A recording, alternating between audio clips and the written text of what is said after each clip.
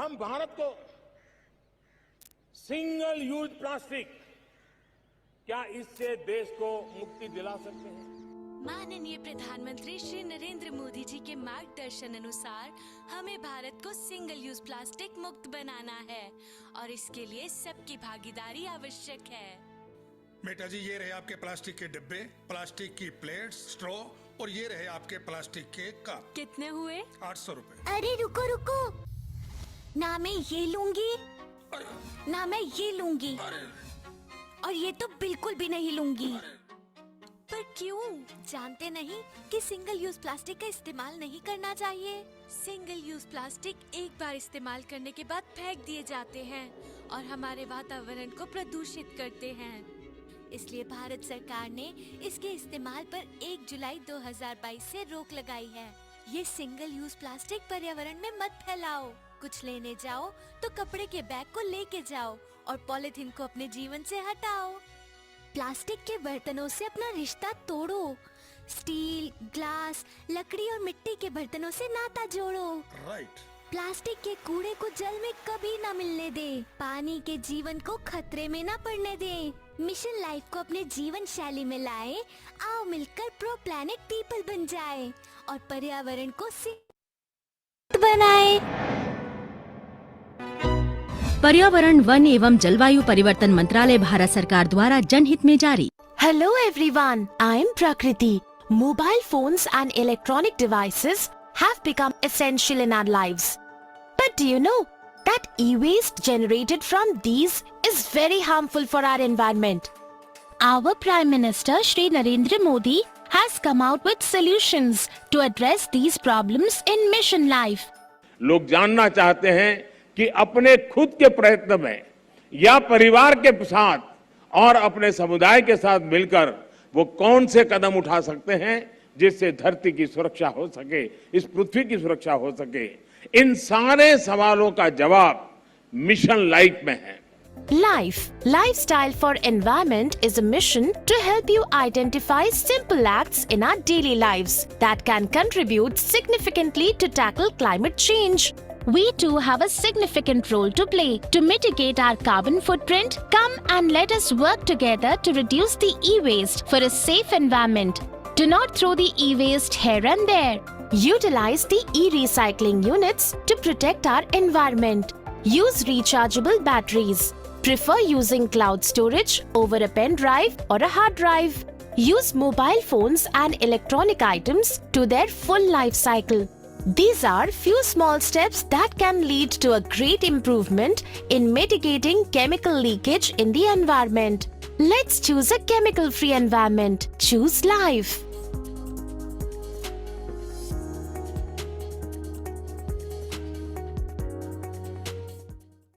Hello everyone, I am Prakriti.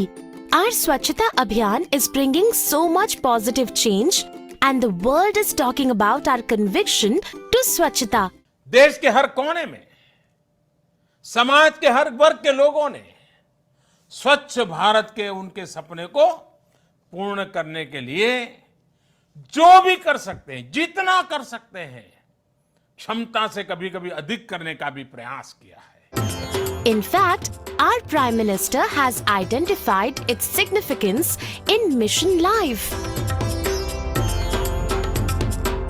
Lifestyle for Environment is a mission to help you identify simple acts in our daily lives that can contribute significantly to tackle climate change.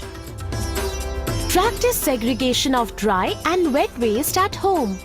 Recycle and reuse old newspapers. Set printer default to double-side printing. Donate our old clothes and books. Do not throw waste in public spaces. एक कदम स्वच्छता की ओर।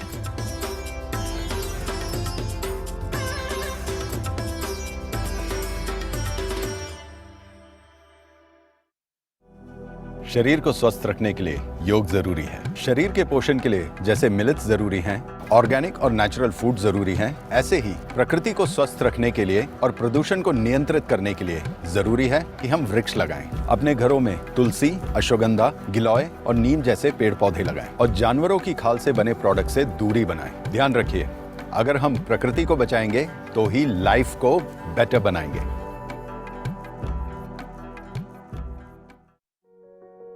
क्या बात है, balcony का असली फायदा तो आप उठा रहे हो, सब्जियां उगा रहे हो। हाँ, और इसी बहाने थोड़ा मन भी बहल जाता है। और आंटी, लाइफ में कुछ यूजफुल करने को भी मिल जाता है। खाद क्या डालोगी? ऑर्गेनिक कंपोस्ट, किचन और फूड वेस्ट से तैयार करके। ये सब कहाँ से सीखा? स्कूल से। मुझे भी सिखाओ, आखिर पड़ोसी ही पड़ोसी के काम आता है ना? आप भी नेचर के करीब आइए, लाइफ को बेटर बनाइए।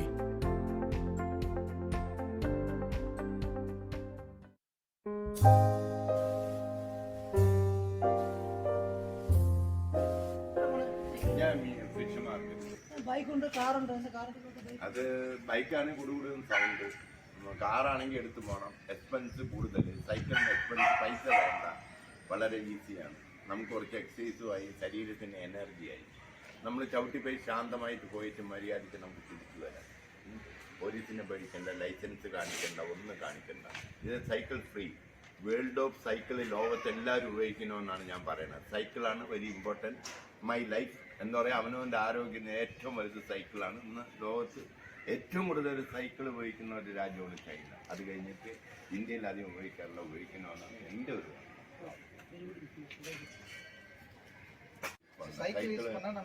ஆமாம். ஏசியில் வந்து உடம்புக்கு எல்லாருக்கும் இந்த மாதிரி கார்பன் மோனாக்சைடு பைக்லேருந்து வரலாம் நமக்கு நல்ல விஷயம். நானும் நாளையிலேருந்து பைக்கில் போகலாம், சைக்கிளே போகிறேன். Okay, thank you. നിങ്ങളുടെ അഭിപ്രായത്തിനോട് ഞാൻ 100% യോജിക്കുകയാണ്. ഞാനും നാളെ മുതൽ ഇത് പിന്തുടരും. Thank you. Thank you for the information. നല്ല ഇൻഫർമേഷൻ. ഞാനൊരു സൈക്കിൾ കേട്ടു.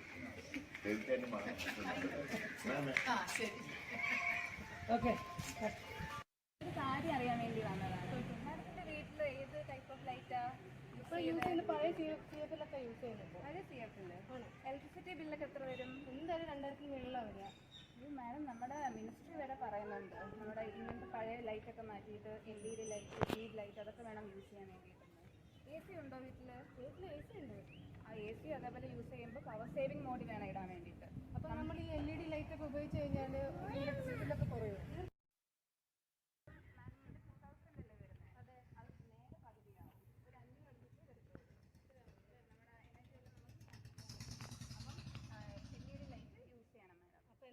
ഭർത്താവിനോട് പറഞ്ഞു എന്തായാലും എല്ലാം ഞാൻ LED ലൈറ്റ് ആക്കാൻ പോവാം. അപ്പോൾ ഈ LED ലൈറ്റ് ഉപയോഗിച്ച് നമ്മൾ കുട്ടികൾക്കും പഠിക്കാൻ പറ്റില്ലേ? പിന്നെ തീർച്ചയായും അവരുടെ ഈവൻ നമ്മുടെ എന്താ പ്രകാശം തന്നെ അവരുടെ കണ്ണുകൾക്ക് നല്ലത് ഇത് തന്നെയാണ്. അപ്പോൾ അധികം ഇറിറ്റേഷൻ ഉണ്ടാക്കത്തില്ല. Thank you so much. Okay മാം.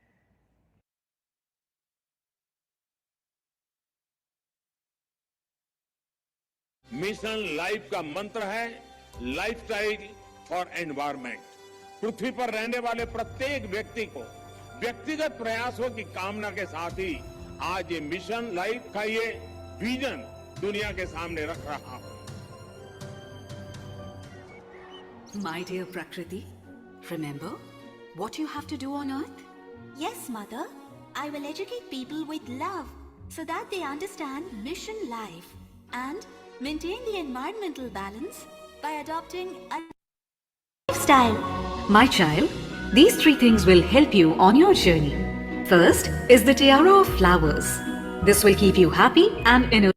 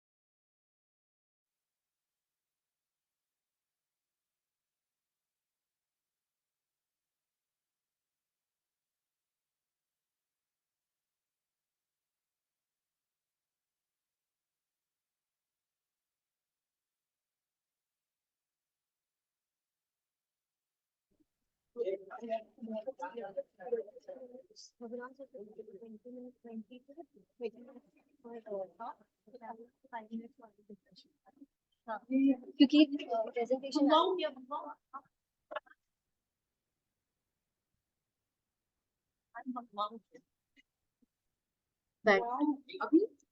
बस यहाँ से बात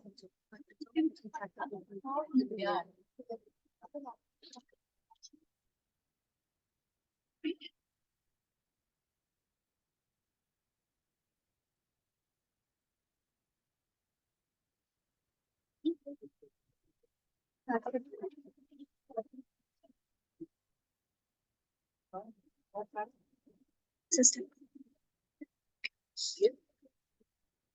Okay, esteemed participant and distinguished guest, with immense pleasure and renewed enthusiasm, that I welcome you all to the second day of ninth International Nitrogen Conference.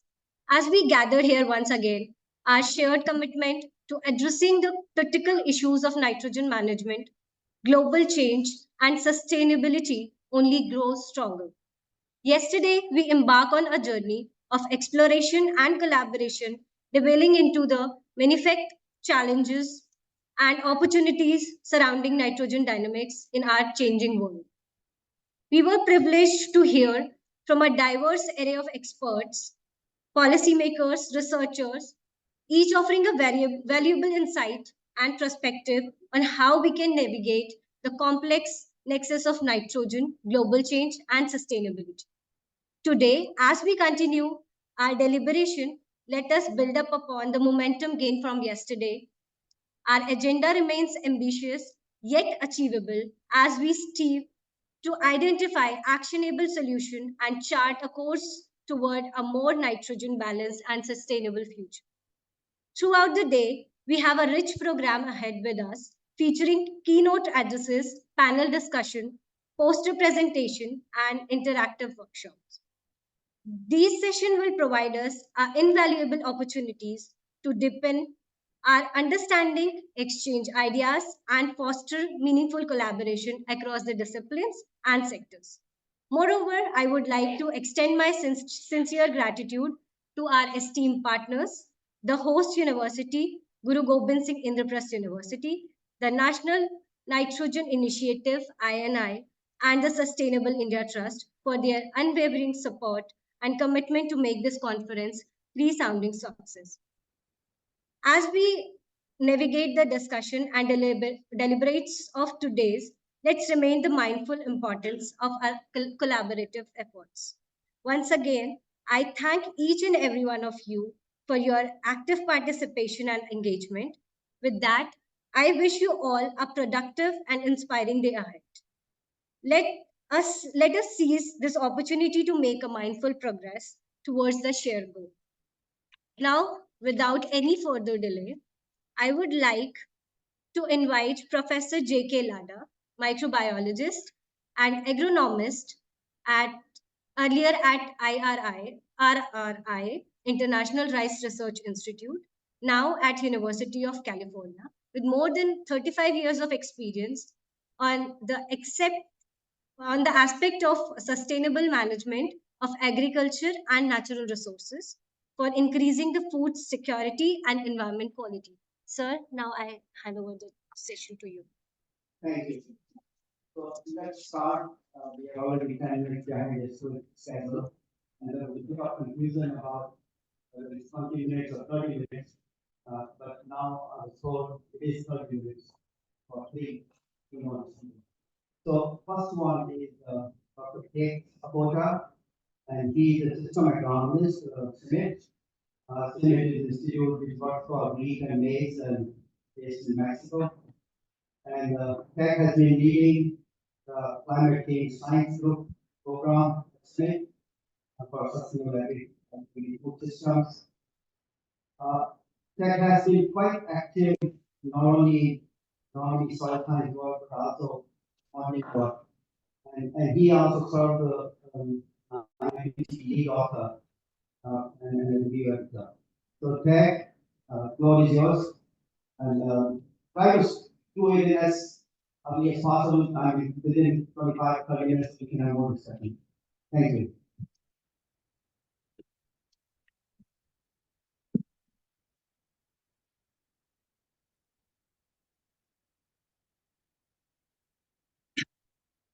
Thank you, Dr. Lada. Good morning.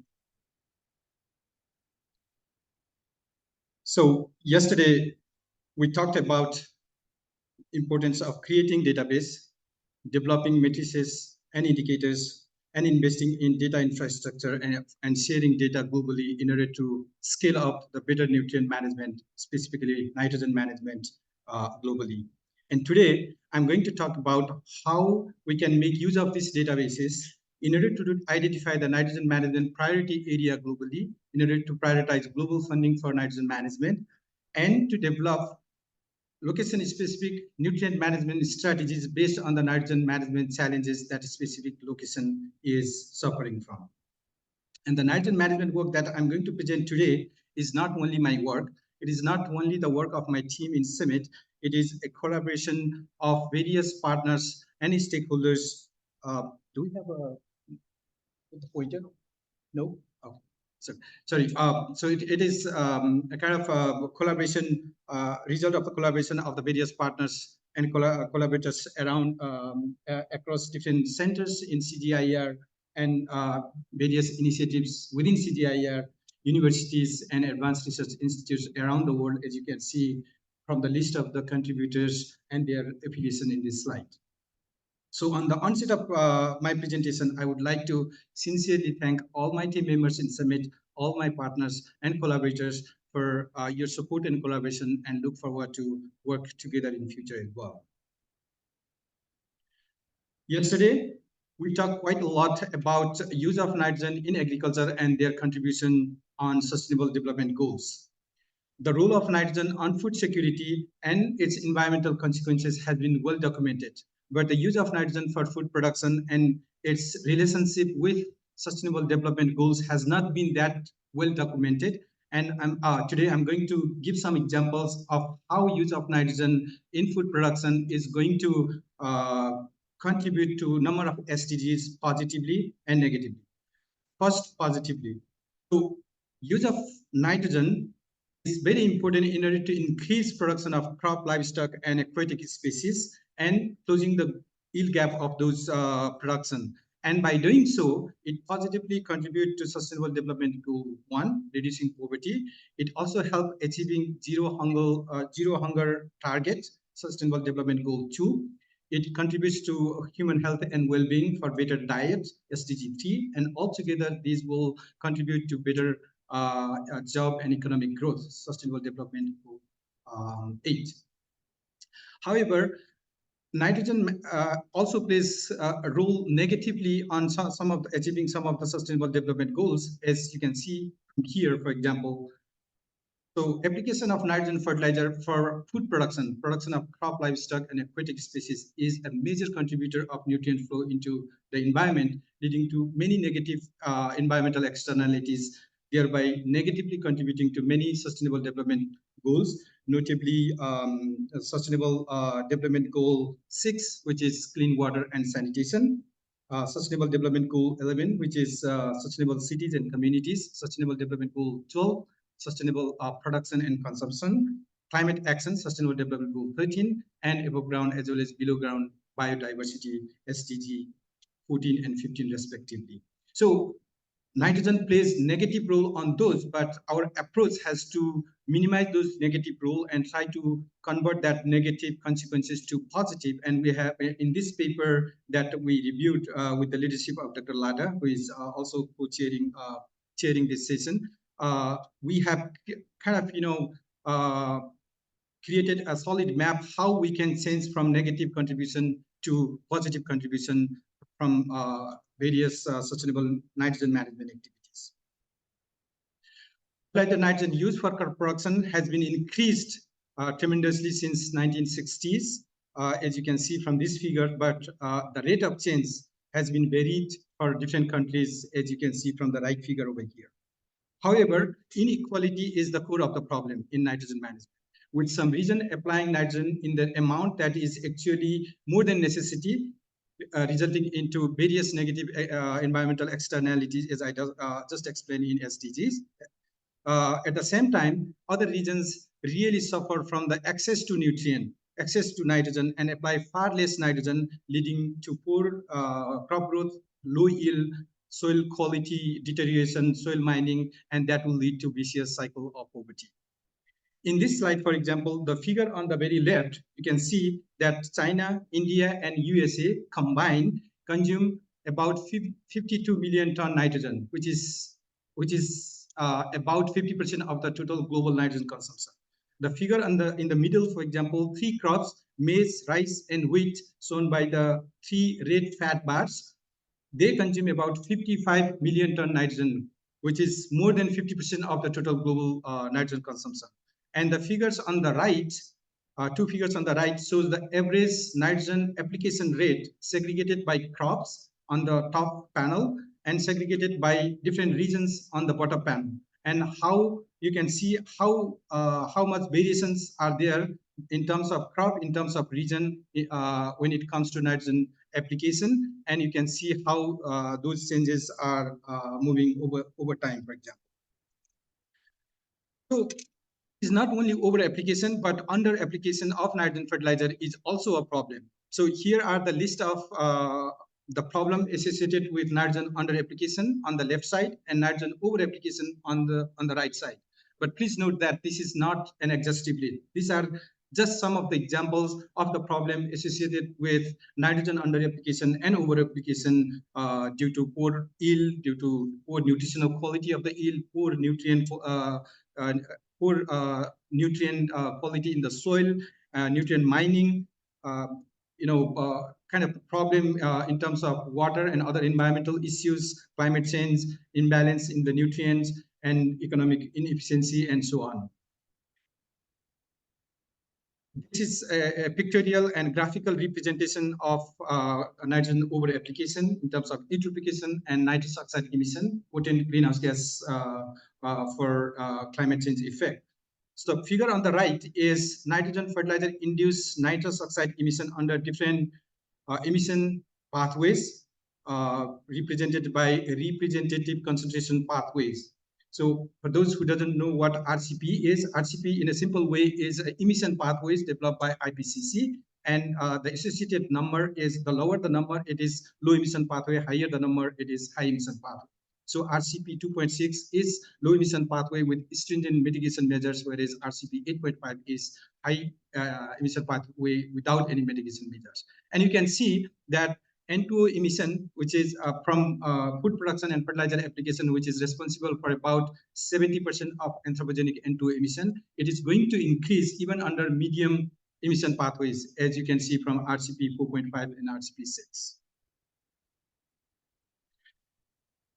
So now that we understand that there are variation in terms of nitrogen, variation in terms of nitrogen use efficiency and nitrogen balance, and problem associated with under application as well as over application, we need to have a database approach for fertilizer management. And yesterday we talked quite a lot about importance of creating databases, developing matrices and indicators, and sharing those data sets, investing in data infrastructure in order to develop a better nutrient management strategies. And here, realizing this, we had collated data from various sources, all sources of nitrogen input and output, in order to develop so-called nitrogen use efficiency atlas, NUE atlas. So we have used different methodologies for different sources and different sources of nitrogen input, and we have collated data from various sources. I'm not going to go into methodological detail here.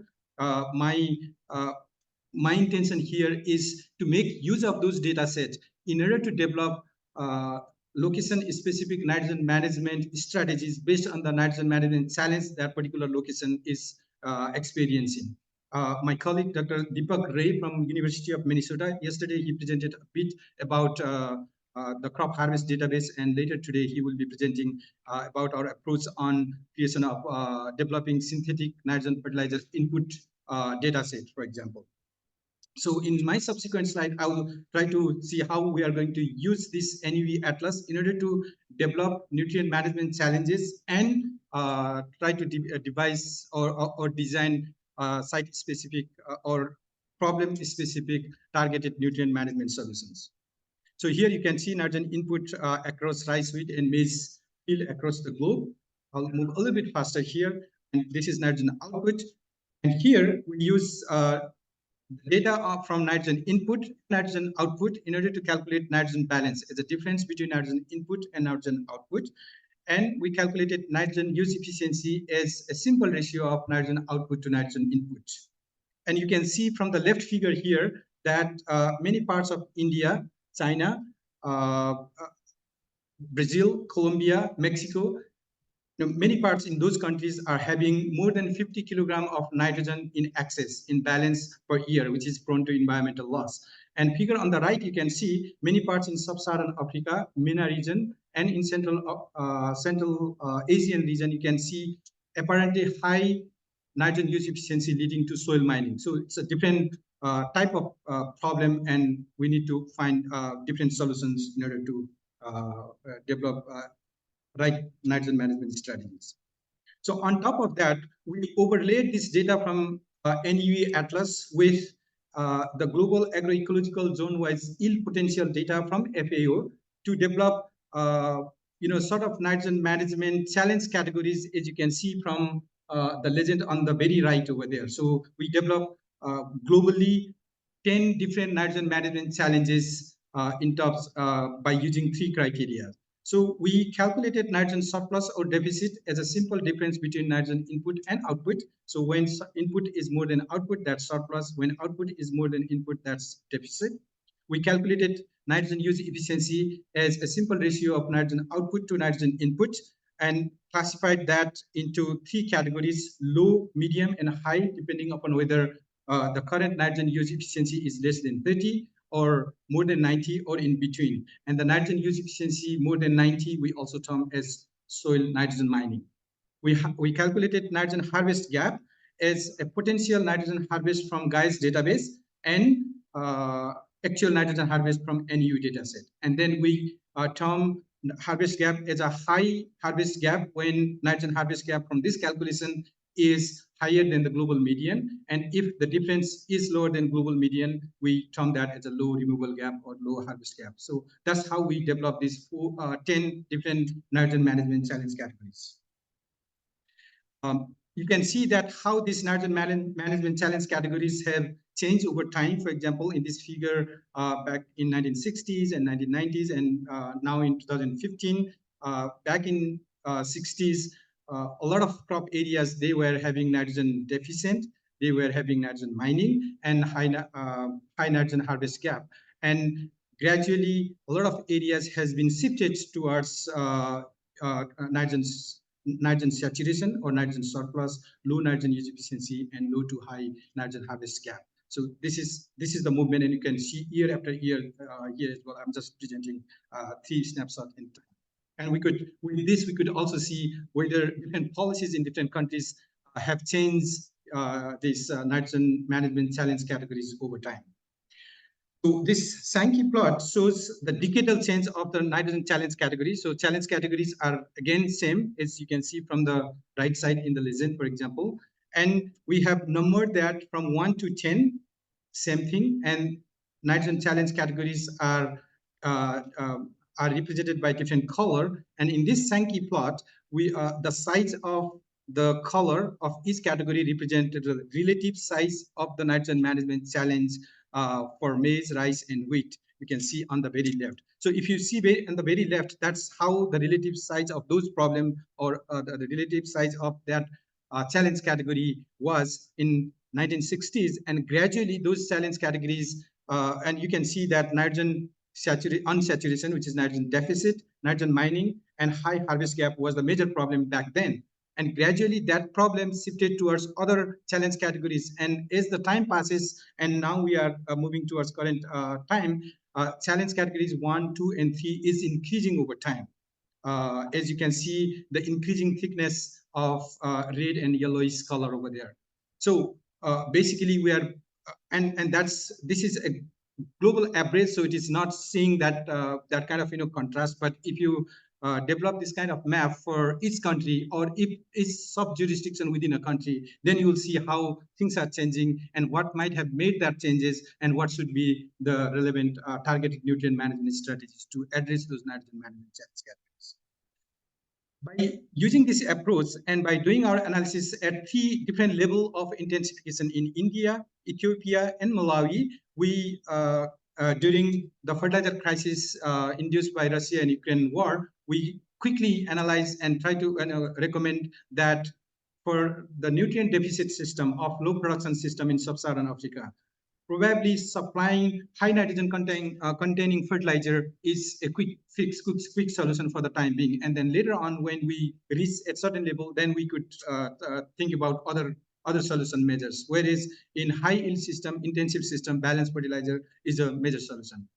And from this analysis, simple adoption of simple technologies such as supplying high nitrogen containing fertilizer in an deficient area, integrating organic and inorganic fertilizer, database fertilizer advisories, etc., at a certain plausible level, at a country level, would result into huge fertilizer saving without compromising yield in these 3 countries that we analyze. And from this analysis, we conclude that the global reallocation of the excess nitrogen from region with over application area to the region with the low application area could increase the global nitrogen yield, global crop yield by as high as 30% without increasing nitrogen input.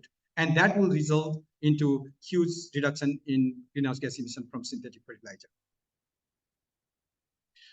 Whatever the nitrogen management challenge category is, improving nitrogen use efficiency is key, as we also heard quite a lot yesterday, for example, and that can be achieved either by increasing yield at the same level of nitrogen, as you can see from the left figure here, or by reducing the nitrogen application without compromising yield, as you can see from the right figure, or by both, for example. And here are the list of some nitrogen management strategies in order to improve nutrient use efficiency, either by increasing yield or by reducing nitrogen use efficiency or by improving soil quality and contributing to the sustainability of the production system. Again, this is not exhaustive list. These are just some of the examples around nutrient management, around soil management, around cropping system management for better nutrient management, integrated nutrient management, for which I will try to give a little bit of example going forward in the subsequent slides. But first, let me touch briefly upon this 4R nutrient stewardship. So we cannot underscore the importance of 4R nutrient stewardship, applying right rate of fertilizer, using right source at the right time of plant requirement, at the right place. Thank you. At the right place for maximum utilization. So we call it 4R, right? So these 4Rs has to be developed based on the robust scientific principle and also considering the local production condition, cropping system, soil system, climatic system, market, etc., right? But the benefit from the 4Rs can be better achieved if it is combined with right agronomy. So 4+1 here. Let me give some example here. So managing fertilizer well by using these 4R techniques is very important. We all know that. But the crop response to nutrient is much higher when better fertilizer management is complemented with better agronomy, for example. So here, better agronomy is, we have used better agronomy as an indicator for improving the planting time and planting density of maize. And you can see the response of fertilizer here with right agronomy combined with right fertilizer management. Response of fertilizer for the crop yield can be increased by using right variety, for example. And response of fertilizer to the crop yield can be increased by integrating synthetic source of nitrogen with organic source of nitrogen, for example. We could keep on going with, integrating with better water management, integrating with legume management, cropping system diversification, and so and so. And all these suites of practices is what we call integrated soil fertility management.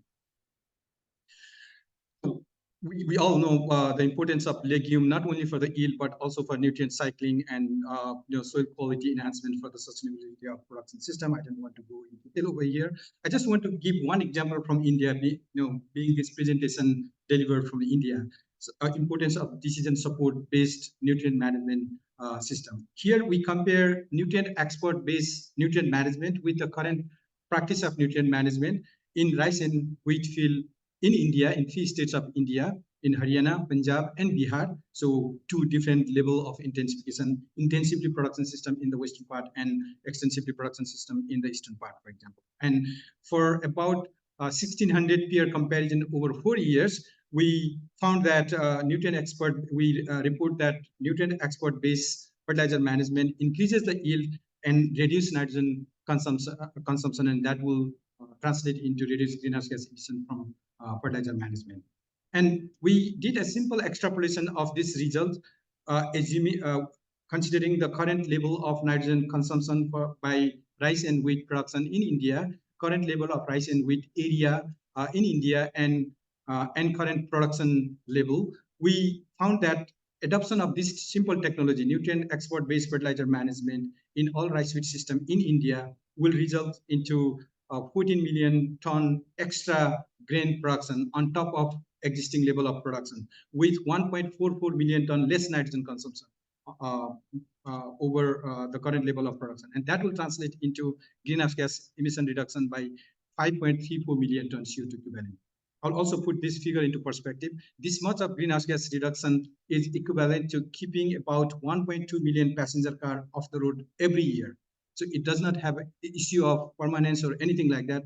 As long as this kind of practice are implemented, that benefit would be done. And this is really ambitious scenario. So adoption, 100% adoption is not possible, but you could always see what would happen if the technology is adopted in 50% area, or in order to repurpose the government subsidy. Shall we repurpose this subsidy and provide support to the farmers in order to adopt this kind of subsidy? And this is one technology. There are many like this, crop manager developed by EV and other technologies, for example. Yesterday we talked about, how much time do I have? Okay. Yesterday we talked a lot about synthetic nitrification inhibitor for reducing microbial transformation of nitrogen from ammoniacal form to nitrate form in order to reduce nitrogen loss and improve nitrogen use efficiency. And some of the plant wild relatives, they also possess this property through root exudates that also act as a synthetic nitrification inhibitor to inhibit the nitrification process so that they can increase nitrogen use efficiency and reduce nitrogen losses through various pathways from leaching as well as nitrous oxide emission.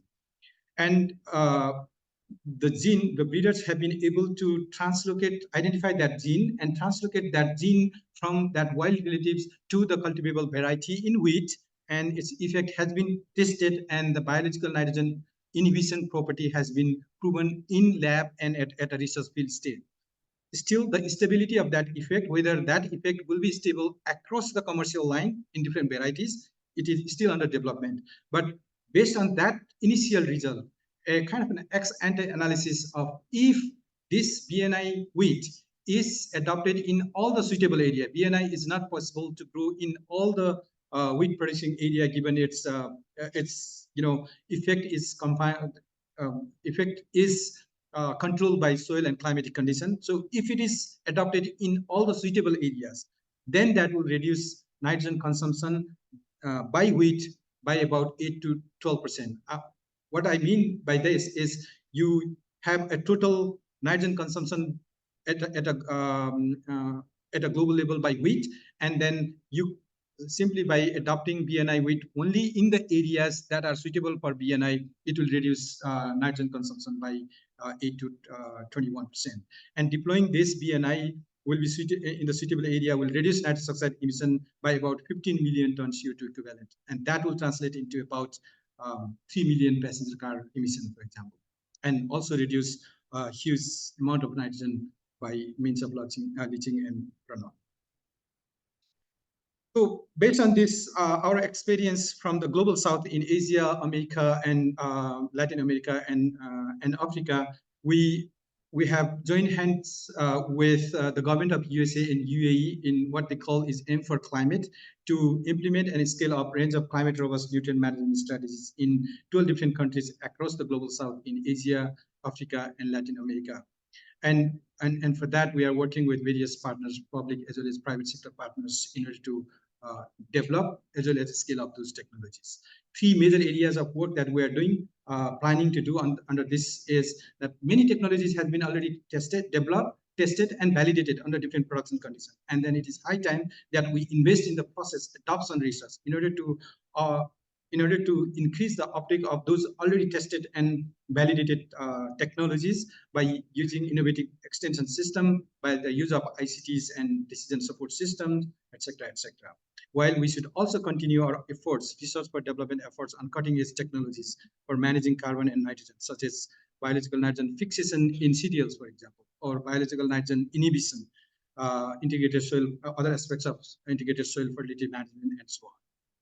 And we should also aim to scale up those kind of low emission technology by connecting farmers with formal as well as informal market, by repurposing subsidy, or by connecting farmers with carbon market, or by using private sector money in by means of responsible sourcing, or by means of corporate social responsibility. With this, I would like to conclude my presentation with this take-home message. I have 1 minute, so I will read some of them. So nitrogen fertilizer plays a significant role to address food security, climate crisis, and many of the sustainable development goals. But inequality is the core of problem. Some area applying more than required amount of nitrogen, while other areas suffer from nitrogen deficit, leading to the problem at the both end. Nitrogen saving from the high application areas and shifting that saving to the deficit areas alone will increase the global crop production by 30%, with huge implication on nitrous oxide emission reduction. And for that, we need a database approach to identify the nutrient management challenges and develop targeted nutrient management strategies based on those challenges.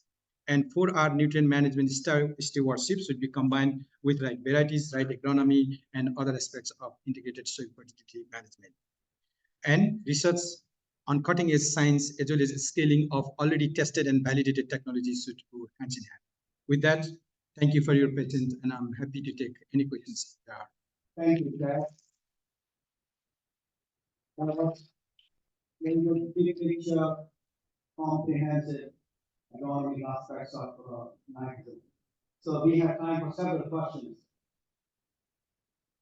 I see one here.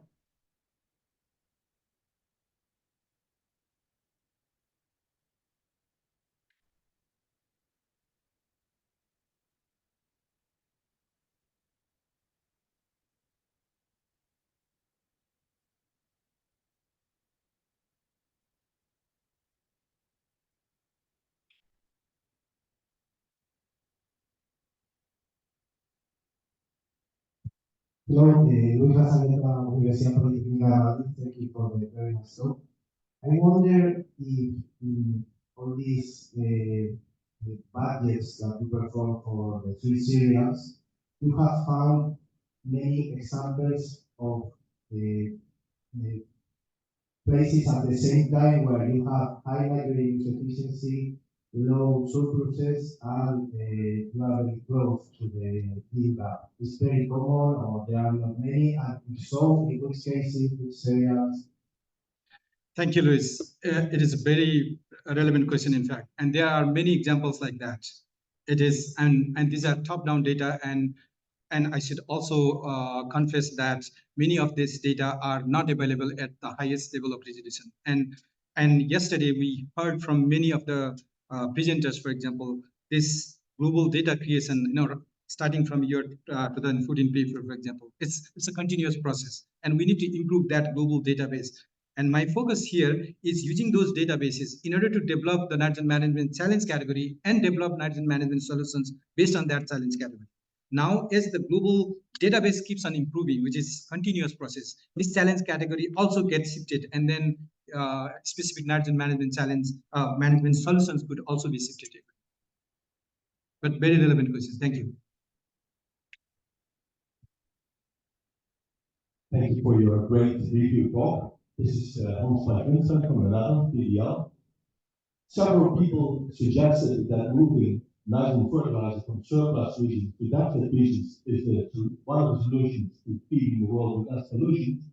Do you have any suggestion for a policy mechanism to do that? Because it's a short line, but it could take a while before we have industry and policy in line for such evolved solution. Do you have any suggestions? Very good suggestion. Very good question, and I don't have like silver bullet here, but yes, it is easy said, but shifting the saving from high application area to such as, let's say, from India or China to Africa is not an easy solution, right? So it's not that easy to do. Then it is to propose. But there are many mechanisms that global community can think, for example, by making private sector accountable and responsible, maybe to shift some of their production directly to the low production area, low application area. And there are rules that international research and development organization and international funders play, for example, to channel some of those products with some cost subsidies and all sort of things, repurposing those global development assistance in those areas, because nitrogen is such an indispensable commodity for not only food production but also many of the environmental challenges that we are suffering. Thank you, Ted. We've got to move on.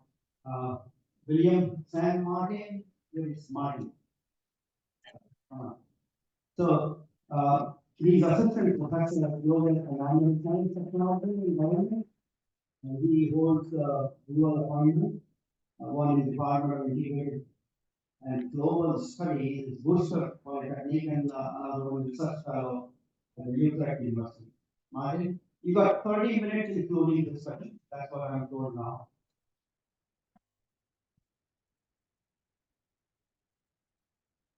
We need to do the we heard that well. No, we don't need that. You can use this button. चारों में चाहिए आपको? अभी चारों चाहिए? ये तो break में दो लगाएंगे। चारों ऑन करके रखो ना, किसका क्या पता? नहीं ब्रेक में लगा देंगे, दो तो चालू होंगे। एक ही चालू है अभी, एक तो हो गया। वहाँ पे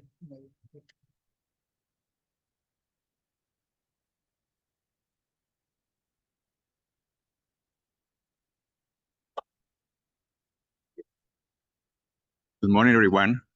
Can people hear me? Can people hear me now? Yes. Good morning. So thank you for the introduction and thank you for the invitation to be here today. I'll start with a little bit about my background and my research, and then I provide an overview of my talk. So I'm an interdisciplinary social scientist with expertise in global environmental governance, public policy, and science policy interface. And I'm also an environmental historian and a historian of science and technology, trained in the fields of international development and science technology studies. For the last 10 years, I've been focused on studying the interactions between nitrogen science and policy. My work aims to understand the institutional and social challenges and opportunities that enable or not scientists, policymakers, and social actors such as farmers to adopt changes towards more sustainable nitrogen management at local, regional, and global scales. And in my talk today, I'm going to combine some of these backgrounds and share with you some of the challenges and opportunities I'm able to identify. So I'm going to argue for a vision of global nitrogen governance as a workspace, and I would like to highlight the word workspace, like a space where labor is intentional but also creative at the same time, that can effectively build research capacities and institutions, fostering interactions between nitrogen science, policy, and society. A space where we can negotiate conflicting and shared agendas among governance actors to work as a policy entrepreneur. A space where we can strategically amplify social movements already working on issues of food security and waste and environmental pollution. And finally, a space where we can integrate researchers and priorities from the developing world, and finally, engage in co-production strategies to learn with and from traditional and indigenous knowledge systems and reimagine agri-food systems in the 21st century. Very easy, no? So I would like to start by inviting us to consider a question that is a little bit difficult to answer, which is this question of who governs nitrogen. And I'll try to answer this question by considering the work of scientists, farmers, agricultural experts, and policymakers who, for most of the last century, have attempted to manage highly reactive nitrogen chemical forms. Go very briefly over this. The intensive use of synthetic fertilizers, rapid urbanization, and fossil fuel and biomass burning have dramatically increased global emissions of reactive nitrogen. This has caused a cascade effects on humans and non-human species across time and space, from local ecosystems to long-lasting changes in Earth's biochemistry. In many ways, and this is my point here, nitrogen seems like another history of environmental destruction. However, I would like to give it a twist here. So what follows is not a cautionary tale. A cautionary tale is used as a warning against the dangers of social or ecological transgressions. A cautionary tale is often used in narratives of environmental degradation to show the consequences of human actions or the results of crossing particular ecological thresholds or boundaries. Spoiler alert, it might be too late. Rather, the point of my talk is to remind us of the role of knowledge and policy in shaping institutional frameworks for social change. Ultimately, to invite us to re-envision the role of knowledge in policy and in society to restore the governance of human-earth relationships in a context of socio-ecological crisis. So my talk today has three parts: negotiation, cooperation, and co-production. The first part is about the problem of governing nitrogen in the arena of international negotiations. It looks at the unequal global landscape of development agendas. The second part takes the question of who governs nitrogen in a different direction by considering how we govern nitrogen. I look at the process increasing fertilizer use in the 1960s to show the role of regional cooperative programs connecting science, policy, and farmers in unprecedented ways. The last part reframes the question again to ask for whom we govern nitrogen. It focuses on the role of traditional and indigenous knowledge systems at a local level and the need to co-produce a new set of nitrogen knowledge for the future agri-food systems and transitions, as the traditional ways to produce knowledge doesn't seem to be bringing the needed results in the time that we need it. So 3 levels of analysis, from the global to the local, 3 entry points to the questions of who governs nitrogen, how, and for whom. Let's start with negotiation. Increasing use of synthetic nitrogen fertilizers since the 50s and 60s has been praised as one of the technological miracles of the Green Revolution. In the early 60s, global nitrogen use was heavily concentrated in the US and Western Europe as fertilizer became a central element of international agricultural development projects through the 20th century. Its use expanded in the following years in Asia and Latin America in particular. However, fertilizer use today, as we learned also from the previous talk, is profoundly unequal. While some nations in Northern Europe have been successfully able to reduce nitrogen use, developing and post-colonial nations like Chile, Brazil, and India have maintained a steady increase. From a marker of international development in the 50s and 60s to a driver of planetary risk in the 21st century, governing nitrogen has become fundamental in policy debates to expanding sustainable agricultural and energy transitions, addressing food security, and maintaining biogeochemical processes that are critical to sustain life on Earth. Responding to these challenges, the recent United Nations resolution on sustainable nitrogen management signed in March 2022 have identified nitrogen as a key component in achieving the UN Sustainable Development Goals. More specifically, the resolution called for member states to accelerate actions to significantly reduce nitrogen waste globally by 2030, develop national action plans, and what I consider more important, share knowledge and lessons across national, regional, and global levels. We're waiting to see what happens with UNEA 6 now. As nitrogen enters the arena of global governance, there are many challenges that require our attention, and I'll focus here on one. Competing development and policy agendas can be major obstacles to advance international cooperation. For instance, although global nitrogen governance is often framed as an issue of too much nitrogen, low nitrogen consuming countries have a series of specific challenges connected to long-term issues of underdevelopment and colonialism. Scientists working on Latin America and Africa have called for not too much nitrogen, not too little, just enough. African nations where over 80% of agricultural lands are estimated to be nitrogen deficient have been a particular important actor calling for policies that acknowledge the specific challenges of low nitrogen use and the need for an African green revolution.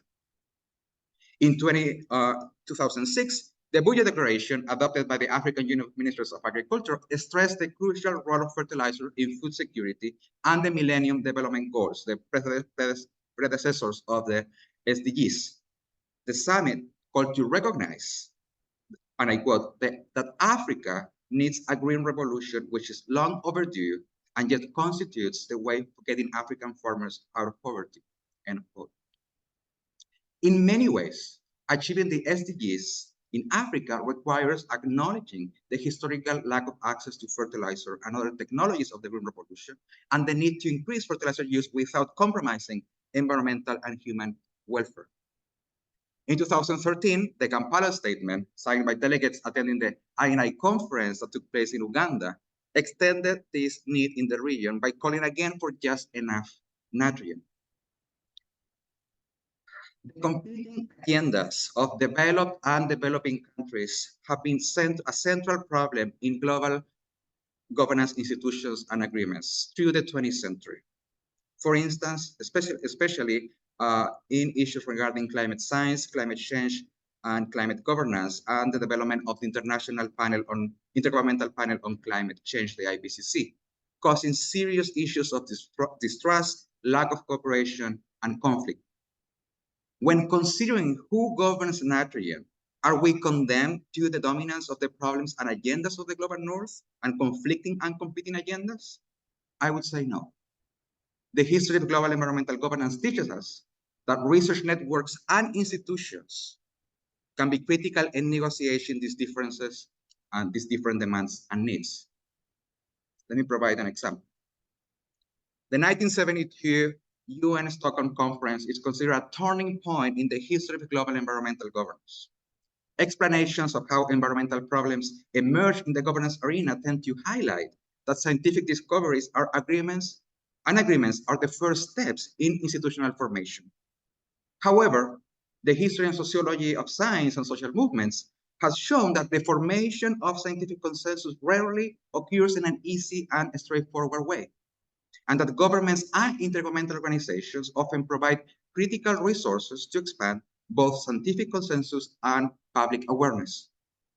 Institutional structures generally precede effective social movement action and consensus because they provide the organizational structure and apparatus needed to coordinate action. Before the 1972 UN conference, governments and citizens of most developing countries had little interest in environmental movements emerging in industrialized nations. The intentional political commitment to integrate their needs and agendas was a central goal of the UN conference and the subsequent creation of the UN Environment Program, UNEP. The conference and the formation of UNEP created a workspace that became fundamental to define agendas, integrate the post-colonial and developing world, amplify social movements, incentivize data production and collection, and foster the proliferation of multiple governance actors, especially NGOs. The rise of global nitrogen science in the 1970s was in many ways also a product of the UN conference in 1972. As nitrogen enters the arena of global governance, building institutional arrangements that strategically foster negotiations and agreements and incentivize the discussion of new policy ideas will be essential to support needed links between science and policy. Coordination. The challenges governing nitrogen today suggest that the study of the Green Revolution is critical to assess the processes that drastically transformed nitrogen use since the 1960s. My larger work points out that the history of the Green Revolution is fundamentally a process building transnational frameworks for the production and circulation of knowledge and technology. Therefore, the future of nitrogen governance will depend on creating new institutional frameworks, working towards creating new knowledge, technologies, and practices. Chile's case, that we see here in the map, It's paradigmatic because it shows the radical rupture of science policy interface frameworks and its impacts. During the 1950s and early 70s, Chilean and US government institutions, universities, and agricultural experts established a series of cooperation agreements. They included academic exchange programs and training programs that dramatically increased the number of agricultural experts in local universities, policymaking agencies, and farmer-oriented extension programs in Chile. At different degrees and scales, similar programs were established in other Latin American countries and Asia during the 60s, 70s, and 80s. The programs considerably increased nitrogen fertilizer use, particularly among small-scale farmers in Chile, and expanded nitrogen science at regional and national scales, what I call Chile's nitrogen revolution. Let me give you an example of one of those programs. Plan Chillán was created in 1955 and provided a model for other programs developed during the 60s and 70s. Plan Chillán followed a binational organizational structure. The plan included cooperation of 6 Chilean government agencies, 3 inter-American agencies, a joint policy council, and a general coordinator with both Chilean and United States technical advisors. Besides the bureaucracy, what is important here is that soil and plant scientists trained at the University of California in particular were central policy advisors, but also played an important role helping establishing new agricultural schools in Chile and working in farmer-oriented extensions programs for most of the 1950s and 60s.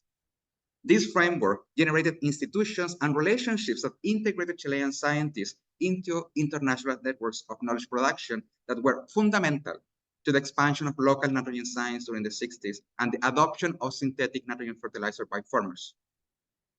However, as some of you may know, on September 11, 1973, a military coup took place in Chile.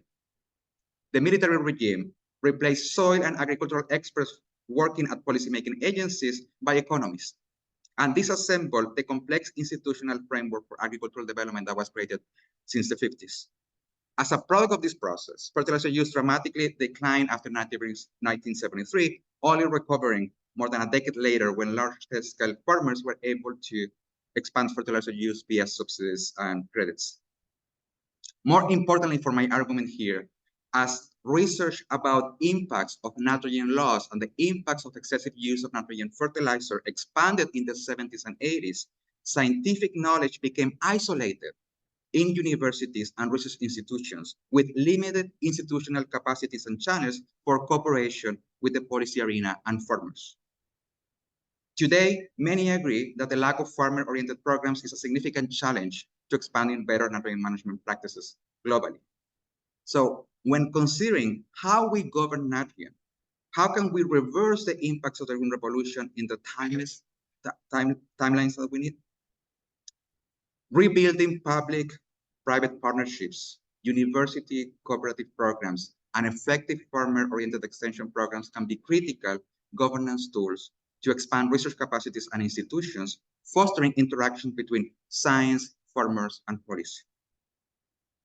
My last point, production. During the 1980s and 1990s in Latin America and later on in Asia and Africa, NGOs and farmers developed a series of grassroots organizations to support farming practices that would avoid dependency from external inputs, such as fertilizer and pesticides. Often, these movements linked the emerging field of agroecology with a set of long-lasting traditional and indigenous knowledge systems, existing way before the arrival of green revolution and synthetic fertilizer. Thank you. Although today, agroecology is a global field, in Latin America and other global South regions, it has embraced an explicit social justice component, which has often been seen as a politically contentious issue by more corporate approaches.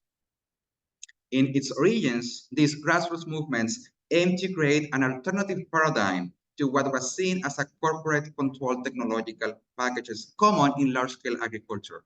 And in response, they try to foster technological sovereignty instead.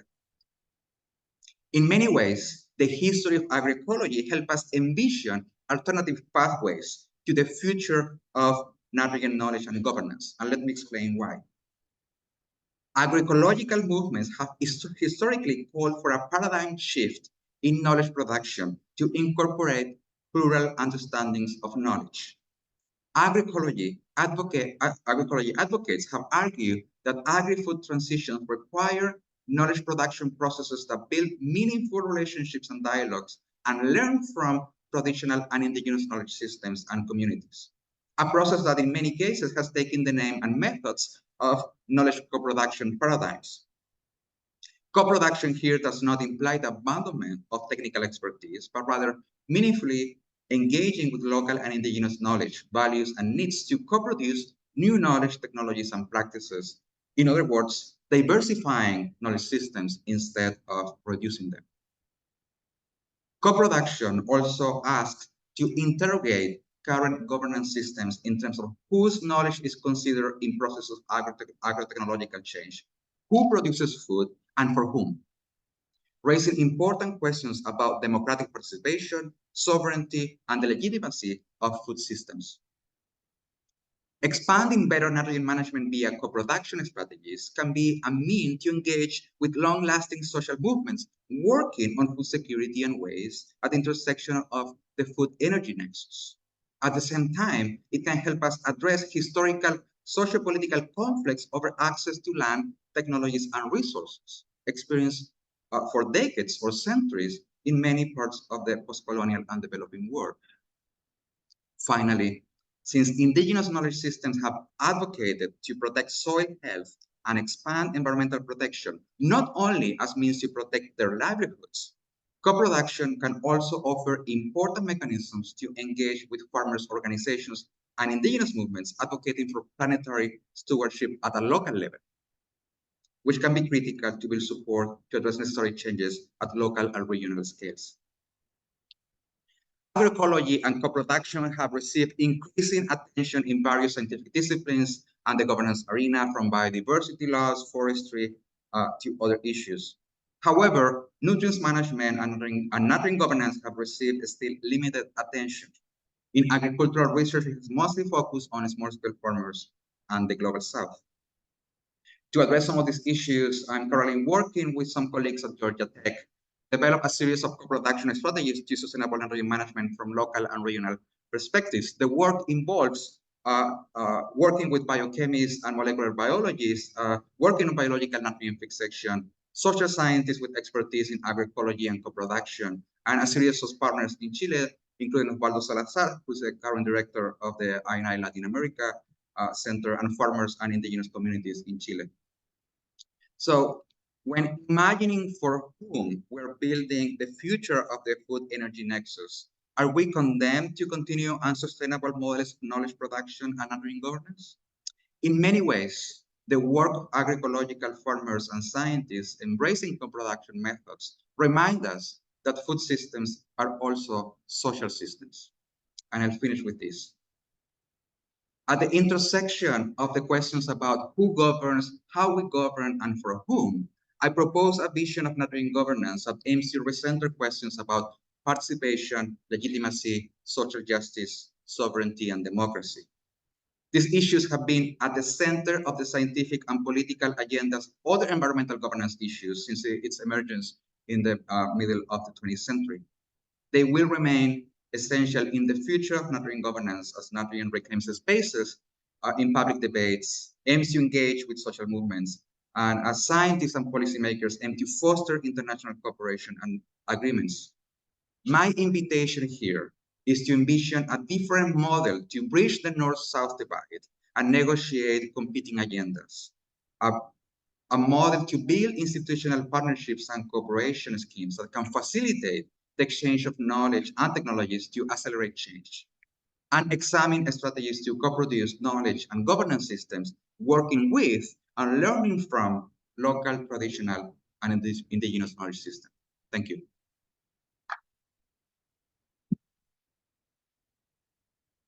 Thank you, Martin. That was a very fascinating viewpoint of governance and policy and social aspects of medicine. Paper is open for discussion. Yes, please. You have a question?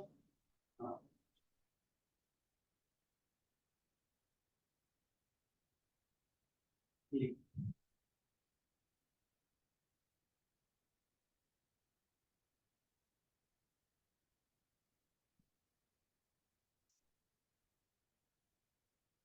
I have a question about your final slide about national governance. There's a person you may have read the paper of called Danny Roderick, and he says that the real barrier for sustainable development is the combination of nation states, global economy, and democracy. So if these three things need to be in place, many of us believe these are in place and should be in place to some extent, you can never attain sustainable development because one of these is blocking. If you want equal income, then global markets are better. If you want, say, sustainable policies or environmentally friendly policies, democracy can be a problem. So, do you agree with this dilemma that was postulated by Roderick? I think you know. Thank you for the question. Yes and no. The short answer is that yes and no. If we look at the advancements in the last 60 years, 1972 is a big turning point in how we think about environmental governance from a very national focus to a global scale, right?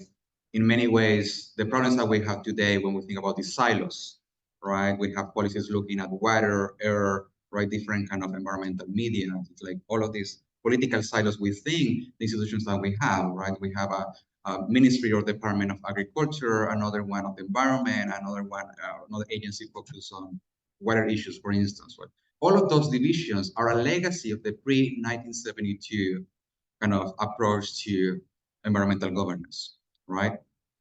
Today, we're talking about the need to build new institutions of creating agreements that are trans-regional, right? To think about environmental issues beyond silos, right? We are far away from building those structures. And you're right, the power of those national level or economic forces that are sometimes are more transnational than at the national level, right? Are part of the system, right? But we have been able to start shifting that paradigm in part because of these big institutional frameworks that we're able to build and put people together, like scientists, civil society, nonprofit organizations, right? And kind of channel those demands to think about these issues in a different way. And I think when we look at climate climate movements, and I'm not thinking about climate policy, climate movements and how they're understanding the issue, right? I think it reflects in many ways a paradigm that's completely different from the pre-1972 movements, right?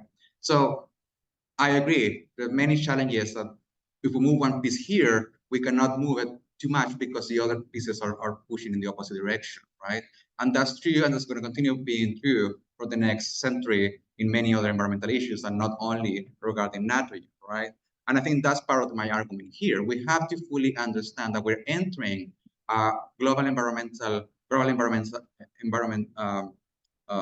a scheme that is working with those issues already, right? And that we can eventually, if we move the pieces in the right direction, able to build something more integrated that pays attention to issues that matter the most when we start to building systems that would allow people to make decisions, to participate, to have their voice being heard, right? And also means like including, I'm fascinated by the farmers' protests happening in many places now that in many cases are against policies aiming to reduce nitrogen pollution, right? How do we engage with that in a way that we're not kind of isolating or pretending it doesn't exist, right? Those are a good example of forces that are pushing against, right? We need to be able to create dialogues, right? To be able to create consensus. Thank you, Martin. Okay, we have time for one quick one. Okay, let's move on to third last keynote presentation. This is on the way. I'm really looking forward. Thank you, Martin. I was really looking forward to meeting with Dr. Zina. In fact, I didn't realize that I've been sending emails with him last week or so, but he will not be here. So he's talking online from the Ministry of Maryland. He's a associate professor at the University of Maryland Center for Environmental Sciences, and you probably have seen some of his recent publications on Microsoft and some of the high in fact, Dr. Khan, floor is yours. You got 30 minutes, including discussion. Great. Thank you. Can you hear me okay? I assume that's all good. Thank you very much. Just hold on. Just hold on. Just hold on. Maybe you could come close to the microphone. Is the problem on your side or the other side?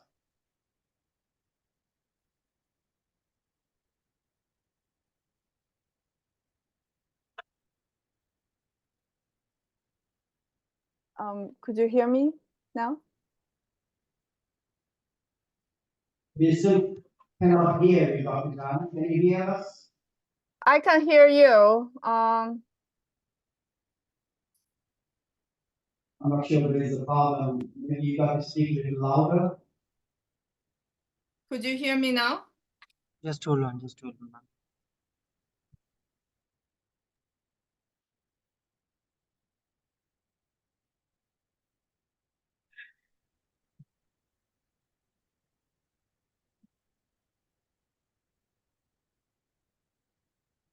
Can you speak now, ma'am? Could you hear me now?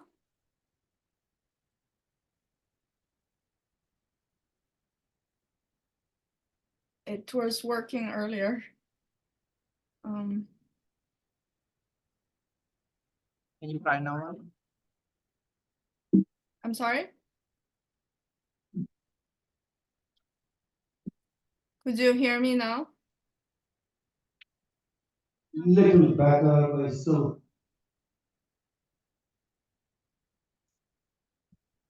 ये mic क्यों नहीं चल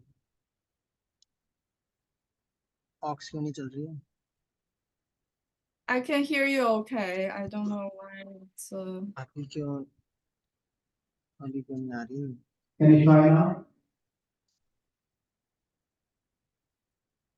अभी try करो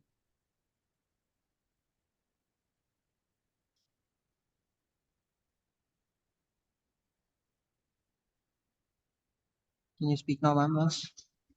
Dr. Khan, can you try speaking now? Yes. Could you hear me? Can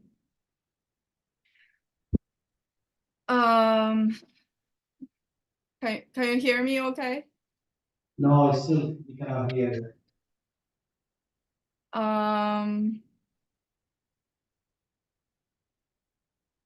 Could I call someone?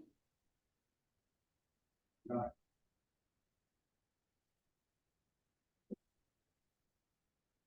Give us a minute. They're still working Yes, on ma'am. fixing the problem here. It looks like a problem on the other side.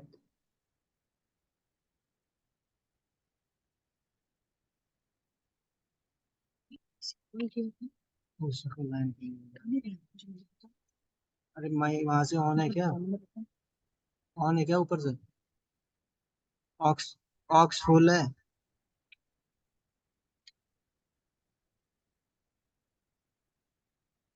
यहाँ क्यों नहीं आ रहा मेरे और output ले ही नहीं रहा है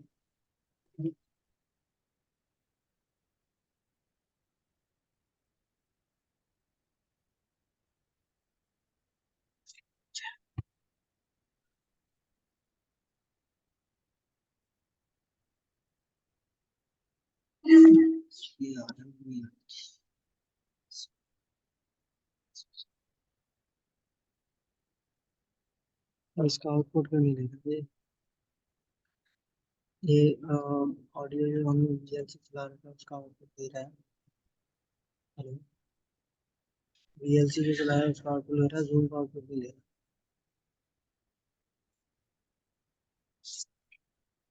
एक सेकंड होल्ड करना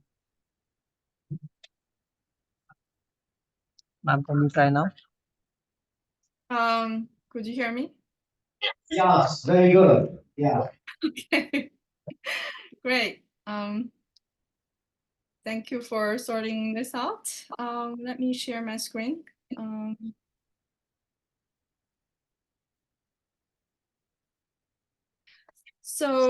Thank you very much for the invite. I'm really sorry that I couldn't join you today in person, but I really want to thank Dr. Rahum and his team for their tireless efforts to get the clearance form to support our visa application. And I wish that maybe sometime in the future, our nation borders can become more open for science exchange and communication.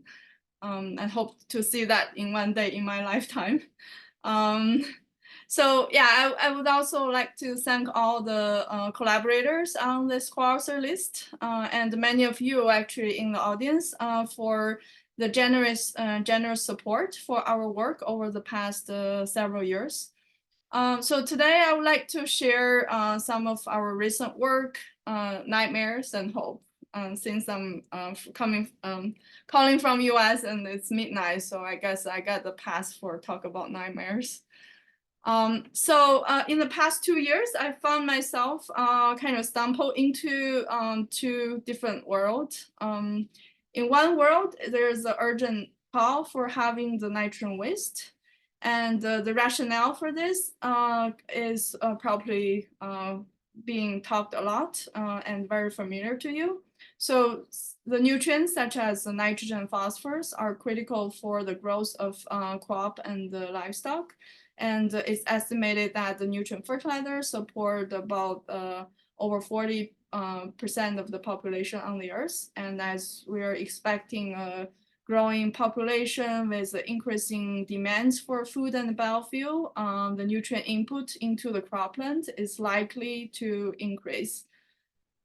But on the other hand, the nutrient input from the human activity to the Earth system has been increasing exponentially over the past century, surpassing the estimated planetary boundaries and leading to a wide range of environmental problems from the regional water and air pollution to the global climate change and ozone depletion. So therefore, there's an urgent call for improving nitrogen use efficiency and having the nitrogen waste. And in the recent years, it is exciting to see there are increasing policy ambitions on both international and national stage. Here are a few examples.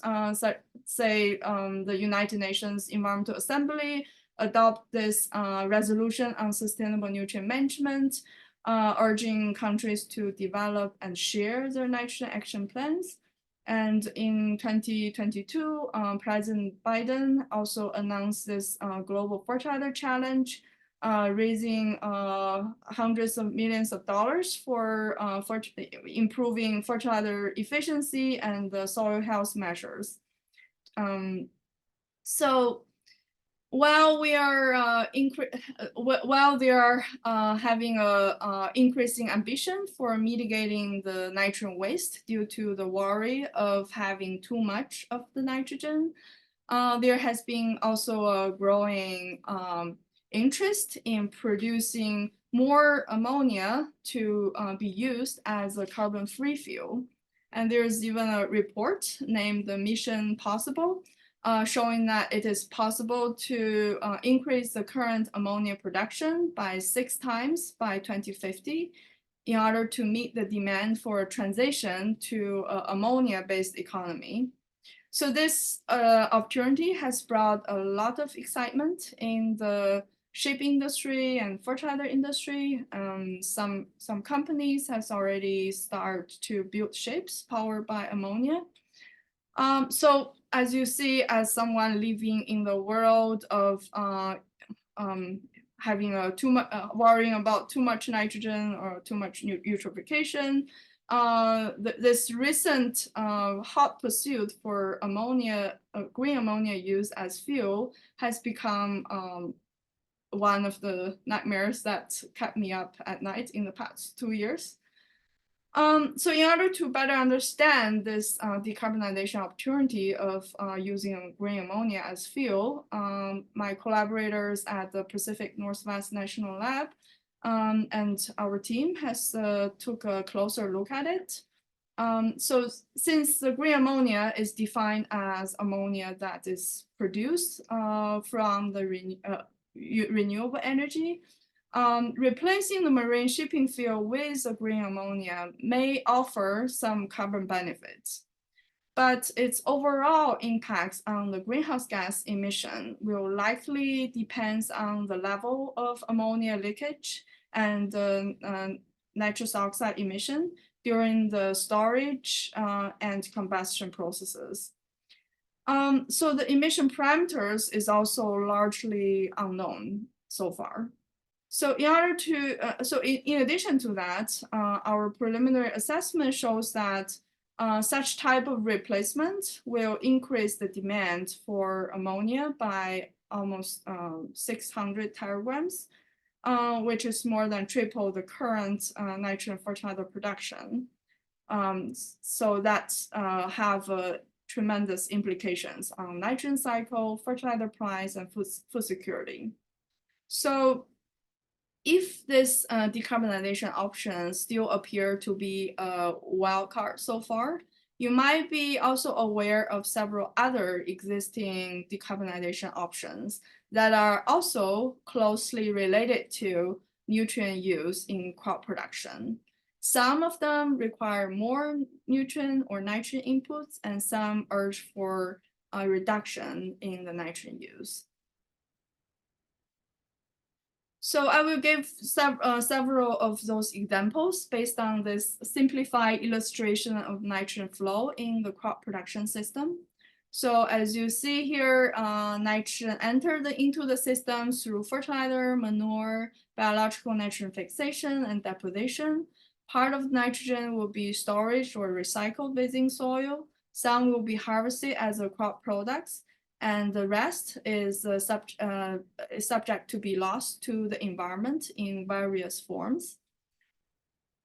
So the first nitrogen-related decarbonization strategy is to reduce the use of carbon-intensive synthetic fertilizer. So fertilizer production, as you are all familiar with, the nitrogen fertilizer production is typically based on the Haber-Bosch process, and it is an energy-intensive process, and it's currently accounting for about 4% of the natural gas consumption. Therefore, reduce the usage of fertilizer that produced based on those fossil fuel energy source that will likely to contribute to the decarbonization. And this also could be a win-win for the nitrogen pollution mitigation. The second opportunity is growing plant biomass as a renewable energy source. So most of the climate mitigation pathway towards 1.5 or 2 degree involves the increasing use of biofuel in place of fossil fuel. But the first generation of biofuel, particularly corn ethanol, require intensive fertilizer use in the production process. So the increasing use of those biofuel would also likely to require more nitrogen input and also the land resources. So the third decarbonization opportunity I just mentioned earlier is the green ammonia as a carbon-free fuel, and it's likely to increase the nitrogen input into the system. And the fourth decarbonization opportunity is about soil carbon sequestration. So there has been increasing attention turned to this opportunity. And it is important to recognize that fixing carbon in the soil will also inevitably be accompanied with fixing nitrogen in soil. And it's still unclear or uncertain whether this additional nitrogen will be compensated by the additional nitrogen fertilizer input or coming from the saving of nitrogen lost.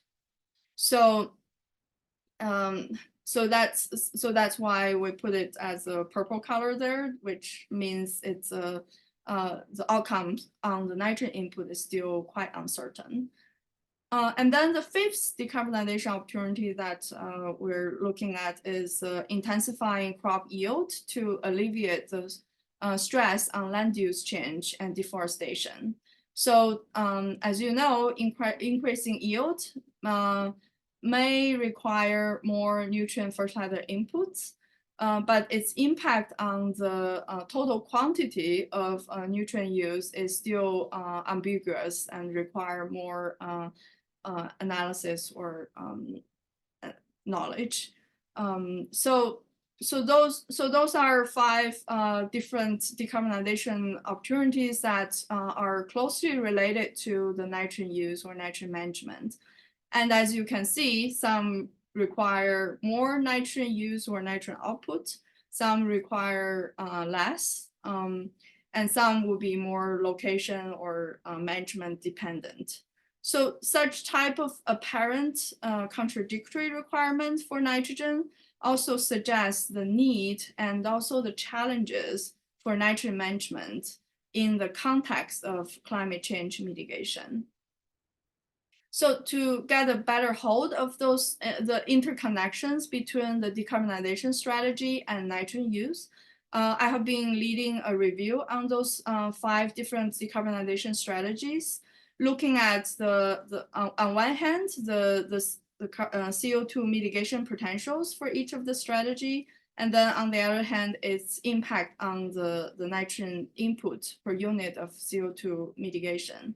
So the figure on the left shows the carbon dioxide mitigation potential for each of the decarbonization strategies, and it can potentially reduce the CO2 emission by up to 10% from the current emission. And then the figure on the right shows the initial estimates of the impact on the nitrogen input per unit of CO2 mitigation. And as you can see, it's very largely from reducing the inputs by 0.3 kg to increasing the nitrogen input by up to 14 kg per CO2 mitigation. So of course, those are our first attempt to quantify those interconnections, and there are still large uncertainties and the regional variations that need to be further studied and clarified. And we hope this can help to highlight the importance of managing climate change and eutrophication altogether. And also further spark the debate about decarbonization strategies in the eutrophic world. So besides the worry about the single-minded push for the decarbonization that may exacerbate the current nitrogen pollution challenge, there's also another nightmare that has been kept me up at night. So in 2017, we had started a very brief group of scientists gathered together and compare notes. So we all developed our estimates of nitrogen budget for crop production. Some were used for biogeochemical models, some for policy indicators, and some for social, economic, and ecological analysis. And we want to see how our estimates compare with each other.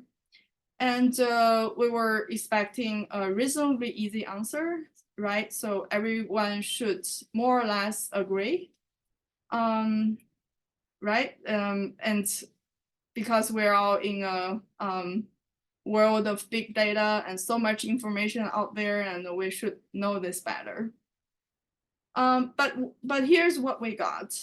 This figure shows the estimates of a national scale crop nitrogen use efficiency from 1961 to 2016, using France as an example. The x-axis shows the time scale, and y-axis is the nitrogen use efficiency. And each line is from one research group. So even though the historical trajectory are quite similar, there is still a large spread of NUE estimates. It can range from 40% to 80%, depends on which data or you are looking at. And we also did this comparison for other 115 countries and all of the nitrogen budget terms. And the picture does not look very pretty. So with so much of the discrepancies among the research groups and models, how we can make countries' commitment for reducing nitrogen waste and increasing nitrogen use efficiency accountable, and what should be the baseline? So that has been the one major challenge or nightmares that kept me up at night and also drive me to work day in and day out. So following the publication of this intercomparison study, we have been working with colleagues from FAO and the International Fertilizer Association and also multiple research institutes around the world. In the past 2 years, we initiated this global nutrient budget consortium and start to organize our efforts for improving nutrient budget quantification. But we're still constrained by limited resources and data availability. And so, as I said earlier, every time when I look at this figure, it's pushed me to come back to my desk and get back to work. So to fight those two nightmares, we have been working with colleagues in US, Canada, and UK. And we put together this proposal for an inaugural call for Global Center put out by the National Science Foundation led by the US. And we were selected for funding collectively by US National Science Foundation, Canada, and the UK, with about $10 million for the 5 years. So what more you can wish for than building a dream center to address all your nightmares. So this Global Nitrogen Innovation Center for Clean Energy and Environment, we also call it NICE, aims to enable and accelerate social and technological innovation for sustainable and climate smart nitrogen management in agriculture, food, and energy systems. Particularly, we're set up to address the urgent need to respond to the challenges and opportunities of the impending technology innovation to produce ammonia using renewable energy, also called green ammonia. So as you know, the current industrial ammonia production is heavily energy intensive and fossil fuel intensive, contributing about 1 to 2% of the global greenhouse gas emission. And in the agriculture sector, green ammonia technology can lead to the decentralization of fertilizer production, enhancing the fertilizer use and bolster the food production in countries where the nitrogen fertilizer accessibility has been limited. Consequently, improve the crop production, economic prosperity, nutrition, and food security. And it can also enable farmers in the industrialized countries to improve the timing and dosing of fertilizer to better match with the crop needs and thereby reduce the nitrogen loss. However, the more abundantly available nitrogen could also exacerbate the current severe environmental problem of nitrogen loss to the air and water from the overuse and inefficient use of nitrogen fertilizer. And meanwhile, in the transportation sector, particularly in the shipping industry, green ammonia is considered as a viable and promising option to replace the traditional fossil fuel. But doing so will likely to more than triple the amount of reactive nitrogen that humans introduce to the biosphere and have the potential of exacerbate the coastal pollution and increase the emission of N2O. So in a nutshell, the exciting technology does offer both the opportunity and challenges. So to address those challenges and opportunities, we collectively put together a transdisciplinary and transnational team involving the collaborators from 8 countries and multiple sectors. involving major players in nitrogen management in agriculture, food, and energy systems. And the center will have three core functions. First, the information hub. We aim to monitor the life cycle and the effect of nitrogen in the agriculture, food, and energy systems with the state-of-art cyber infrastructure. So particularly, we will leverage the existing data and the nutrient budget consortium network to build this open data platform for nitrogen flows so that we can provide up-to-date information for nitrogen management and iteratively improve data quality and inputs from stakeholders. And then the second major function is the innovation platform. So the goal is to facilitate the co-development of technological and social economic solutions with a broad spectrum of stakeholders. So one exciting thing about this is that traditionally, when we talk about technology innovation, it tends to be a linear process. And moving from the lab test to field testing, and then further application and broaden implementation. And then it would lead to the discussion of enabling economic and the policy conditions. So in this case, we're testing a more of a circular approach and taking a user-inspired approach. So so on one hand, as the technology develop, such as the green ammonia technology, we also, on the other hand, engage the potential users and understand their needs and assess the impact of the potential technologies, and then use those informations to further inform the technology development and policy development. And then the third function is about the education. So so the major goal is to nurture the next generation of scientists and innovators that championing the sustainable and climate smart nitrogen management. So we came up with this, we call it nitrogen learning ecosystem that involve activities on the three different levels. One is about this cross-country issue study group that building the knowledge base for the nitrogen management. And then the second is a focus on the application that we organize the Student Nitrogen Summer Institute to further help a student to practice their skills for working with stakeholders. And then the third is offering the real world experience, that offering the internship programs. And we already have several partners that committed to help us to kick off this internship program. So, of course, as you know, with all my love for the nitrogen-related issues, I'm certainly biased.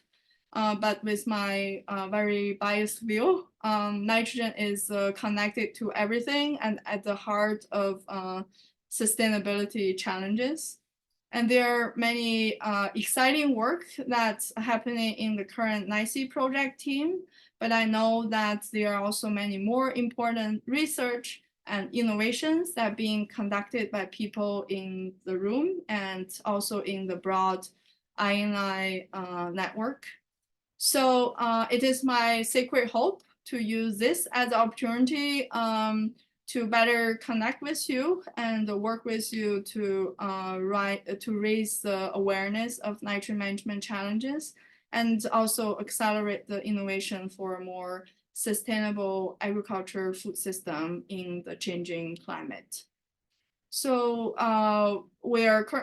as a part of the NICE project, we're currently recruiting students and postdoc, and we're also eager to build new partnership. And you may use the QR code below to access our newly built website. And also, again, I feel sorry that I couldn't join you in person, but you feel free to contact me through email. Or you can meet our project partners on site as well. So Dr. David Cantor is also a PI for this project, and we also have our advisor Achim Dortman and Dr. Luisa Slada probably are in the audience. So with that, I would like to thank all the collaborators around the world and also the generous funding support from various institutions. And thank you for tuning in. I hope I have some time for questions.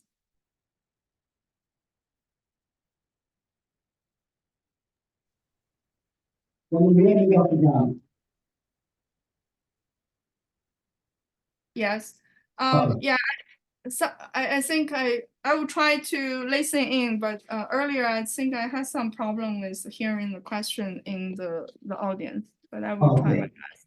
Thank you for sharing some of the work that you are doing with the group and some of the exciting new avenues with starting. It's a very good presentation, very good contribution. I'm pretty sure there are questions. Looks like everybody wants to go for coffee. There is one right there. Quick one, please.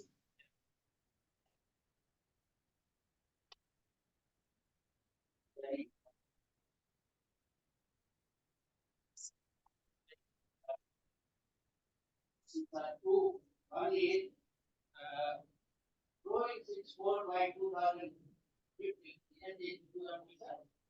secondly, that production of clean ammonia through renewable is kind of, confusing. Really, when you are producing ammonia, other than nuclear, all sources they contribute power in terms of carbon dioxide or carbon dioxide, because the machines you are using ammonia through electrolysis of water or separation of nitrogen, they will use they will emit carbon dioxide. Your comment? Did you get the question? If not, yeah, I'm sorry. Yeah, I'm sorry.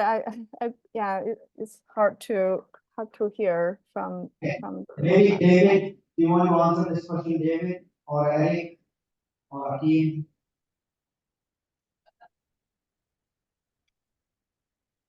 Sorry, the question was clear. No, she can't hear probably. It's going to be a bit of a communication, David. Yeah. I'm going to do my best to answer Umesh's question, which is essentially about the environmental footprint associated potentially with green ammonia. And it's a bit of a cop-out answer, which is that is part of the mission of the new center, is that green ammonia is likely going to be a significant, or has the promise of being a significant source of ammonia, both as fertilizer but also as an energy source. And then one of the roles of the scientific community is to better understand and study this environment. That's one of the missions, the core missions of this. I don't know if you want to add to that, Shay. Thanks, David. I have a question to Dr. John. You showed this French NUE trains. Of course, there are differences depending on which researcher is doing it. But you are using this ratio of NUE. I wonder if it's really increasing, because maybe in 1960 the fertilizer use was much less, and that's why the ratio is low, and you are getting higher ratio later on. Yeah, thank you for the nice question. I think the figure I showed does shows the large discrepancies in terms of the value. But the silver lining there is that if you are using a consistent methodologies over time, the historical trajectory for the NUE estimation among different groups does shows a quite similar trajectory. So that's probably make two cases. One is that when you're trying to look at the historical trends, it's important to make sure that your methodologies is used consistently. And the second will be when you compare different nitrogen use efficiency numbers, please be aware of those discrepancies that may be caused by the different methodologies. So yeah, to get into the supplemental information or the method information, trying to get a hold of the methodologies of the calculations first before drawing the conclusion of the comparison of numbers across studies. I hope that makes sense. Yeah, thank you, Dr. John. So, Akeem, quick one.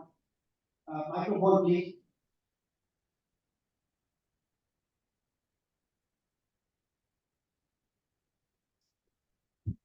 Just wanted to make a few comments.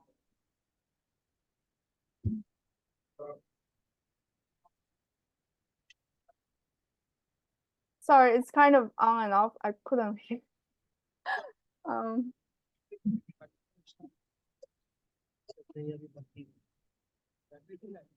Hi. Again, I'm going to make a few additional comments on the green ammonia because I've been discussing this. So first of all, in the ECA, we published 2 years ago a global roadmap, ammonia technology roadmap, that in theory provides a pathway for converting nearly 95% of the global ammonia production to green ammonia by 2050. But that's the theory. In practice, there are many uncertainties with this, and I'll list a few. The first one is we don't really know what the shipping fuel demand for green ammonia will be. There's a lot of speculation about this. We should also keep in mind that there are other fuels for the shipping industry that are actually better than ammonia, methanol, for example. So that's the first one on the demand side. The second one is on the technology side. The electrolysis-based green ammonia pathway is, of course, very energy intensive, and it's probably at this stage at a large scale not quite conceivable in terms of replacing the normal hot wash process. Having said that, there's a lot of development on that end that could lead to lower energy-based pathways. So, for example, plasma technologies in particular that have much lower electricity demand, but are still more at a lab scale and even a pilot scale at the moment. So, but that will change and things may happen faster than we think. And what we'll definitely see is perhaps more decentralized, more modular system of making nitrogen in different ways that we didn't have before. And the last factor that I want you to keep in mind is that our increasing discoveries of natural hydrogen. So biological hydrogen deposits that were unknown before and could provide a direct source of the for making essentially green ammonia different, cheaper than the electrolysis waste. So it's a very interesting area, lots of development, lots of uncertainties, interesting subjects to research on.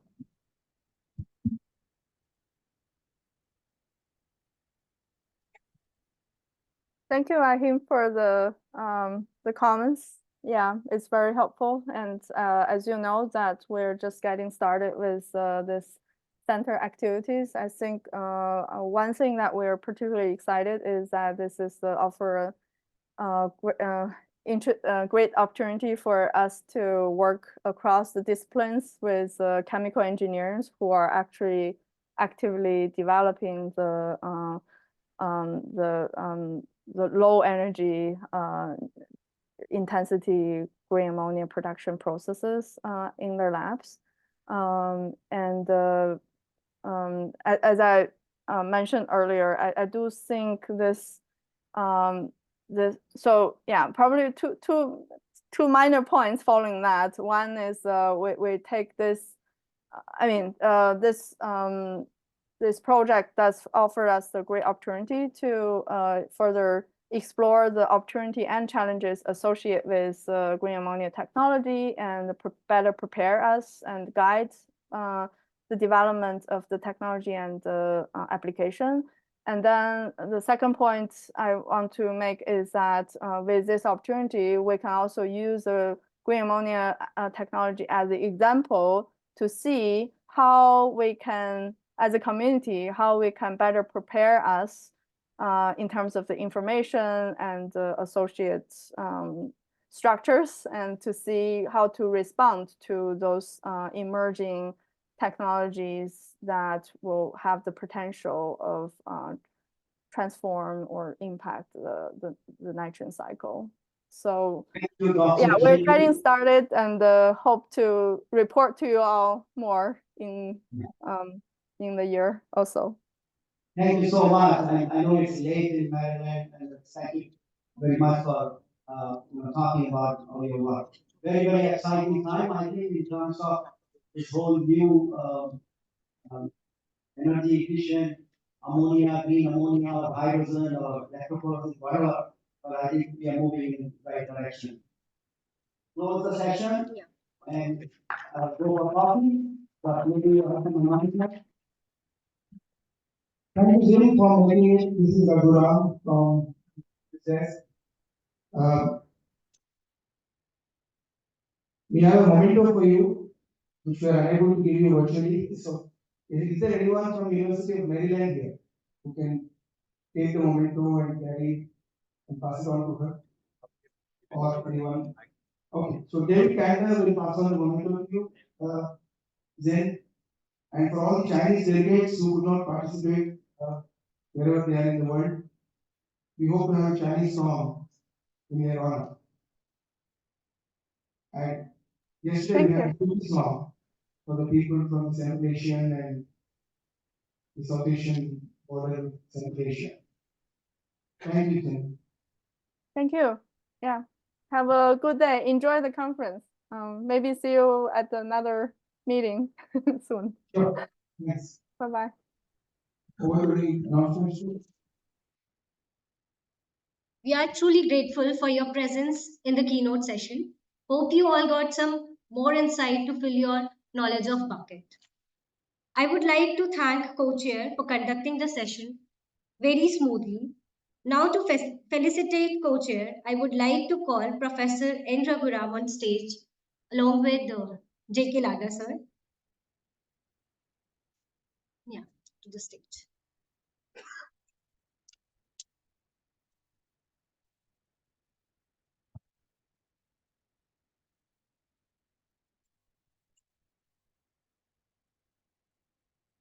Sir, center for the photogram. In the center for the photogram.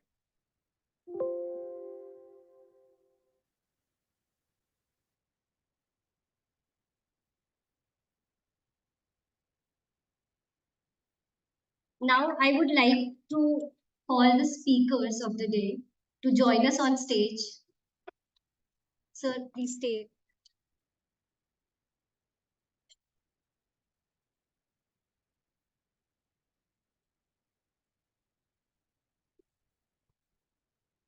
The same one, I can get this one. Yeah, yeah.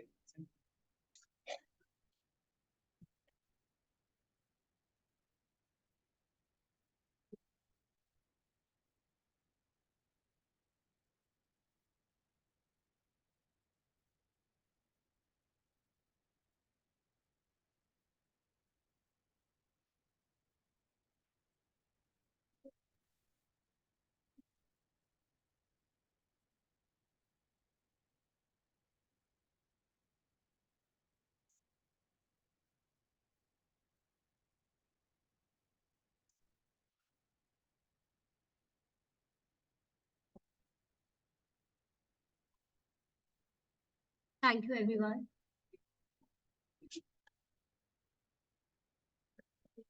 Your active participation is crucial for the success of this event, and we are eagerly appreciate the insightful discussion and engaging session ahead.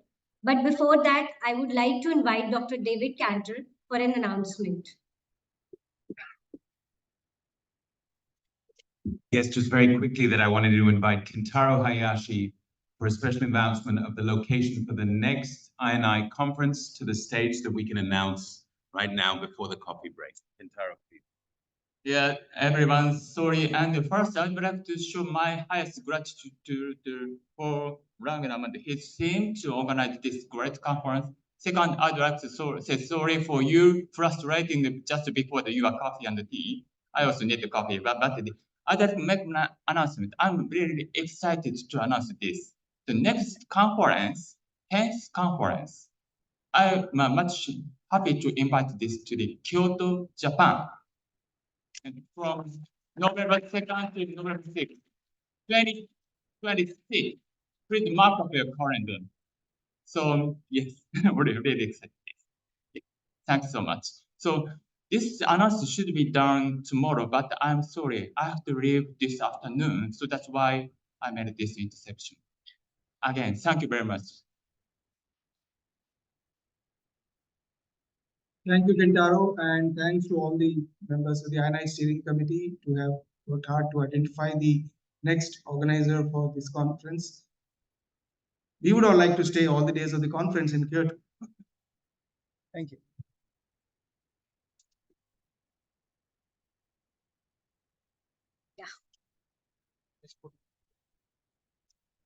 Before proceeding further, we appreciate your presence outside the main auditorium, a group photograph followed by high tea break. Thereafter, I request all the delegates to proceed their assigned hall to continue the foster knowledge sharing. Thank you.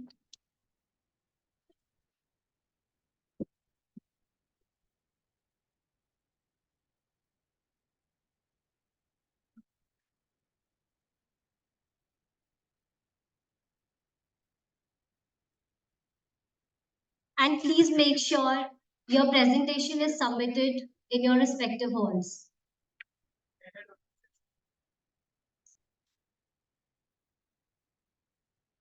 Excuse me.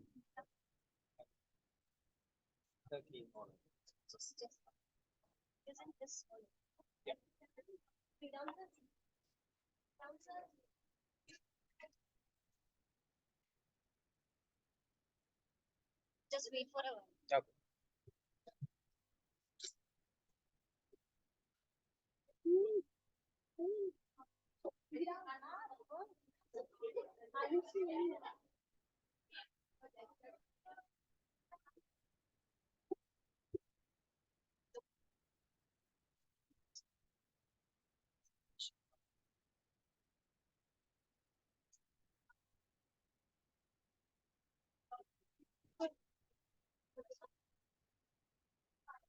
Changes किए हैं इन्होंने तो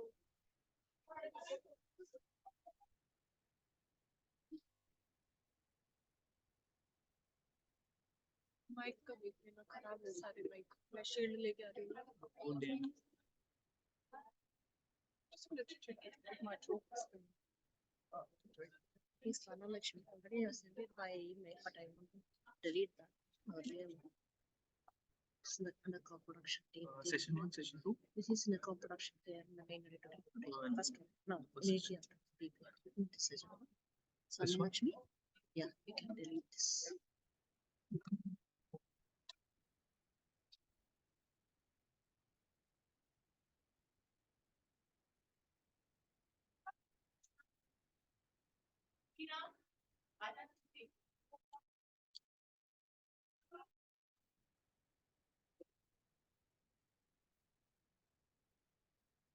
Ready or I have another picture? Which one? This one? Presentation.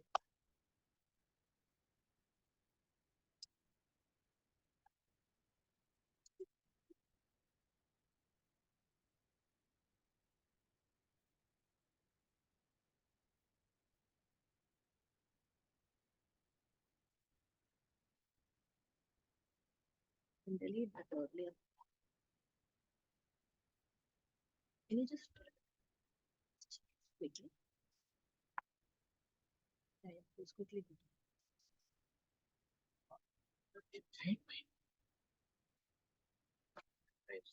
Are you doing one too? Sorry? Are you putting one? Yeah, yeah. Will you be here if I go to the photo and then come back? Yeah, sure. Thank you very much. It's order 30. What's this?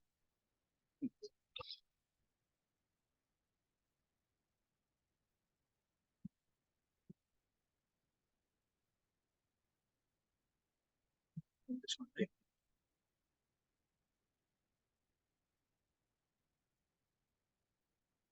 were also in the first session, right?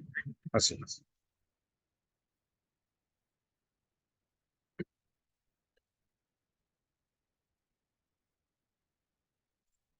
Yeah, oral 30.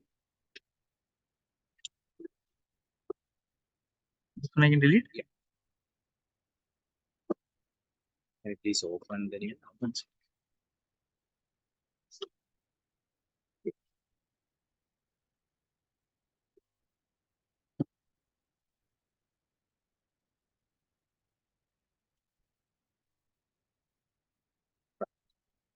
Right? Fine. Yeah. Keep it right.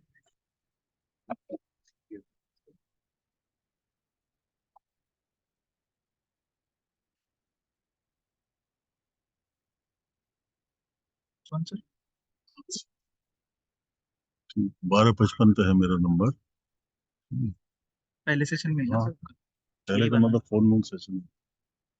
ये हाँ, जो मतलब 11 बजे शुरू अभी जो होता है, 11 बजे उसी में यही है ना सर प्रेजेंटेशन की आपको चेंज करना है ये आपको? ना कुछ नहीं करना। जब दिनेश नाम आएगा तो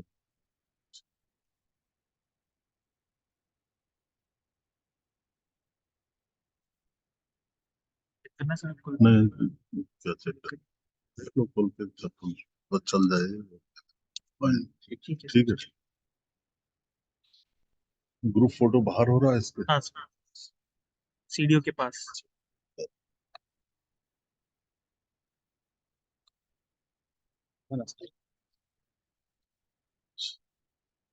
सर वो माइक ऑन करवा दीजिए।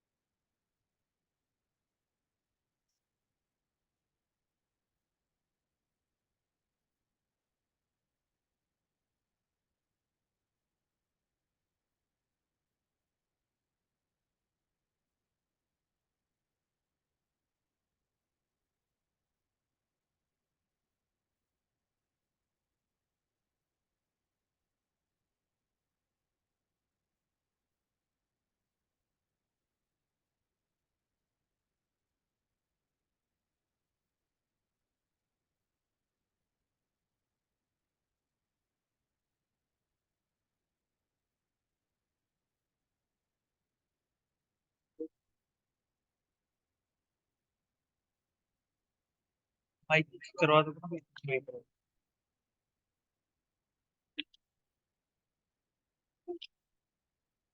अरे आ रहा हूँ भाई आ रहा हूँ रुक जाओ। मैं कह रहा हूँ सर ये जो रिसीवर है इसके जो एक्सलर कहाँ रखी है माइक की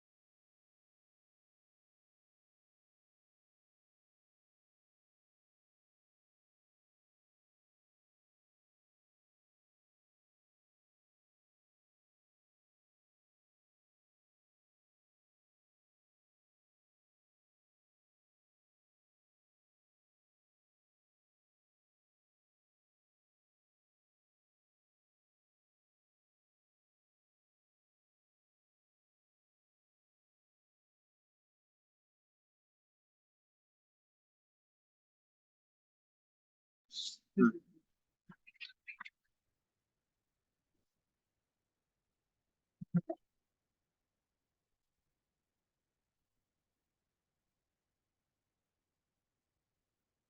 welcome you back in the hall for the theme crop production. Esteemed attendees, myself, Dr. Supriya Kumari, your anchor today for the hall. And today I would like to announce that our co-chair will be Dr. Adam Price and Dr. Robert Race. They will co-chair the session. I would also like to brief about the timing. Lead talk will be of 20 minutes, including 5 minutes for question answer. Oral talk will be of 15 minutes, 10 plus 5 minutes of question answer, and oral flash will be of 5 minutes. This will be 3 plus 2 minutes for question answer. Our rapporteur for this session will be Suhana. So I would like to hand over the session to our co-chairs. Thank you.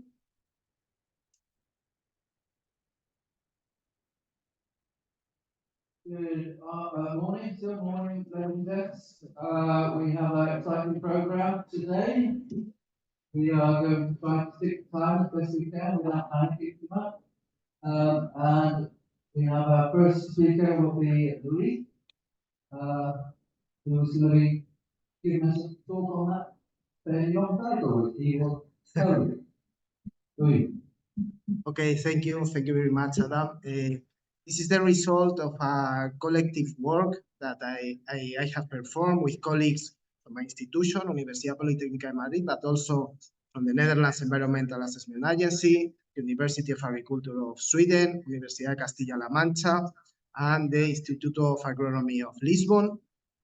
And when dealing with agro-environmental sustainability of cropping system, agricultural system and cropping system, there are several keywords that to me are very important. One is complexity, and this is the reason why we are here. One is multidisciplinarity. We are from different disciplines. And what is very important to me is multidimensional. We have seen this morning in the talk by Ted, these complementary indicators, nitrogen use efficiency, production, surpluses. And when working with nitrogen, we have additional complexity. We have, as you know very well, several compounds, one of them producing effects at the local level, one of them at the regional or even at the global level. And I was very inspired by this paper by Hans van Grinsven here in the room, where, as you can see here, each point is one of the countries of the European Union. In the x-axis, you can see a score of the pollution average that is produced per hectare. We are talking about local and regional effects. And here we are talking this axis, the y-axis, is the eco-efficiency, according to the paper, is the amount of money that is gained by kilogram of pollution. This is quite correlated while inverse with that is called emission intensity or yield scale emissions, that is the emissions per kilogram of product, also quite connected with efficiency. And we can see such amount of different realities in the European Union, in the Europe agriculture. For example, we have Latvia, low productivity in general, another country, low productivity in the crops, low eco-efficiency. However, they don't have problems, apparently, of local pollution. In the case of Sweden, it's an efficient country, eco-efficiency is high, and they are polluting very low the environment, it's average. Belgium will be the other way around. The efficiency is not very high, and the pollution per hectare is also high. And we have this paradigmatic case, the case of the Netherlands, this tiny country in the world, with very efficient systems, high productivity, high eco-efficiency. However, the local pollution is really high. Therefore, we can probably, it's very difficult to tackle all the problems at the same time. And we can conclude that agro-environmental dimension of crop production result in contrasting situation with a combination of positive and negative outcomes. Therefore, we need to combine all these different approaches, all these different units and variables. We have, as mentioned, the emission intensity or yield scale, kilogram of pollution per kilogram of product, nitrogen use efficiency, you know very well, or the emission per hectare. And if we combine this with three different main compounds, nitrate leaching into the water, producing local and regional effects, negative effects, ammonia, the same but in the air, and also nitrous oxide with global impacts. Trying to combine all this, the European Nitrogen Expert Panel, we developed this two-dimensional panel where we have the inputs here in the x-axis, the outputs. This is an example with different farms in Germany, Denmark, and Spain. And we developed this that we called the characteristic operational space, operating space. And all the points that are outside this square would be, we had too high nitrogen use efficiency, meaning a risk of soil mining, too high pollution, high surpluses, and a risk of local and regional pollution. And these points inside should be with a minimum acceptable yield and production. Therefore, we have this space, but the question is, on these surpluses, how are distributed? Are they producing local, regional impacts? We aim here, and we have a large data set to go further with these questions. We aim to analyze different pathways, sustainable or not, of intensification of contrasting cropping systems in the long term to better integrate the multidimensional nature of sustainable nitrogen management. And we have been working in Spain. Spain is a country with a highly diverse agriculture, and it's a good country to study and to analyze these questions. We have two climates, Mediterranean climate, semi-arid conditions, water-limited crops. This limitation is overcome with the expansion of irrigation in some cases, and in other cases with crops that are adapted to rainfall conditions, and temperate climate with less amount of crop development. And I have selected these two most contrasting crops, the cereals covering 40% of the area in Spain. We have the irrigated maize, high possibility of production. They are mostly irrigated in Spain, not always, but mostly. They are very intensively produced, very productive. And on the other hand, we have wheat, barley, in some cases irrigated, in most cases they are rain-fed.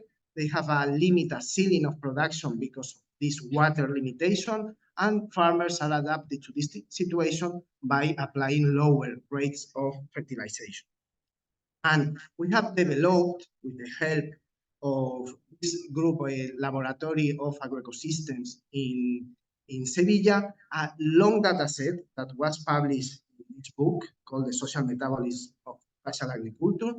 It is incredible, but in Spain, there were GR books of agriculture at the province level from 1860, and with several upscaling, downscaling, interpolation, with census every 10 years in some cases. This group, with the help of Eduardo Aguilera, co-author of this paper, have developed an intensive data set of nutrient budgets from the 1860 to 1990, and from then we have a data set with higher resolution, and finally we have a data set that can be even specialized. We have recently specialized ammonia emissions, nitrate emissions for 50 provinces. For the people who knows European statistics, this is NUT3 scale for 100 crops, and split into rain-fed and irrigated conditions. You have in all these papers some results, a strong supplementary material explaining how we did it. And it's then we have the rain-fed, irrigated, the two climates, 4 types of irrigation techniques, and we have estimated the carbon print, but not for this presentation, and also nutrient budgets, in this case for this presentation, direct emissions of ammonia, nitrous oxide, and nitrate in all of these crops. For nitrous oxide, we developed dynamic emission factors based in several meta-analyses that we published adapted to Mediterranean conditions at the tier 2 level. emission factors that are evolving in time. Also for nitrate leaching, we developed the soil balance approach, different irrigation techniques, and for ammonia volatilization, we apply the manual empirical model. We did so for wheat, maize, and barley, and I'm sharing with you some of these results. Here that you see in this left panel is the evolution of the area. You can see the temperate crops are not very important. All these are the Mediterranean crops, and you can see how there is a decrease in the total area cropping systems, while there is a replacement of rainfed systems by irrigated systems. How the nitrogen is being used? There is in the first period, mostly organic. We will see that not only, and from the Green Revolution, a strong increase in the total application, the black line, and how fertilizers are the more and more applied to irrigated systems. I'm saying that not only organic, because before the Haber-Bosch generalization, there were mining nitrogen that came from guano, from saltpeter, that is sodium nitrate, ammonia sulfate, that it came from mines, from minerals, okay? And there are statistics on that for some years. And here you have some results. These are the panel. This is the more or less present situation, 2015. For the wheat, look at the units, 200, 125. And if we compare with maize, the red is rain-fed, the blue is irrigated, we can see how different these crops behave. And if we represent the characteristic of additional space, we can see how today the rain-fed crops of wheat, for example, even if they are not very productive, they could be in a relatively positive situation.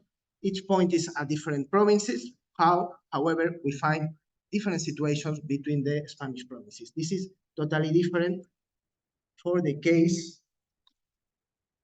of irrigated maize. That is outside is enough productive, but the nitrogen use efficiency is lower, the nitrogen surpluses are high. And how they have evolved during all this 1.5 century. You have here the area, dark is irrigated, light is rain-fed. For maize, barley, as you can see, the barley is taking place and replacement is replacing the wheat in many cases. But as you can see, during these 150 years, the total area is more or less keeping constant. But what about the inputs and the outputs? This is the result from we have this terrible period of the civil war in Spain, but from that moment and the intensification of crops, this is how the fertilizers and nitrogen inputs have been applied to these 6 types of systems. And in response, the yield of the systems, the nitrogen extraction has increased about 4.5 times for inputs, 4.1 for production. Therefore, there is some kind of parallelism of inputs that can be reflected also in the nitrogen use efficiency. But what about hectare pollution, in inputs, yield, nitrogen use efficiency per hectare?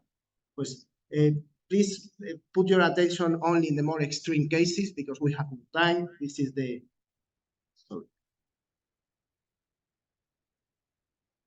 the irrigated maize, this is the rain-fed wheat, and this is the total inputs per hectare. You can see the impressive level of intensification that occur in the irrigated maize from 100 or even 50 kilograms per hectare to nowadays 350, 450. Is not the case of wheat because, of course, it's adapted to rain-fed conditions. And how has been the response in terms of yield of nitrogen extraction? Very similar. You can see how rain-fed systems are much more unstable. The transition from one year to the next year, the Mediterranean conditions are quite variable, and this is very difficult to the farmers to be adapted to this transition, to this condition. And sometimes in response, here you have the nitrogen use efficiency. You could have a year with a good nitrogen use efficiency, a bad year, a lot of nitrogen that stay in the soil that finally could be leached in the fallow period or between one cycle and the next cycle. And in the case of maize, it's much more constant, okay? You can see how the nitrogen use efficiency, while lower, has been stabilized during this last about 30, 40 years. And if we have a look to all these provinces and the evolution from the 60s to now, the red points, this is rainfed wheat, the red points correspond to 150 years ago, and this is the present period. And the evolution was more or less from here to here.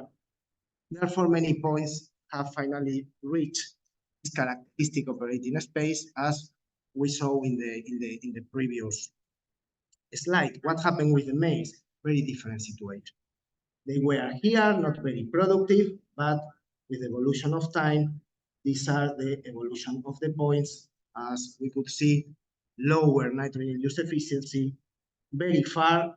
Here, they are not productive enough. Maybe for those periods they were, of course, but not today. Now they are productive. However, nitrogen use efficiency is very low. Nitrogen surpluses are very high. And the question is, how have they evolved in terms of the three main pollutants, main reactive nitrogen compounds producing local and regional effects? And I share with you this figure. Also, we will take our attention in irrigated. Okay, 3 slides and I'm finished. We have the irrigated maize, rain-fed maize, and you can see how different they are. And here we are talking about nitrogen use efficiency. And for us, what is important for nitrogen use efficiency is the global impact, because all the eggs are going to the same basket. Therefore, this is the axis that is important for us when we are analyzing the effect of nitrogen use efficiency. And how this crop have evolved, I'm only including the last 35 years, okay, from 1980 to 2015. For rain-fed wheat, you can see yield scale, kilograms of emission of N2O per kilogram of product has been even decreased because in improvement of efficiency of these crops. And emission per hectare has increased a bit, but not very much, which is the case of maize. Well, okay, the yield scale is improving because this crop is being efficient in some cases, at least for the management of this type of crop, and the total emission here is increased. However, we can say that maybe nitrous oxide emission is not a big deal for maize, it's not a big deal for wheat in rain-fed and irrigated systems in Spain. But what happens if we look at the other reactive nitrogen compounds producing problems locally or regionally? The situation is very different. You can see here the nitrate, and what is important for nitrate is the emission per hectare. I think the emission, the kilogram of nitrate per kilogram of product can be okay. However, I would say that it's not very important, but how much nitrogen is being emitted per hectare. In the case of rain-fed wheat, the slope is even higher than in the case of irrigated wheat, and it's increasing. The pollution is in the limit of what we consider acceptable, and also the yield scale is increasing. However, in the case of maize, it's totally different. They are in some years even equivalent. You see, the same amount of kilograms of nitrogen per kilogram of product. However, the total deviation leaching per hectare is really high, and this is, and as a result, in those irrigated areas, now they are declared in many cases in Spain as nitrate vulnerable zones, because the leaching in these systems can be really, really high, very fertilized, a lot of irrigation, and this can be one of the results.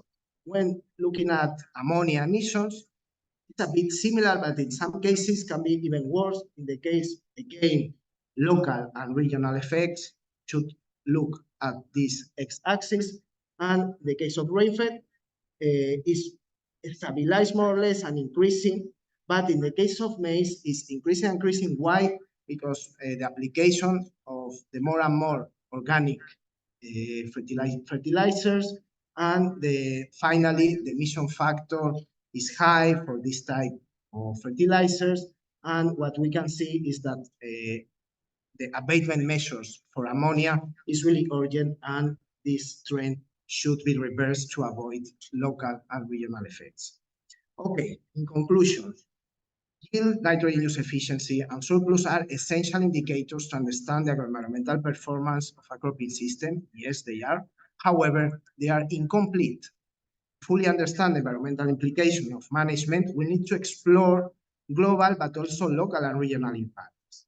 The budgeting and modeling approach of 160 years of the Spanish agriculture, a semi-arid country with a major rainfed and irrigated systems, confirm how different could be the response of crops and management to agricultural intensification.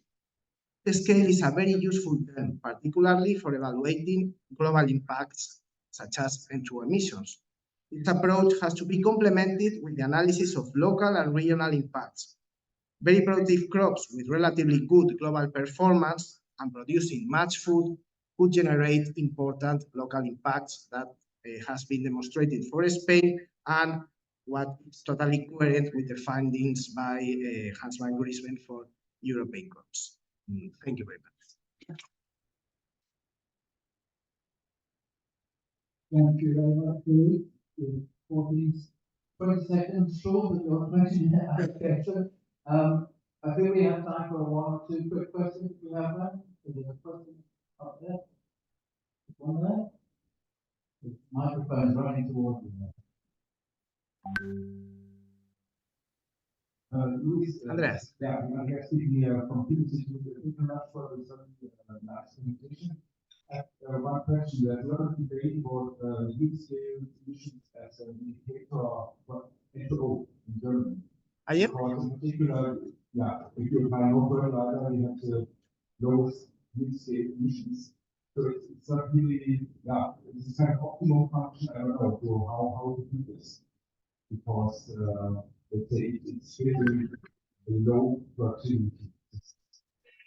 Yes, it's exactly the point of the talk, and I fully agree. When dealing with global effects, I think it's important to consider this emission intensity.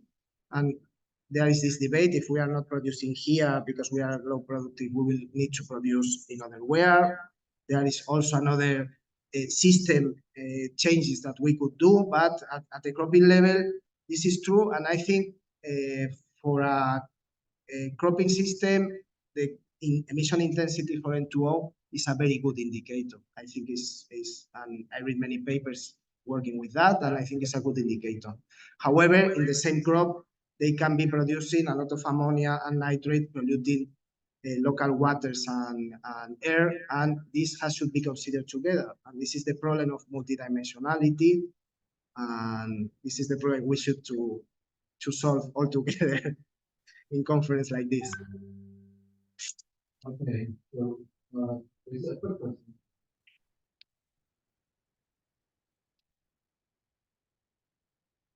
Thanks, Louis. I know you have a big interest in connectivity, including cropping, and didn't talk about that solution to this. Would you make a quick comment on you and the possibility of this fertilizer recycling? Yeah, absolutely. And this talk, I was absolutely oriented to cropping systems. But as you know well, we are trying to combine and to connect the three systems: the cropping system, livestock system, and agro-food system.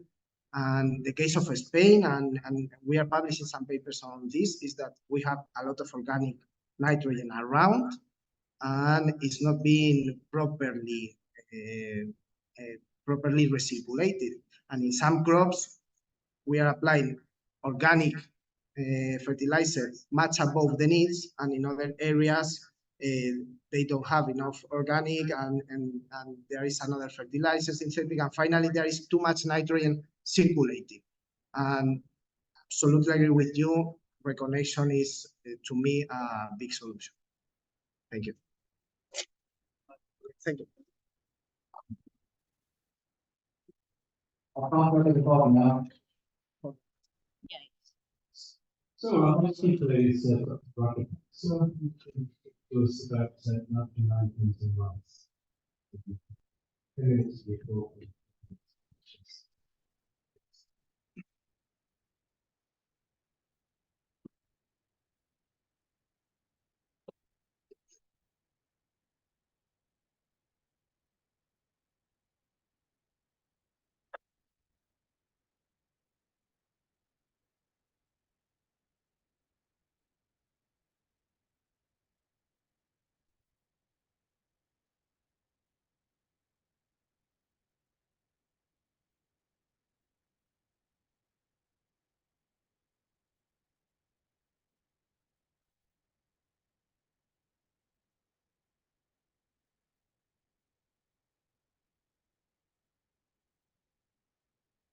Right, thank you very much.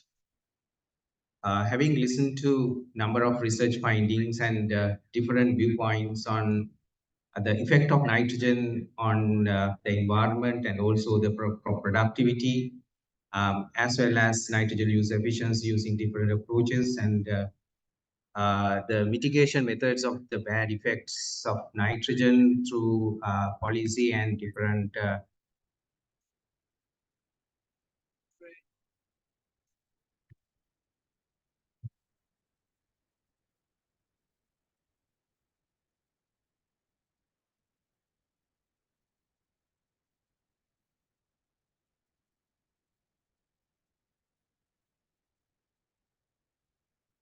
through different approaches. I believe this presentation would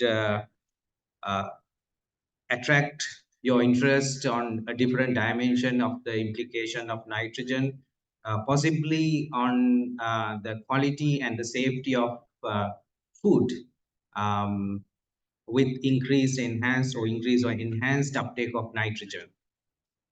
I'm Niranjan Rajapaksha, food scientist attached to the research group of Professor Nishanka, University of Peradeniya, Sri Lanka. And we were inspired to carry out this research based on very recent findings on the effect of nitrogen fertilizer on the quality of certain food grains, and also the certain physiological properties that have been changed with the certain levels of nitrogen that have been observed in the very recent past with but very limited information. Not only the biochemical properties and physiological aspects of this product, but especially the bioactive compounds present in these food materials would have impact on elevated nitrogen uptake by different plants.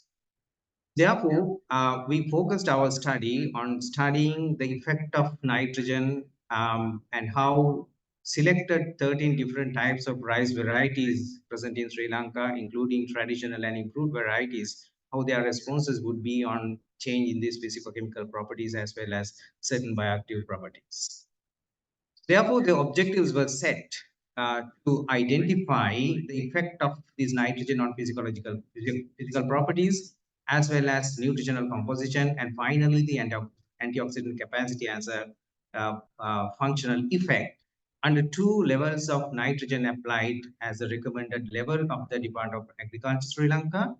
And the other one is the 0 nitrogen added, which contains only the residual nitrogen coming from the previous season.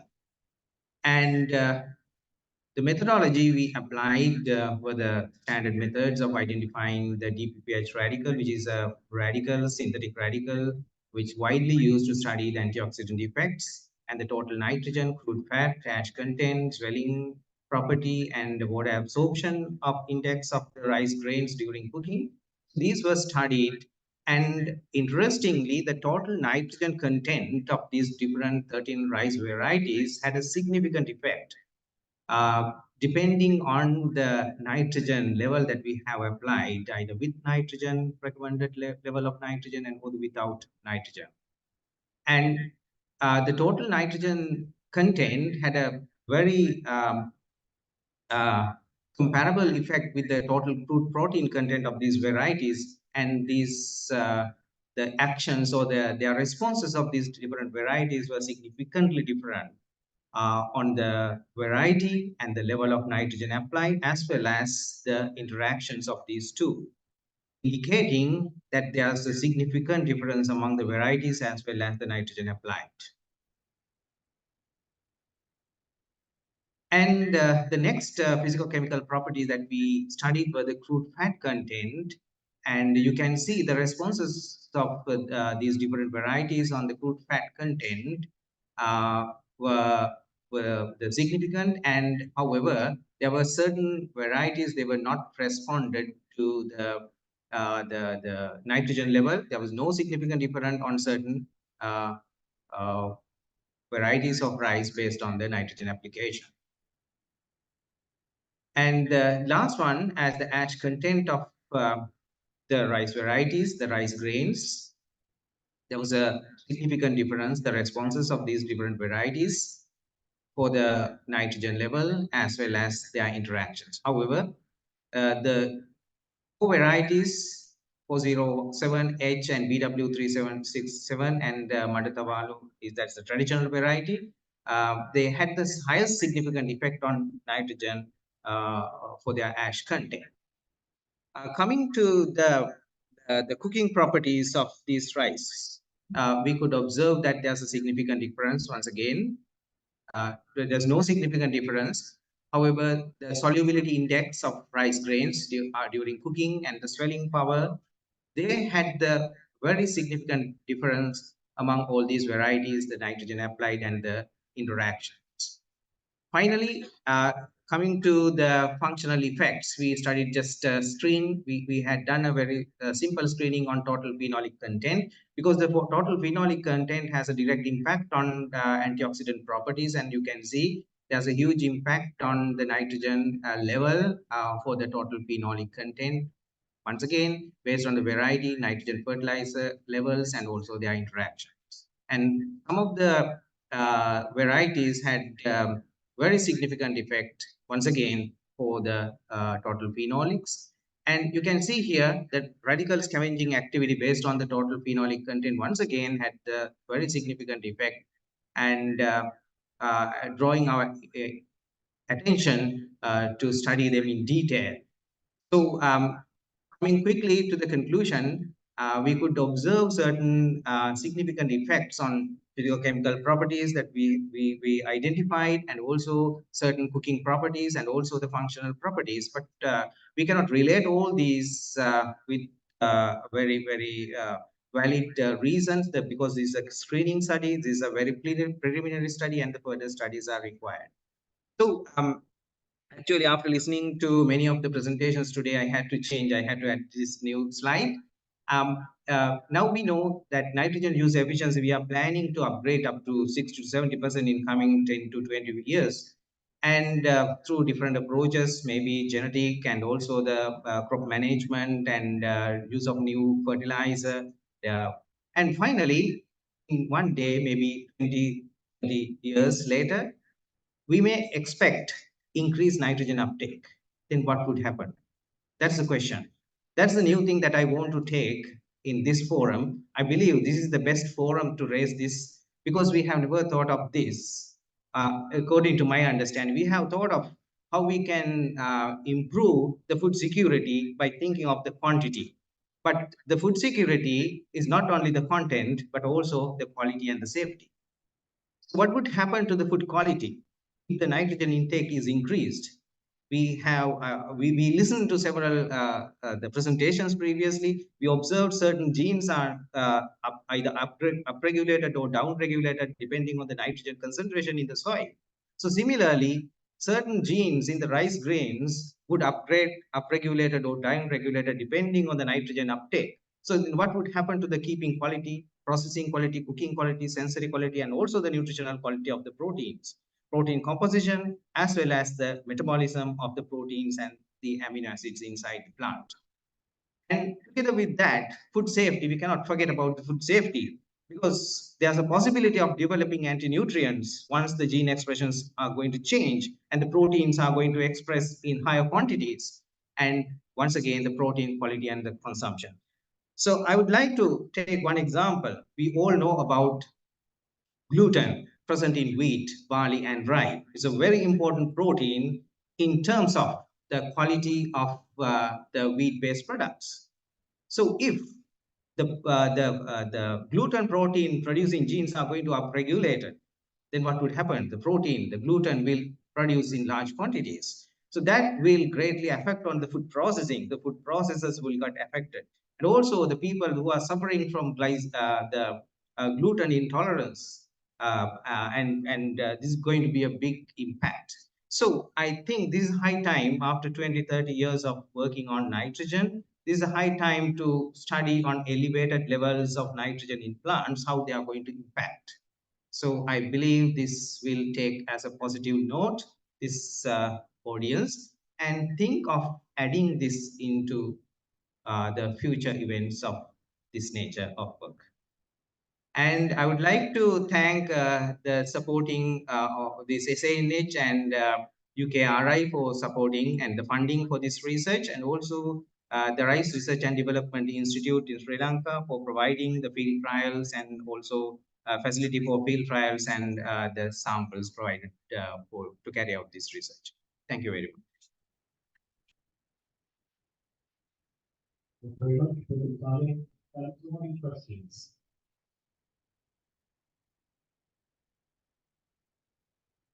Thank you. Regarding nitrogen uptake and quality, what data is already available from India as well as from. So we need to look for the literature on different quality parameters, physical parameters. My question to you is that while analyzing these chemical properties, which part of the rice grain you use? Was it whole rice, brown rice, or white rice? Actually, we used the whole kernel. After dehusking, we put the whole kernel with the bran, and which includes different varieties, including red and white varieties. Any questions?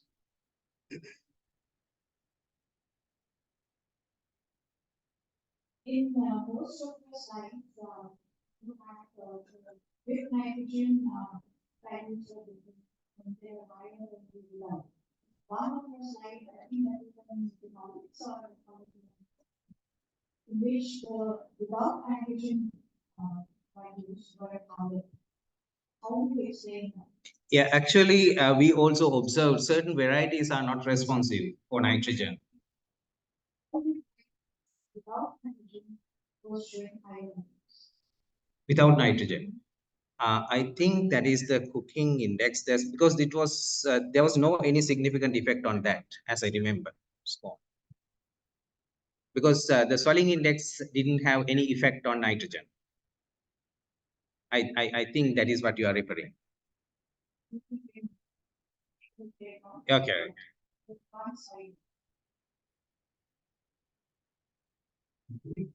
Okay. Thank you very much. Thank you.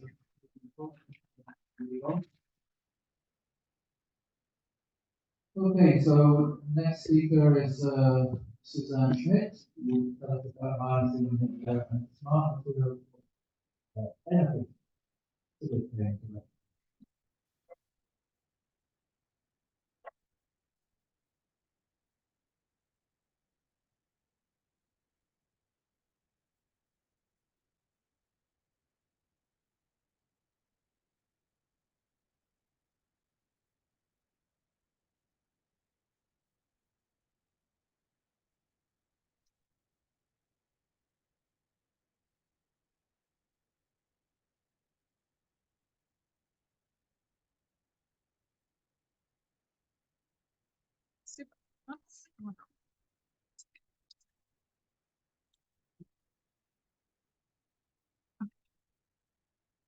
Radio. We're making our way through a bunch of major crops in the world, and I'm glad that I have the opportunity to add sugarcane to the list of crops. We work on sugarcane for those of you who don't live in the tropics. It is a hugely important crop grown on 27 million hectares globally, and it has the highest energy density of any of the energy crops. So it's super important. It's retooning at C4. It can produce up to 250 tons of biomass per hectare. So it's a really wildly productive plant. And in Australia, where I'm going to focus my talk on today, because that's where we work, it's grown on 400,000 hectares of Great Barrier Reef catchments. And that is a problem because the farmers are aware that they need to avoid over-fertilization and overuse of fertilizer. And that's been, you know, a discussion point, an action point for decades now, but we still only see 30 to 60% of nitrogen use efficiency on average. And in this sort of insert diagram that you can see, really, the problem boils down to fertilizer being applied in the early season. We get a spike in inorganic nitrogen pools in the soil on nitrate and ammonium. And simultaneously, the nitrous oxide emissions increase because it's hot and it's wet generally. And sugarcane, on the other hand, in the green line, you can see accumulates nitrogen over a long period of time, so 6 months or so. So there's a huge mismatch between what's available in the soil and therefore also, you know, at risk of loss and what the crop needs at that point in time. So why do I use the term nature? It sort of comes across maybe as a bit fuzzy, but we work in natural ecosystems. And in my view, we can learn a lot from them to drive better ecosystems in our agriculture. So a typical natural system, in this case, I'll show you a forest, has a considerable amount of organic matter, soil organic matter, SOM here, and nutrients are cycled. So things die and get recycled. So there is a recycling of, you know, and low losses. Nitrogen comes in as biological nitrogen fixation, and we have a system that sort of circulates. Cropping systems, of course, we take things away, and therefore we need to put nitrogen in or nutrients in, and they generally come as minerals in, as shown here. Yeah. But you can see nutrients are then going into the soil. We have often degraded soils. Certainly that's the case in our sugarcane, but I know in a lot of agricultural areas, and especially in the tropics, you have to manage your soil nutrient relations through soil organic matter because the clay minerals are generally not particularly active. And so we have high losses.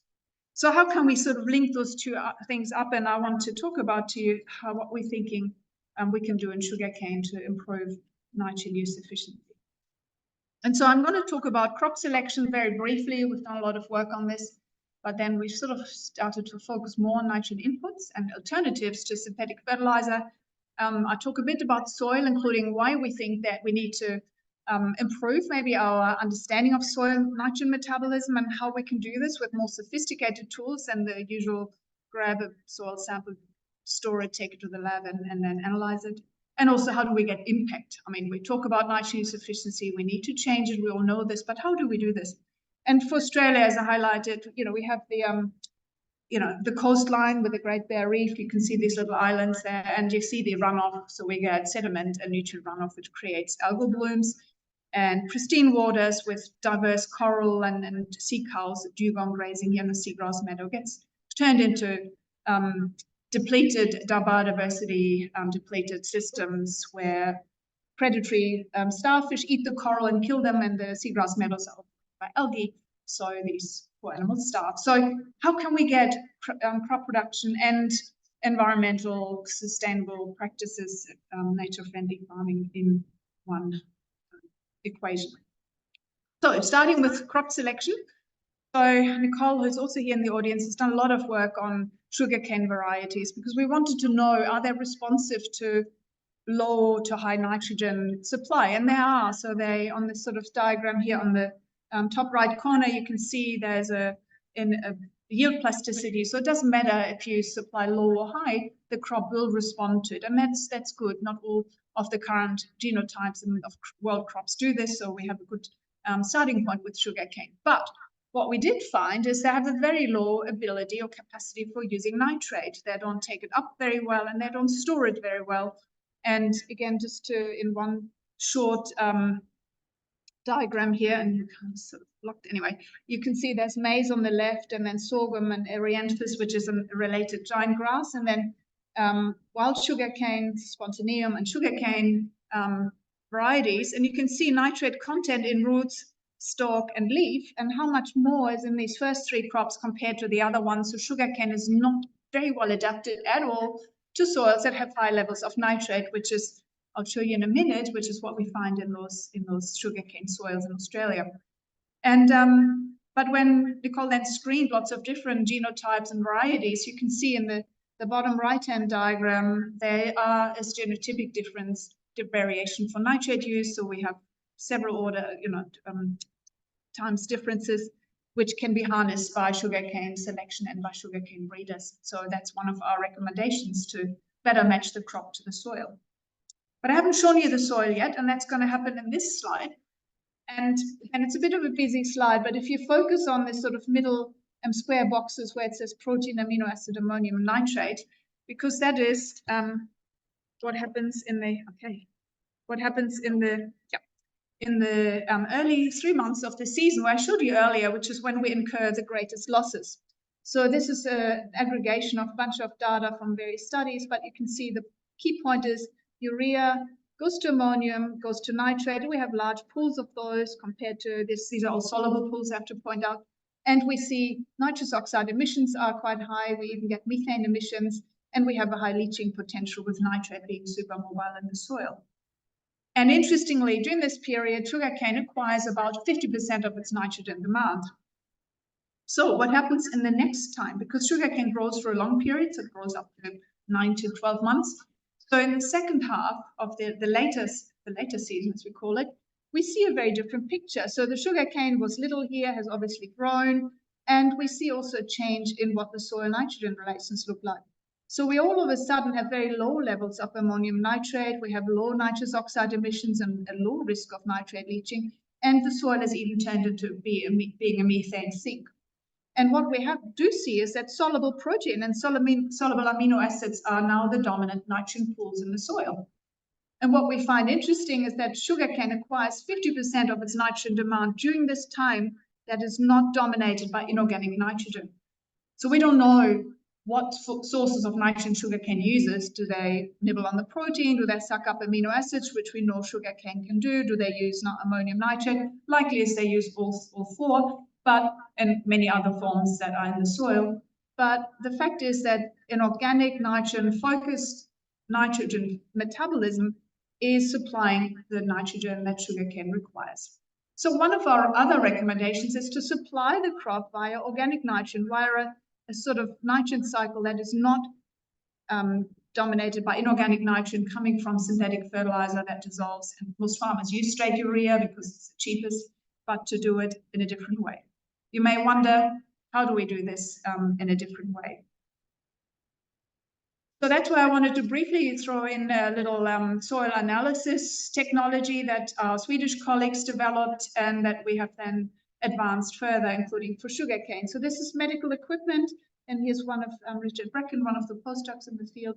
And they're basically sub-millimeter probes that you insert in the soil, you pump water behind this membrane, and then there's a diffusive flux, so you passively sample what presumably a root would be seeing. So we get a much better idea, we think, of what's going on in the soil than when we, grab soil, shake it all up, and create all sorts of change. And you can see some of these probes inserted in the soil. So how does this link to sugarcane? Well, again, I condense a lot of information into one slide. But what we see here, this is the diffusive flux, and you can see here we have a concentration per square centimeter per hour, so we can relate it actually directly to the root uptake because we can relate it to a surface area.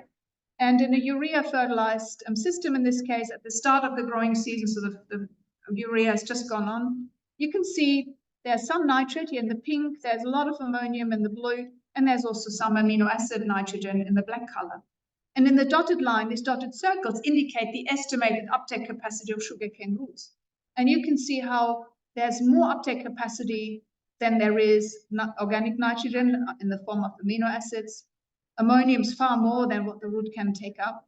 And there's also more nitrate at this stage than the roots can acquire. So no wonder maybe that we find these other sources because there's not as much that the plants can take up at that point in time.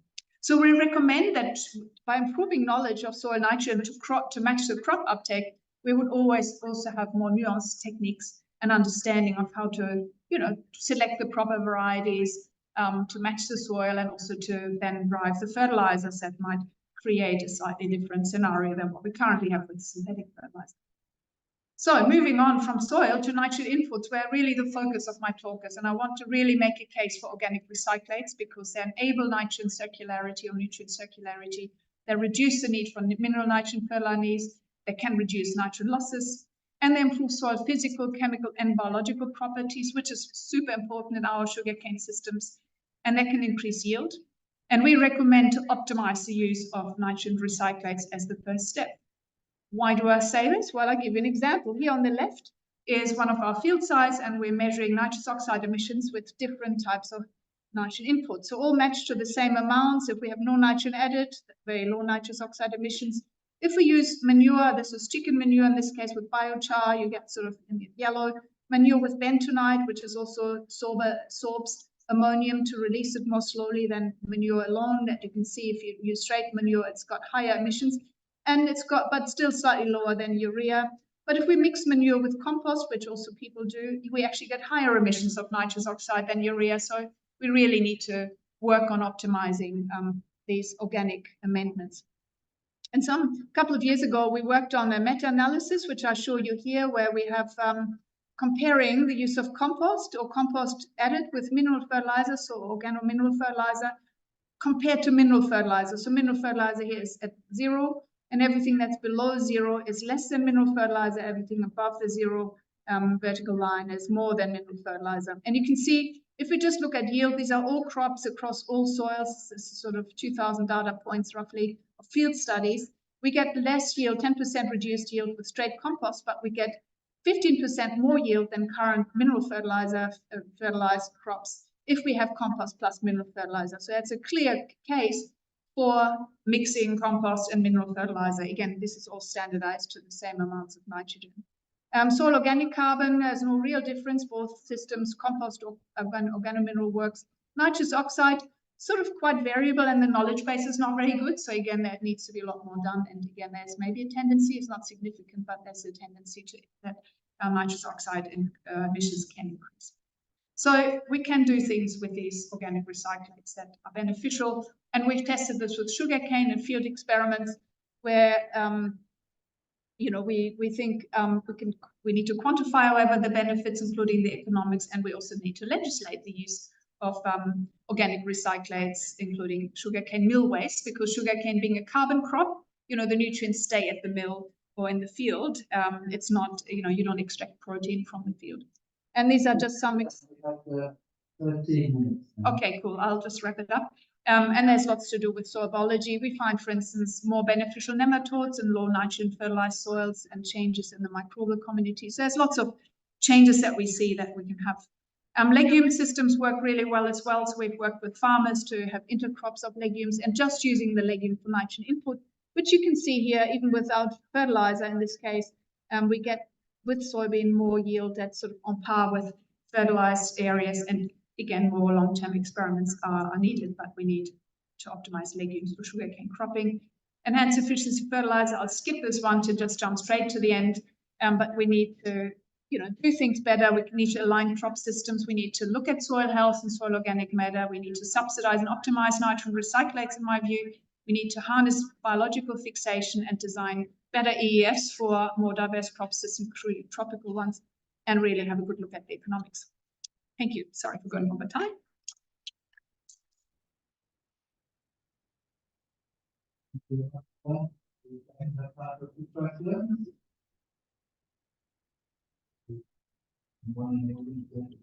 Yeah.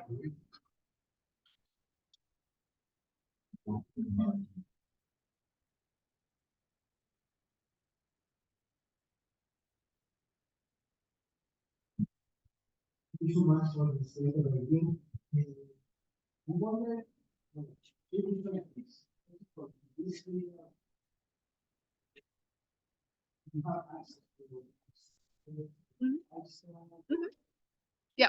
Yeah. So we have, and this is the farmer that you see here. He's making his own compost. So it's livestock, it's all manners of organic materials, including from the sugar mill itself. So there's, when you squeeze the juice, you have residues, and they are, they are not nitrogen rich, but they contain nitrogen or many other nutrients. So yeah, we believe it's possible to combine a lot of waste and create these.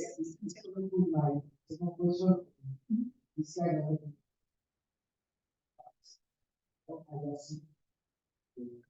I guess also a paper, right?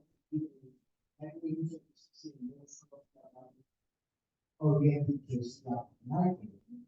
Do you have any indicator in that?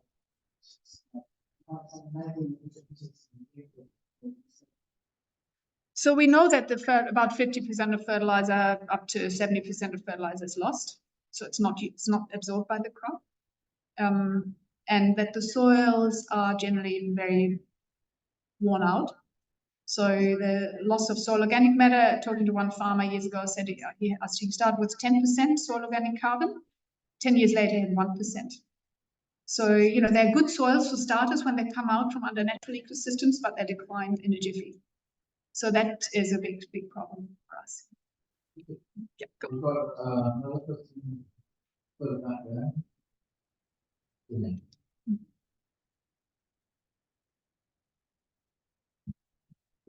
Nitrous oxide emission was more in compost plus manual treatment compared to new. Because urea application most of the nitrogen is not very strong. In compost plus manual, organic nitrogen is less. The force of nitrogen is less in compost plus manual. How come this nitrous oxide emission more in compost plus? Yeah, good question. So the manure is very high in nitrogen, as chicken manure in this case. But because the compost adds sort of fuel to the system, so it adds carbon, so the microbes grow bananas basically, and that's why we get increased emissions. But when we add sorbents, and we haven't done in this case, we haven't added compost, manure, and sorbents, but we have done this now in lab experiments. So we think when we optimize those recyclates, so to just throw them on the field and think they will deliver the world is probably not going to happen. So we need to use them in a scientific manner and combining different waste streams, adding mineral fertilizer where needed, adding sorbents. You know, we need to do more than just sort of what people might have done 300 years ago. Yeah. Thanks again. So I mentioned that because you're using manure as also the waste industry, just wondering if you've looked at other things, particularly potassium industry, and the phosphorus balances, is that? Yeah, that would be even easier to manage than nitrogen because there's more left of phosphorus and potassium. So some of these wastes, including liquid waste, are high in those nutrients. The industry has been surprisingly uninterested in this kind of work, and it's maybe because only now that people are thinking about the circularity more. So we're just about to sort of go back to them and see whether they're happy to work with us, including on the economics, which we feel is really a missing link, because whenever we suggest things, we go, oh, how much is this going to cost? And honest economics, not just economics, how much does a bag of fertilizer cost, but what's the cost to the environment? And we now have an environmental assets market that is really creating new possibilities. So I think we are sort of moving in a space where the change can actually happen where it couldn't be. Okay, thank you very much. Thank you.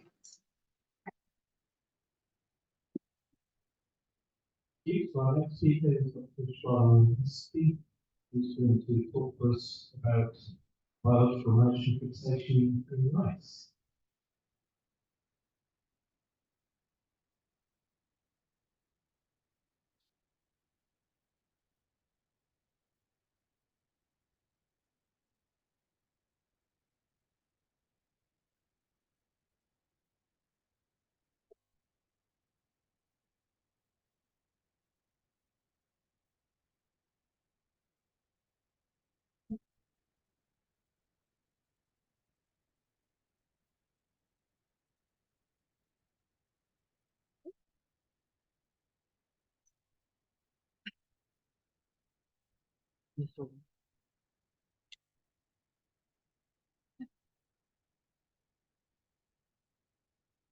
No, for not slide or pointer.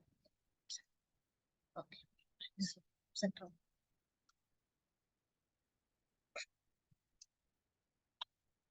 Very good morning to everybody. So at the outset, I would like to thank the organizer for providing me an opportunity to present my paper on here.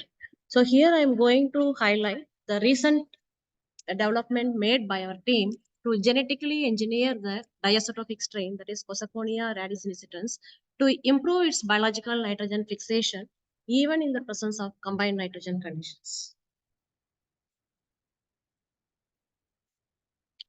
As we know that biological nitrogen fixation contributes globally 140 million metric tons of nitrogen to the terrestrial ecosystem for every year.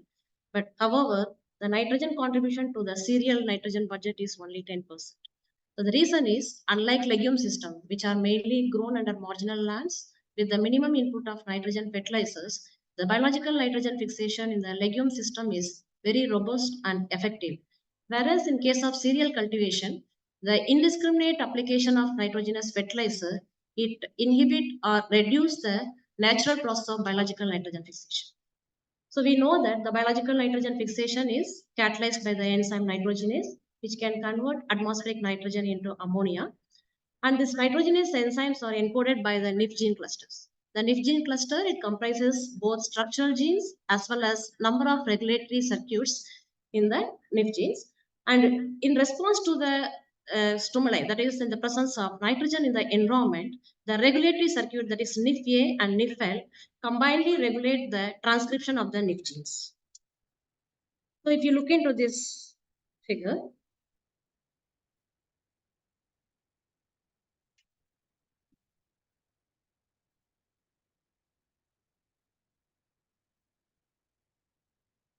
under limited nitrogen conditions, the NIF-A, it is a positive regulator which can activate the transcription of NIF gene.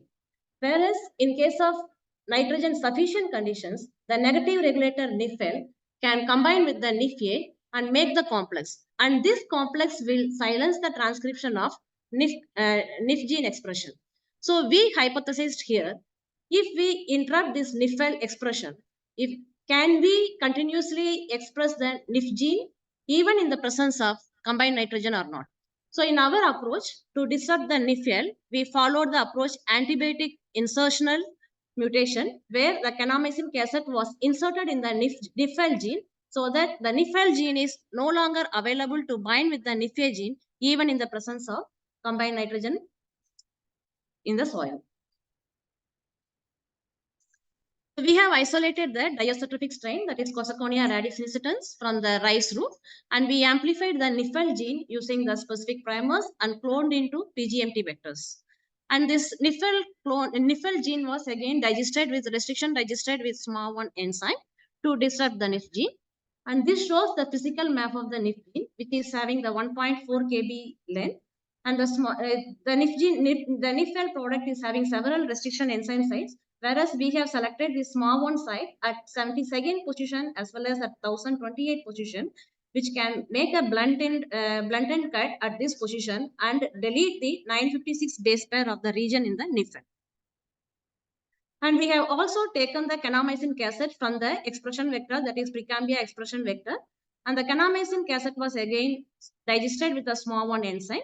And both kanamycin cassette as well as the deleted NIF-L fragment was subjected to the blunt end ligation to insert the kanamycin cassette inside the NIF-L gene. So the construct was actually developed where the kanamycin cassette was flanked by both sides, flanked by the NIF-L region. And this construct was again transferred to the wild type where the NIF-L gene was disrupted by chromosomal integration by homologous recombination. So here actually the recombinant strain has been selected based on the blue-white screening. After selecting the recombinant strains, again we confirm the presence of this construct by using the PCR amplification using the NIF-L forward primer and kanamycin reverse primer. So we have developed the recombinant strain which is having the kanamycin cassette flanking by the NIF-L fragments. And we have also conducted an in vitro experiment where we tested the wild type and transformed strains in the presence and absence of nitrogen. What is their nitrogen fixing potential? So the nitrogen fixing potential of this strain has been measured in terms of ARA activity, that is acetylene reductase assay. So both wild type and transformed strain has showed higher nitrogen fixing potential in the absence of nitrogen. But in the presence of combined nitrogen, the wild type strain has showed that almost 98% reduction in the ARA activity, whereas the transformed strain showed 50% reduction in the ARA activity. So this emphasizes that even the transformant is able to fix nitrogen even in the presence of combined nitrogen. So we have evaluated the recombinant strains and wild type in the rice plant under using the pot experiment. So here we had the three different level of nitrogen, that is a 0 kg nitrogen, 40 kg nitrogen and 80 kg nitrogen, in which we had three sub-treatments, that is uninoculated control and wild type and transformant. So the soil had the organic content of 0.4% and the available nitrogen content of the soil used was 250 kg nitrogen per hectare. So we have recorded the observation on root architecture as well as plant biomass at tillering stage. So our results showed that transformant strain has showed significantly enhanced root length compared to the uninoculated control and wild type. So up to like 40 kg nitrogen, the performance of the wild type and transformant strain was almost at par, whereas at 80 kg nitrogen, the transformant strain has showed enhanced root length compared to the wild type and uninoculated control. Similarly, in the shoot length data also, the transformant has showed significantly enhanced shoot length. And again, at the lowest level of nitrogen, that is the 0 and 40 kg nitrogen, the performance of inoculation has showed significant improvement over the uninoculated control. And up to 80 kg nitrogen, we could visualize that the transformant has enhanced the shoot length significantly over the uninoculated control and wild type strain. And we have also recorded the plant biomass in terms of root dry weight and shoot dry weight. The root dry weight also like significantly enhanced with the transformant strain compared to the wild and uninoculated control. And up to 40 kg nitrogen, the wild and transformant has showed that at par only. Whereas at higher nitrogen concentration, the transformant strain has showed significant response over the uninoculated control and wild type. Similar is the case with the shoot dry weight. In the shoot dry weight also, at 40 kg, up to 40 kg nitrogen, the wild type and the transformant has shown were at par, whereas at 80 kg nitrogen, the transformant has showed slight enhancement over the wild type, and significantly it was showing the significant improvement over the uninoculated control. But however, actually we have to reconfirm this result, and we have to also record the yield data. So this is only based on the one season data only. So our work actually shows that by genetically modifying the diazotrophic bacteria, we can reduce the application of synthetic nitrogen fertilizer. And the genetically modified engineered strain is able to show the nitrogen fixing potential under in vitro conditions, even in the presence of combined nitrogen. So the application of this synthetic nitrogen fertilizer along with the diazotrophic strain can able to enhance the plant biomass even in the presence of combined nitrogen. So this not only actually reduce the cost incurred on the input and expenditure, but also it can improve the soil health without causing any yield penalty.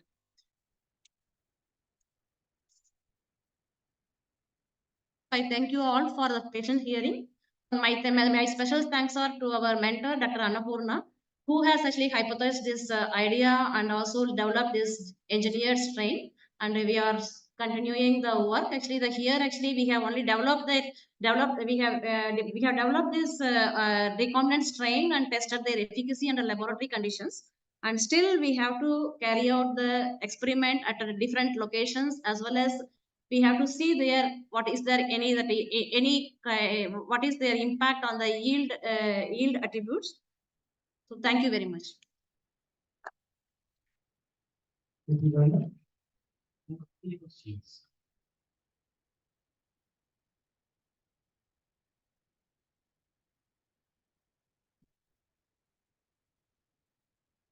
Thank you for your presentation. I was curious, what's the chance that you can release a recombinant microbe into the wild?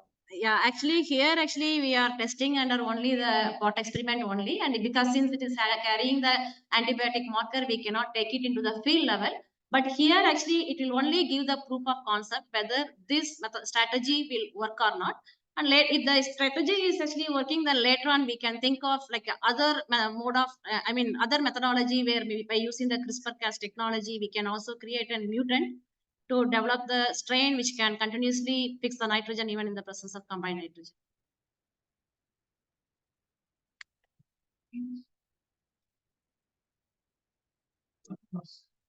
You try to quantify amounts of nitrogen. The quantity of nitrogen being fixed. Yeah. Yeah. It is. You have an estimate of that. Yeah, it is an indirect measurement. Actually, the nitrogenase enzyme, like when nitrogenase enzyme can convert nitrogen to ammonia. Similarly, this enzyme is having the broad substrate specificity where it can reduce acetylene into ethylene. So this is an indirect way of measuring the nitrogen fixing potential of the strain. Of course, like we have to also carry out the experiment with the N15 labeled N15 abundance method. Like we can also quantify the what is the amount of nitrogen fixed by the diacetyl. So in future we may include this. Right, thank you. We will move on. Okay, technical team. Do we have Patrick? Patrick, stand up yet?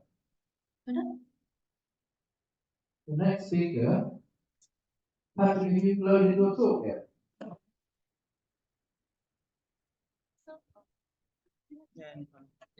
Okay, we have. Okay, so the next talk is Patrick Ludi. He's going to tell us about the climate smart and nitrogen-based fertilization practice, increase rice grain milling and recovery and resilient drought risk in Uganda.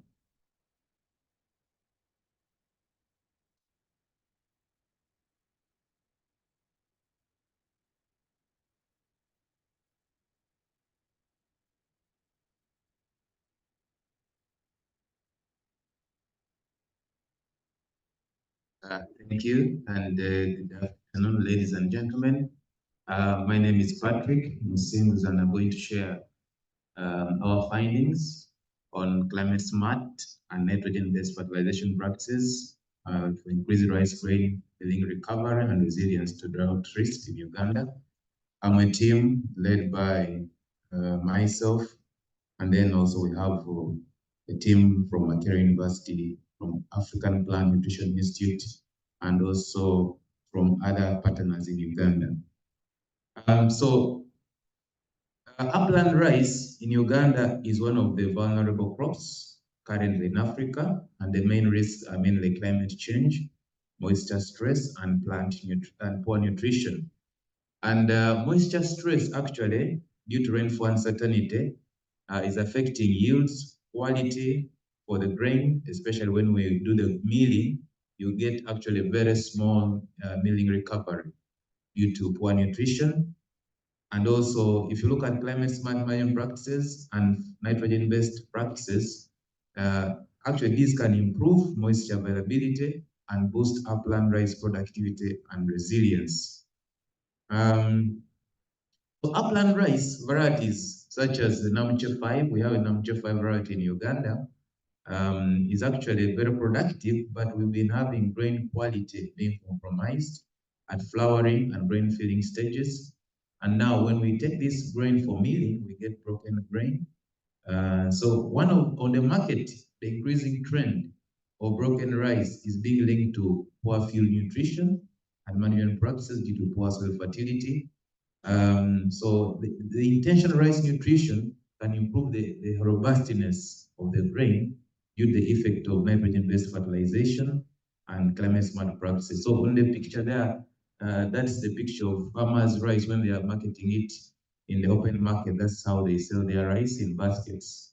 So you find broken grain sometimes in that rice due to many factors, including machinery. So we are seeing a trend of rice breaking, and we are seeing also inventions in machines on how actually machines can be deployed to ensure that we get quality grades of rice. So you can see the trend of new machines coming up across Africa for milling the product. So that, like that picture on the extreme, is that where we are doing the rice production. Extreme right, there is a new machine that has come there to improve the milling process. So we did this study to evaluate rice yield response and nutrition quality under climate smart adaptation and even management packages. So we did this study for 2 seasons, 2022 and 2023 seasons, and we selected 12 farmers' fields, and we had 3 soil types selected: feral soils, glaze soils, and also plinty soils. So we had 12 sites, but on those 12 sites, we had 3 soils selected across the field. And the climate smart practices we deployed on upland rice, we had dry planting of rice using raised bands and also timely use of fertilizers. So this study was done in western part of Uganda. If you go to western part around Rwenzori Mountains, around that site.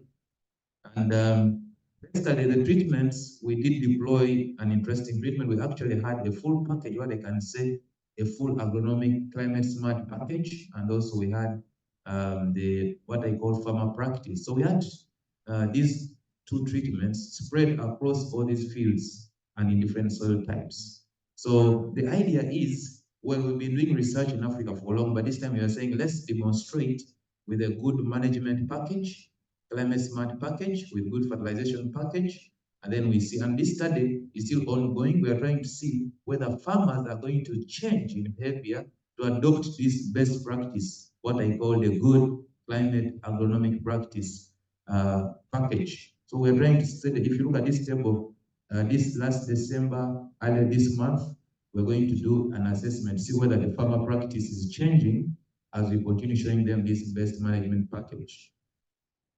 So the study was done on these 3 soils. You can see the nature of our soils there. There are 3 soils, poor physically, but also chemically. And of course, we did the processes of looking at the climate data, the moisture data. We collected plant samples. We did the yield data. We collected quite a lot of yield parameters. And the soils were characterized, and we did the analysis. So what we are seeing now is, of course, these are different soils and different chemical properties, but physically they're also very different. But interestingly, where we apply the fertilizers, of course, with the climate smart package, we see a response. But what is interesting is the 3 different soils are responding slightly different. For example, if you look at the plinty soil and the glaze soil, they tend to have different response in terms of unmilled grain yield response.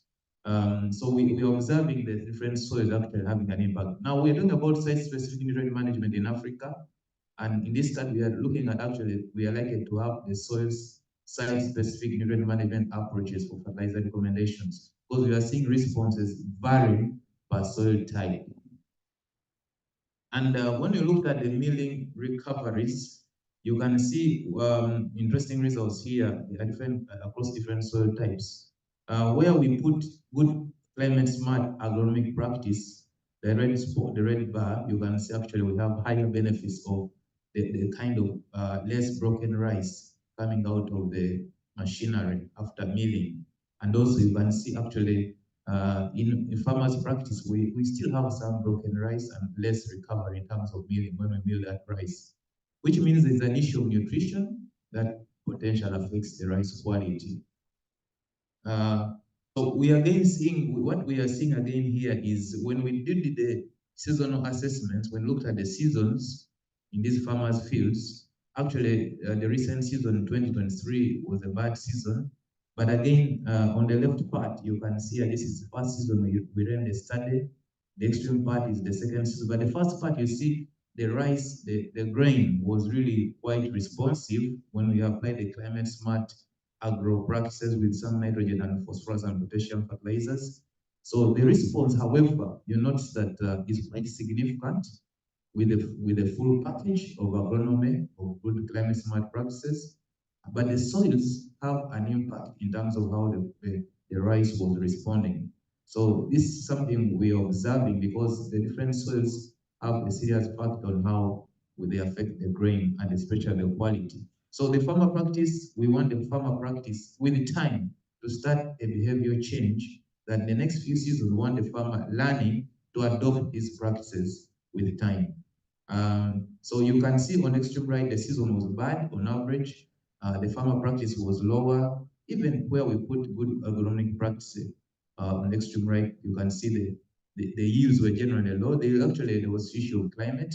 The rains were bad, but you see the crop managed to get something out of the process of management. So we think we need to deploy these practices both in very hard times and good times. Potentially the farmer can benefit, but also mindful of the nature of the soils.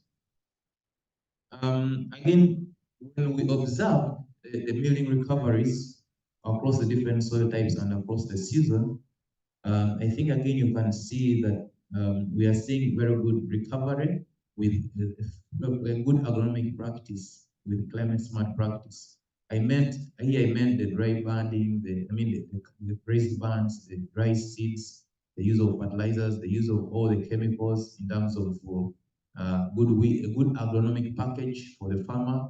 All that is well catered for under that good practice.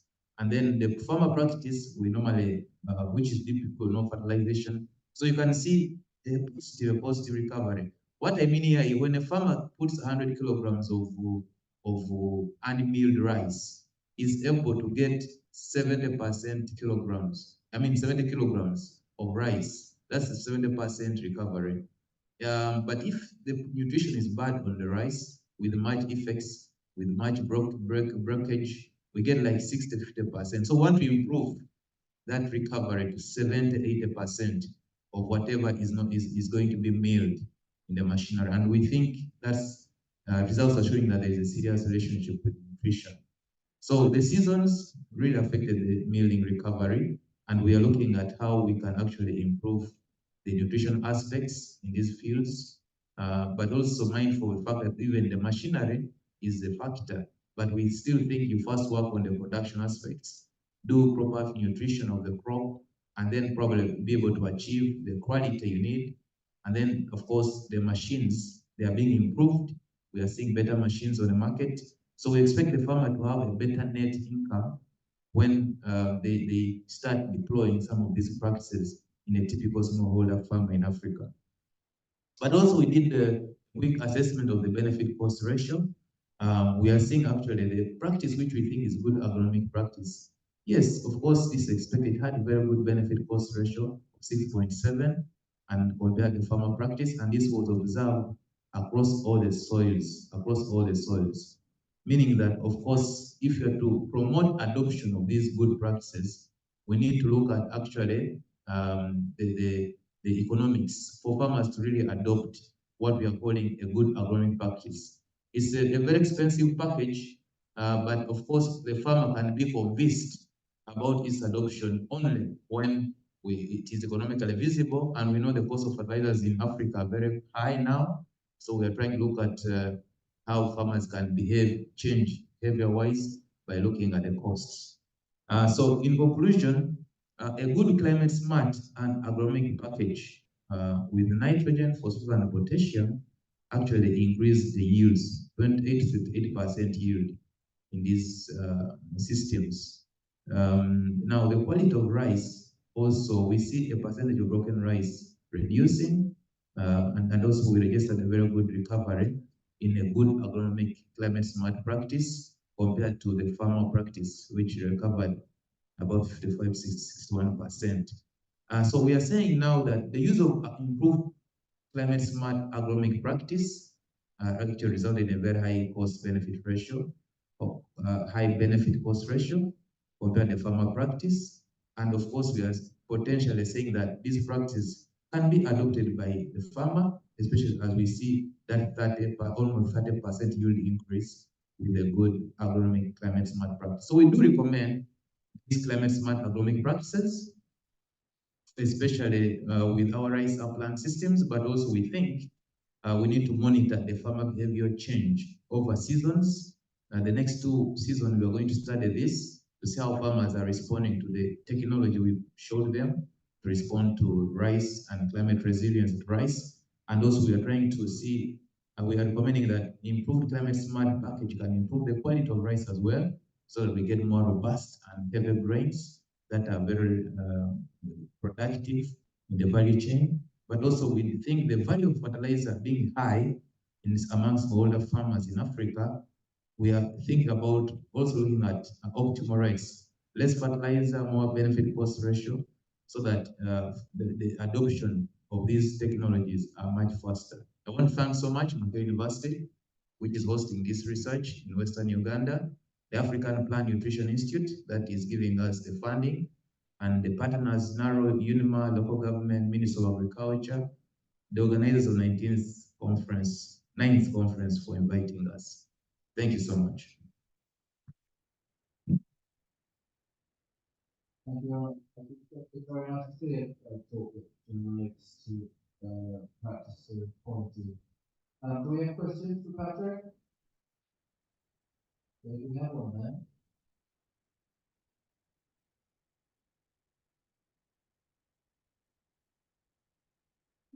Thank you for your presentation.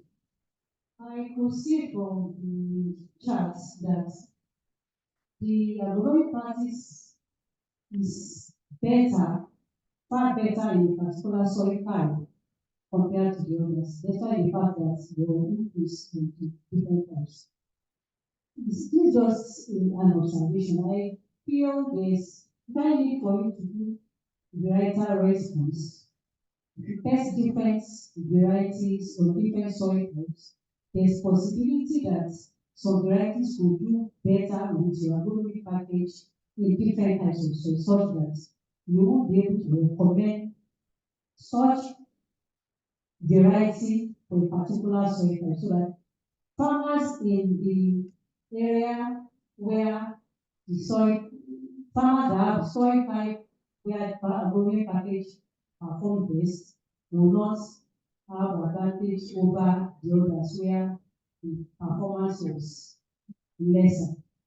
So I think there's need for you to test different varieties so I'll be able to recommend a particular variety which are agronomic parts in particular soil type. Thank you. That's a very important observation with the ISFM concept across Africa. We are looking at the genotypes and then the organic and inorganic management, and then of course the adaptation strategies.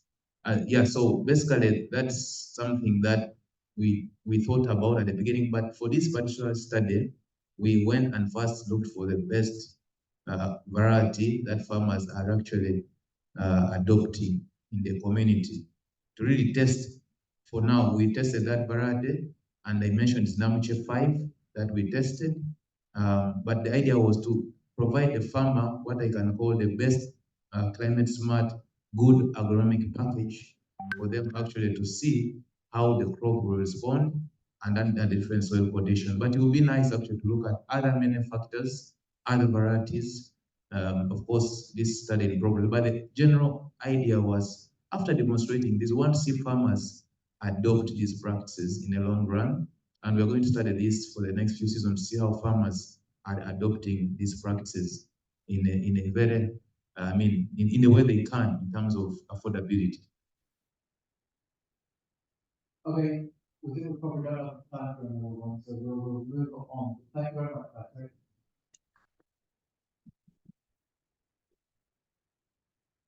Okay, so our next speaker is online. Yes. Yeah, good. So delighted to introduce Tariq Aziz, who's going to be talking to us about nitrogen pollution across South Asia. And Tariq is based in Pakistan. So good afternoon, Tariq, if you're there. We look forward to hearing your presentation.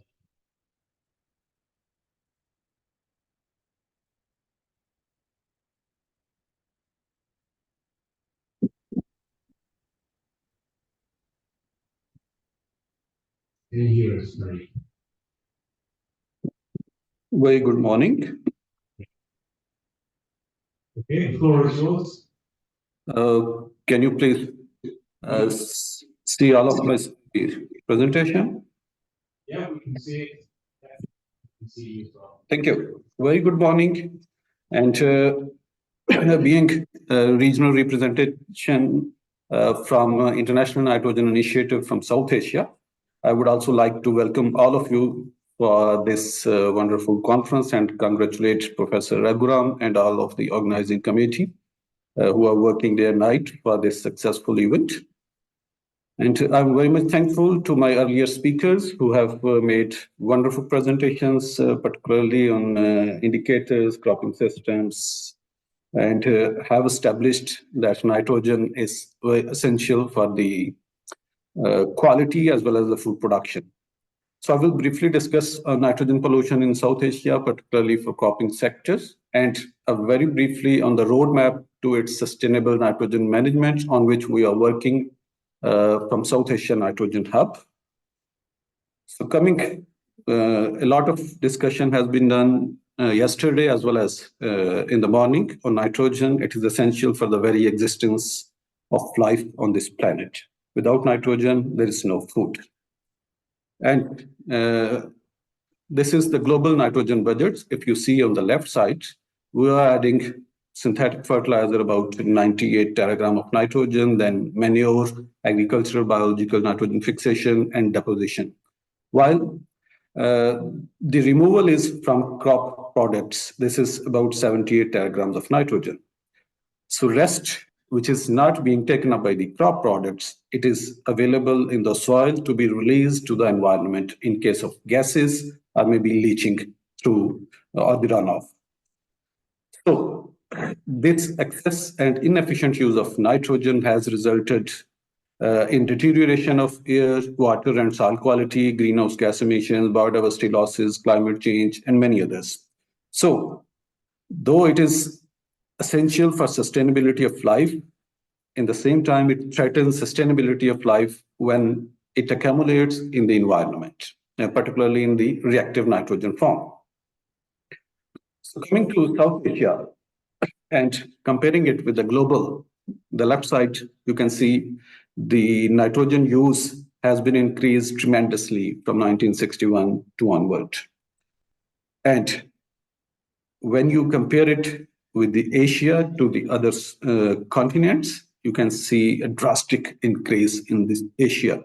And it is very much related to the global population as well. The population increase has been increased tremendously in the Asia, which is very much relevant and can be correlated well, as 48% of the global population relies on the food which is produced from the synthetic nitrogen fertilizer. And very importantly, when you see the per hectare nitrogen use, it is also very clear on the right side that from the South Asia and China, they are the region which are using very high nitrogen per hectare basis. So on the contrasting, the nitrogen use efficiency in this region is quite low. And if we compare the countries, particularly Bangladesh, Pakistan, India with the global world, the average for the global world for nitrogen use efficiency, it is about more or less 50%. In case of India, it is about 38 to 40%, and in Pakistan, it is less than 30%, and slightly high in Bangladesh. There is an increasing trend. But in overall, the fertilizer use has been increased tremendously throughout the South Asia. And resultantly, because of low use efficiency, the surplus nitrogen is increasing, and you can compare the India, Pakistan on the top side, followed by the Bangladesh, and very little from Nepal, Maldives, or the Sri Lanka. So as surplus nitrogen is available in the soil, where it should go towards gaseous emissions or the nitrate leaching or something. So we see the N2O emissions, this is a greenhouse gas. It has increased tremendously when we calculated 10 years average data from 1960 to 2021. There is tremendous increase. And very importantly or interestingly, you can see the major portion is coming from agriculture sector, N2O emission. Or the manure which is left on the pastures, or the manure applied to the soil. And you will see the ammonia emission from the South Asia. It is also an increasing trend. And again, I will show one other slide for this ammonia emission. And the increased ammonia emission mainly from the agriculture sector, from the, of course, the power plant, process, buildings, and NOx emission. NOx emission from South Asia has also been increased tremendously. And very interestingly, the NOx emission is not very much related to the agriculture sector. It is from the building sector, it is from the fuel consumption, industrial combustion, power industry, processes, and the transport sector. And one of our colleague, Yang, has published this data, and it is very clear that the N2O emission, if we compare different sectors, N2O emission and ammonia emission, the main sectors which contributes is agriculture sectors. However, in case of NOx, there are various other sectors, just I have discussed previously.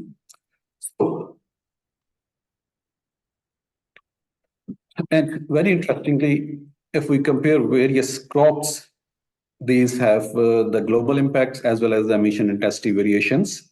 Like for the global ammonia emission, it comes from cereals, wheat, rice, and maize. And these have various emission intensities for milligram of nitrogen per kilocalorie. But very interestingly, if we compare ammonia emissions per country and emission intensity milligram of nitrogen per kilocalorie produced, so the results are interesting. Like for Pakistan, the ammonia emission per country is quite low than the India, China, and many other countries maybe. But interestingly, the emission intensity is quite high, maybe more than double. So this is also alarming, as well as it is a challenge and also an opportunity that we can improve the emission, we can reduce the emission intensity and can reduce the ammonia emissions. Coming to halving nitrogen waste, which has already been discussed yesterday, that is in the Colombo Declaration 2019, this target was adopted. So is it possible? Any way forward? There are different science solutions we are discussing now. There are farm management solutions, genetic solutions, efficient fertilizer development, efficient and precise use of fertilizers, education and awareness with the logics. But is it working? I think it is more ambitious, transformative changes needed. Dynamic policies are needed. And are these available particularly for the developing regions like South Asia? We have studied in the South Asia Nitrogen Hub, and we classified about 650 different policies which are directly or indirectly related to nitrogen. We have policies, but again, the trend for emissions or the nitrogen pollution is increasing. So it means there is some gap that either the policies are not directly related or workable, or there may be some gaps and they are. The actual problem which we identified is integration among policies is lacking. So current policy instruments seemingly fail to curb the greenhouse gas emissions and reactive nitrogen. So additional policy instruments are needed. Very small portion of the policies have attempted to integrate across sectors and the sinks with a range of policy instruments and even fewer policies that also consider the pollution sources. So there are certain integration is needed, and the global actions are there. 2 resolutions on the sustainable nitrogen management have been adopted at UNEP. One was submitted by the India and the second one by the Sri Lanka, and hopefully we are working for the 3rd resolution, which may be submitted by the government of Pakistan. We are working on it. It is in the process. So how South Asia responds? Like I said, UNEF4 is submitted from resolution was submitted in UNEF4 by the India, Colombo Declaration in Sri Lanka, Nitrogen for Net Zero COP26, again by Sri Lanka with the collaboration of UK. Then again, the 2nd resolution. Then there was a webinar on World Environment Day 2021. There is a working group on nitrogen. Then number of publications. And there are at the moment 3 international nitrogen assessments. One was the European nitrogen assessment. Second was by the Indian nitrogen assessment.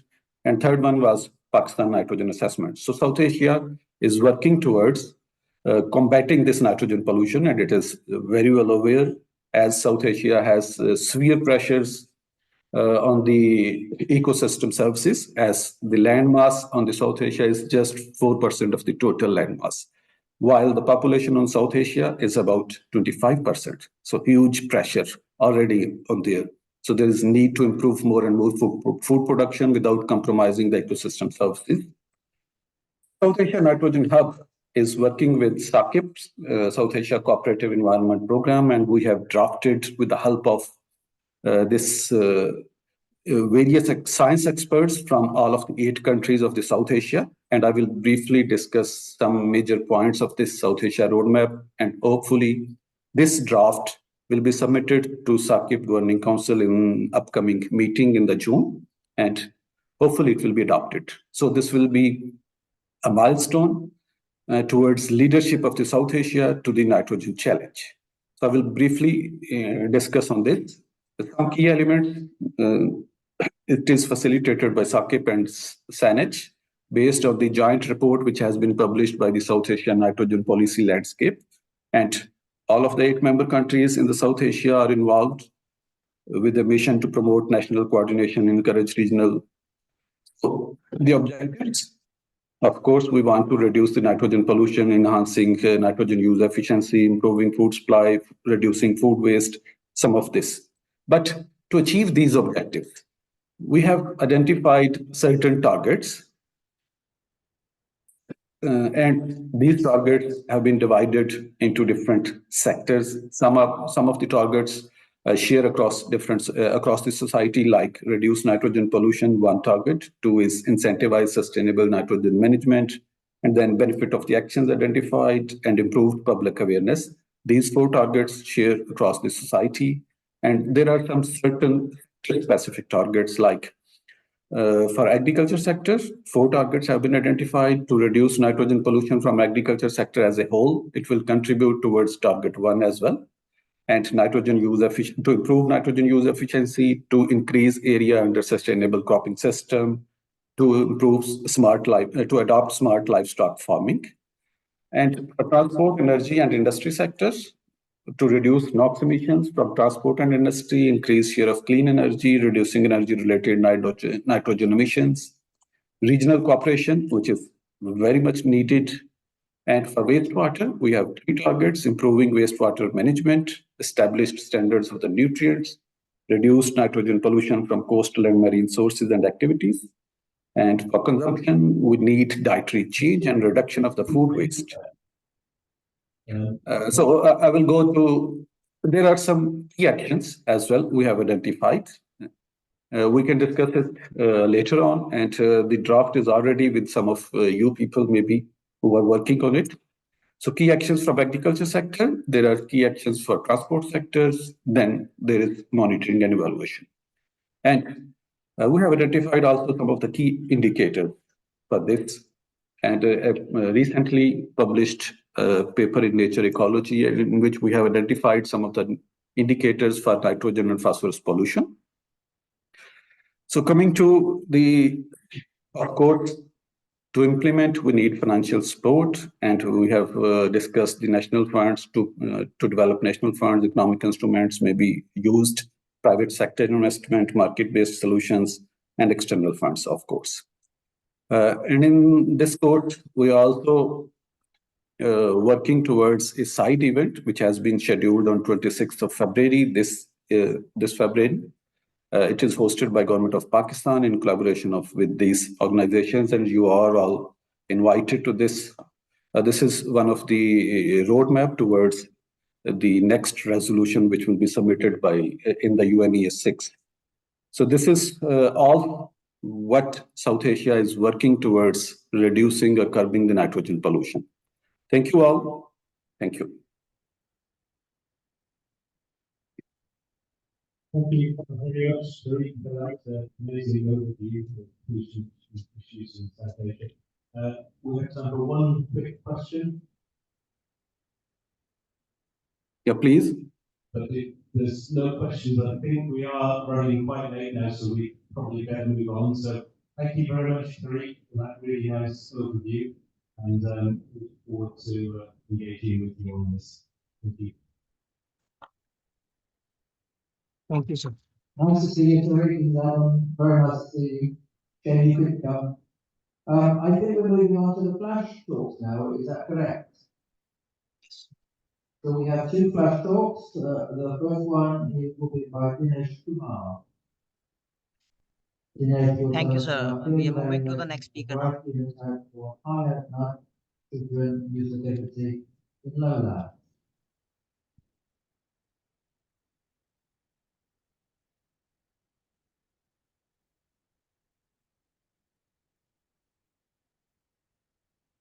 Any question is there? I'm sorry, I could not listen. This one.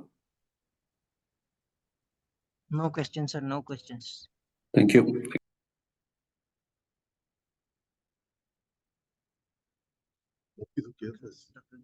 हाँ जी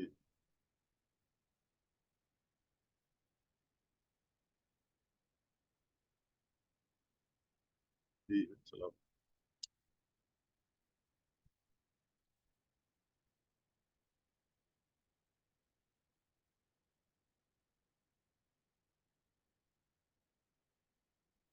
Thank you very much. Good afternoon.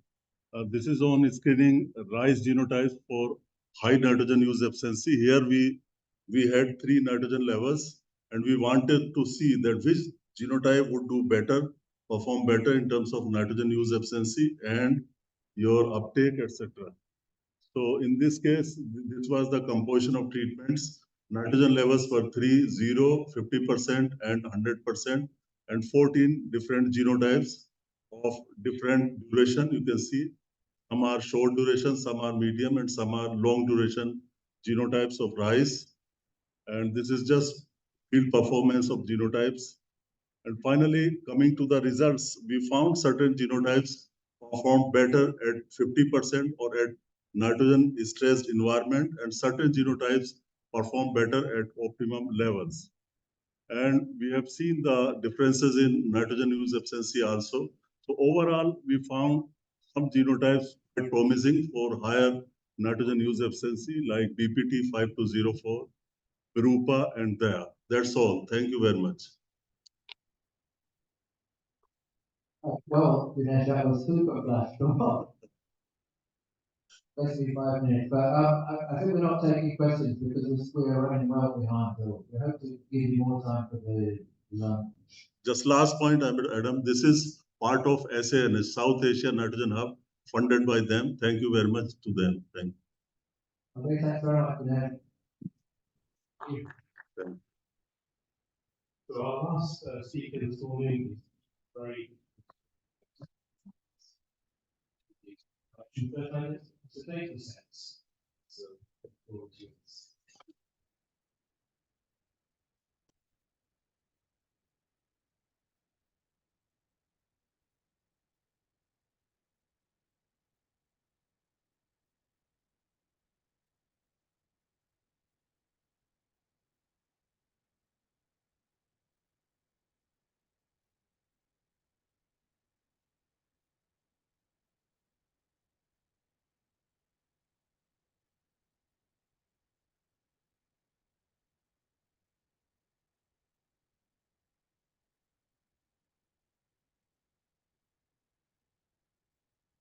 I don't think I can be as fast as Dinesh, but I will try to make it fast as well. So this work, this dataset development was supported financially with a little bit of support from CIMIT and expertise of CIMIT Tech Subquota, and also the expertise and from International Fertilizer Association, that is Akim Doberman and others. So I will not speak much about the NUE and N2O because actually I couldn't finish all the work, but I will talk about this new data set which I've been able to build. So this data set consists of NPK application rates and consumption for each country and for each crop within the country.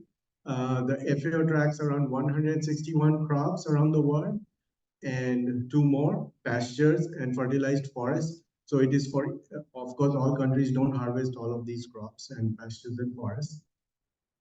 and it is annual for 1980 to 2019.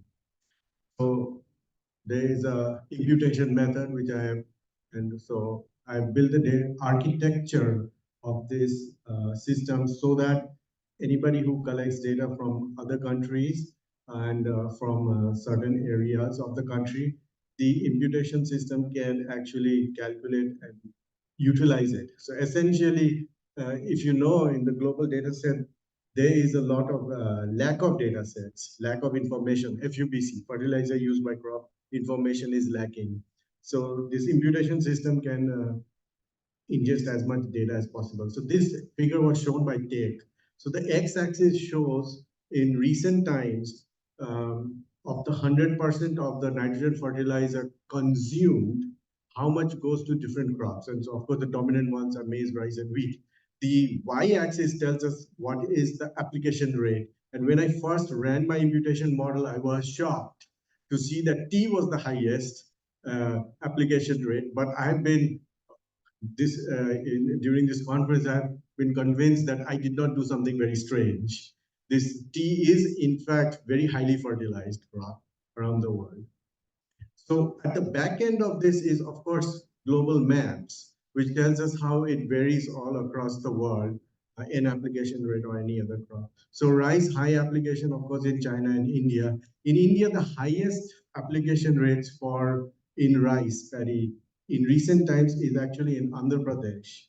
And for wheat, it is now in Punjab as well as in Uttar Pradesh. In the 1980s, Punjab was very much high up there, and Uttar Pradesh was quite low. But over the years, Punjab held steady, whereas Uttar Pradesh, especially Western Uttar Pradesh, caught up. So therefore now Punjab and West Uttar Pradesh are both equally highly fertilizing their wheat. The interesting thing, however, is like when I look at the potash applied in wheat, India actually is in recent times applies only as much as is in sub-Saharan Africa. So essentially there's some mining going on, and the agronomists who are in our team, they also say that this is actually true. In India, we don't apply too much of potash. Consequently, there is a mining, but not so in the rest of the world. And this is not like a fluke. This is not like happened just overnight or something. The red arrow points to the potash application in wheat in India. And it is actually right at the bottom. And it has been so all across time. Only recently it has gone up slightly. On the other hand, in other countries, like say wheat in Germany, it used to apply a lot of potash, but now it has decreased significantly. So maybe they have enough in the soil for now. In the future, maybe they will have to again start fertilizing a lot. Then there's the collapse of the Soviet Union, and you see Russian Federation, the decrease in potash application. So zooming back to the world again, in recent years, the nitrogen consumption around the world has increased, but it is not because you're applying more fertilizer, nitrogen fertilizer. It is because the area of crops harvested has been increasing. So essentially, it has stabilized when you look at it globally. But of course, regionally, there's lots of difference. And Take also had some figures to show that differences from our paper, which is in Review in Nature Communications. But not so for phosphate. Phosphate, the application rate, as well as the area harvest of the crops, has led to increase in the P2O5 consumption around the world. 5 minutes. And the last one, 5. So I did manage to do something for China.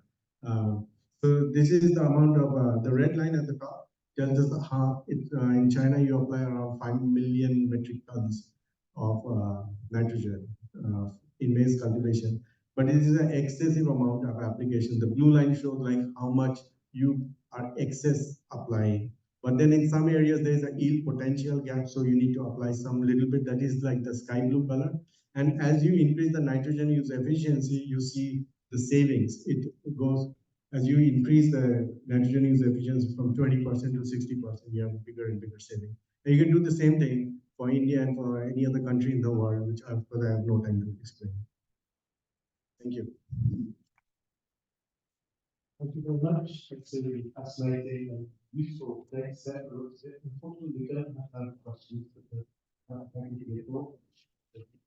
And this is the last speaker today, so I'd just like to take this opportunity to thank all our speakers in this morning's session and the announcement for some finishing.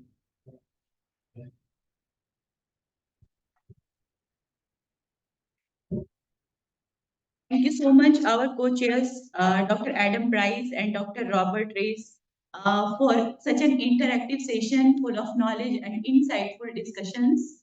I would now like to invite Dr. Luis Lasleta to please join us on the stage to felicitate our co-chairs. Ashu, come on the stage, please. Center, Ashu, center.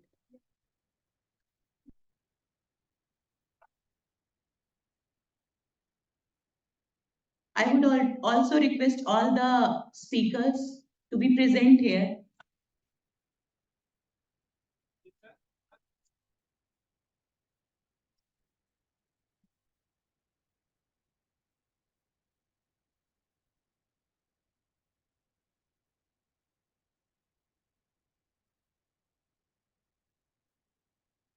I would now request all the speakers to please join the stage for a token of appreciation. And I would request our co-chairs to please give the token of appreciation to our speakers.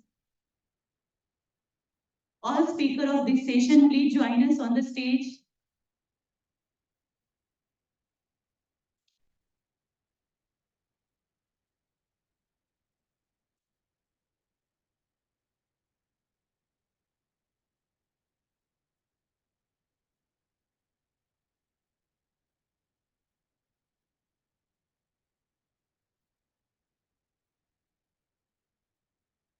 I would request our co-chairs to please give a token of appreciation to all the speakers.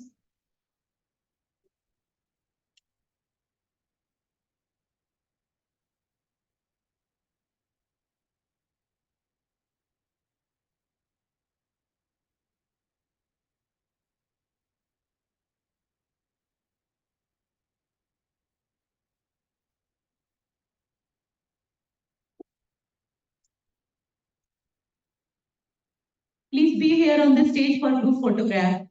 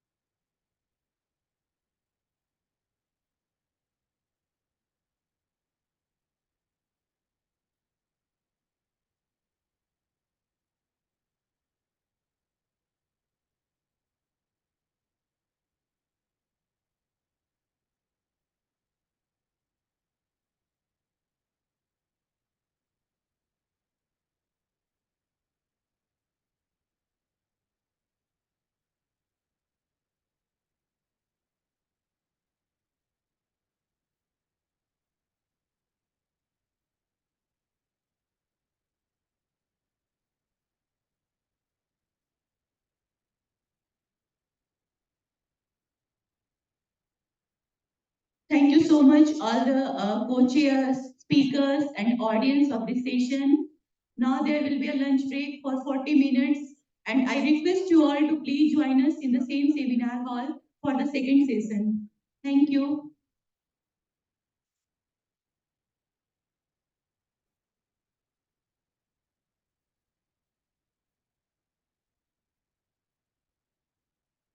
There is a general announcement. I would like to request Dr. Wolfram and Dr. Rahman, who will be the co-chair for the next session, please be present in in the second session. Thank you.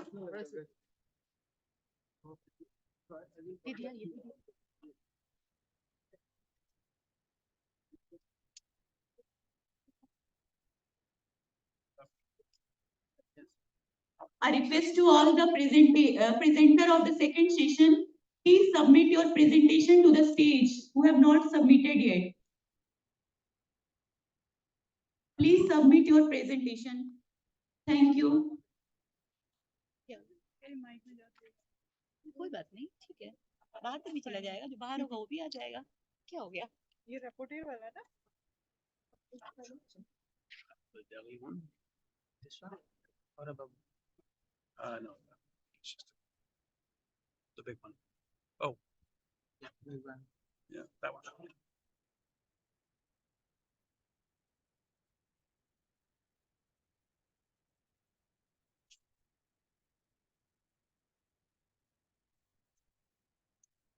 That's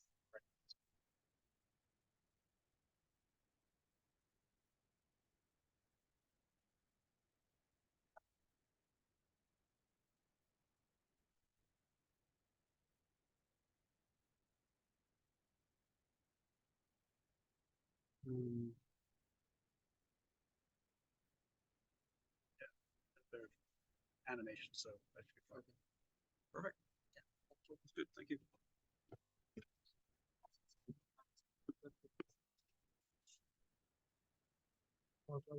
check कर रहे हो?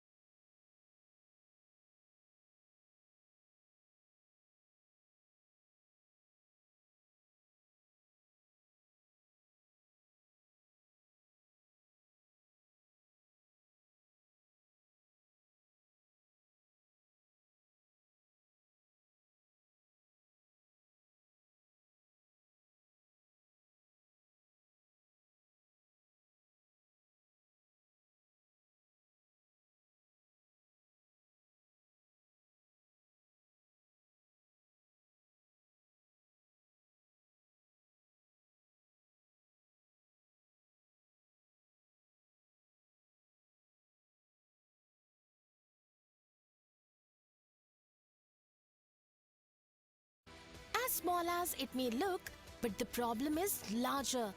And that is why Mission Life has it in its charter. सरकार का जोर बिजली का उत्पादन बढ़ाने के साथ ही बिजली की बचत करने पर भी है। बिजली बचाना यानी भविष्य सजाना। Carelessly keeping that switch on may mean nothing to us, but for some, electricity is a ray of hope.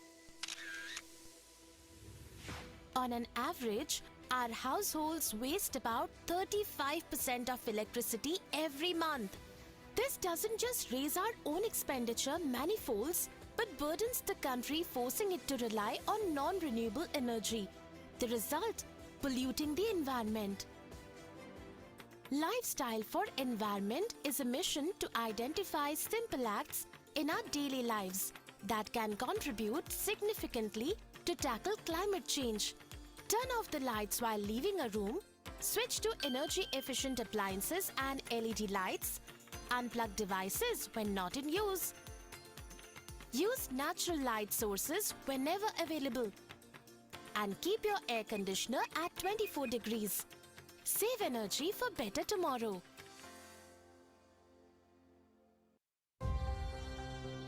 Mission Life का मंत्र है लाइफस्टाइल फॉर एनवायरनमेंट।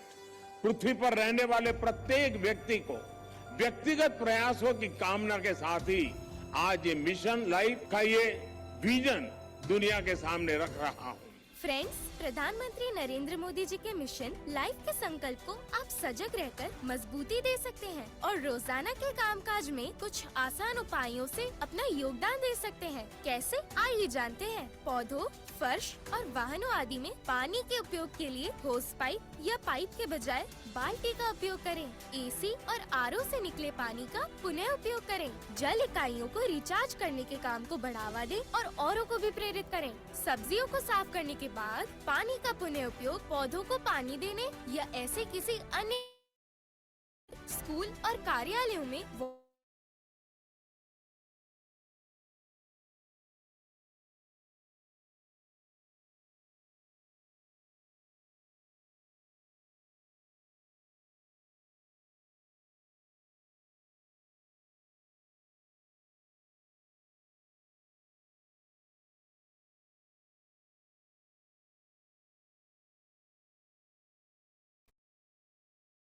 बनाइए।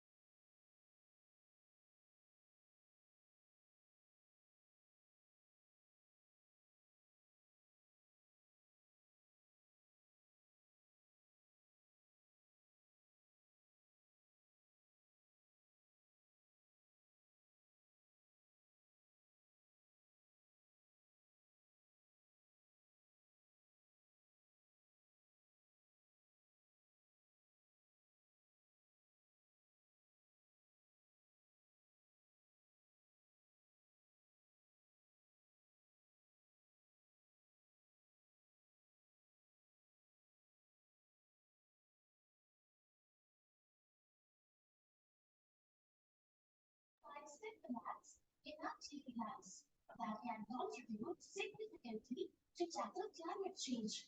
Turn off the lights while reading a room, switch to energy efficient appliances and LED lights, unplug devices when not in use. Use natural light sources whenever available.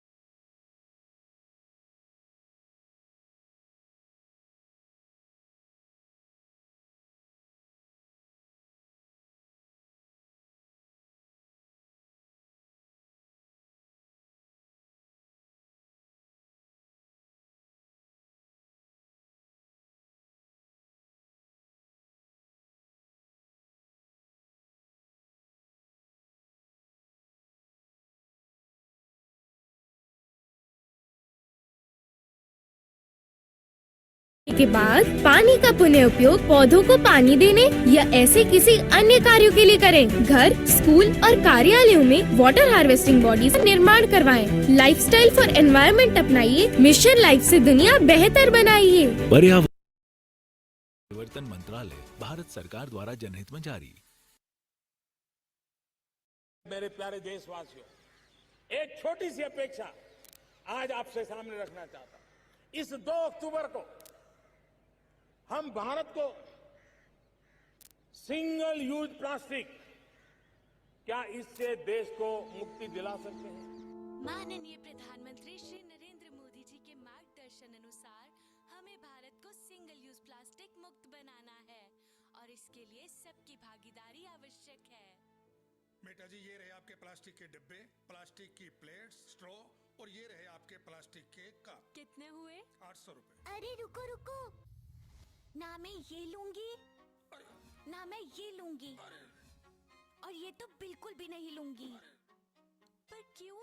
जानते नहीं कि single use plastic का इस्तेमाल नहीं करना चाहिए। Single use plastic एक बार इस्तेमाल करने के बाद फेंक दिए जाते हैं और हमारे वातावरण को प्रदूषित करते हैं। इसलिए भारत सरकार ने इसके इस्तेमाल पर 1 जुलाई 2022 से रोक लगाई है। ये सिंगल यूज प्लास्टिक पर्यावरण में मत फैलाओ। कुछ लेने जाओ तो कपड़े के बैग को लेके जाओ और पॉलिथीन को अपने जीवन से हटाओ। प्लास्टिक के बर्तनों से अपना रिश्ता तोड़ो। स्टील, ग्लास, लकड़ी और मिट्टी के बर्तनों से नाता जोड़ो। राइट। प्लास्टिक के कूड़े को जल में कभी ना मिलने दे। पानी के जीवन को खतरे में ना पड़ने दे। मिशन लाइफ को अपने जीवन शैली में लाए। आओ मिलकर प्रो प्लैनेट पीपल बन जाए और पर्यावरण को सिंगल यूज प्लास्टिक मुक्त बनाए। पर्यावरण, वन एवं जलवायु परिवर्तन मंत्रालय, भारत सरकार द्वारा जनहित में जारी। Hello everyone, I am Prakriti. Mobile phones and electronic devices have become essential in our lives. But do you know that e-waste generated from these is very harmful for our environment? Our Prime Minister Shri Narendra Modi has come out with solutions to address these problems in Mission Life.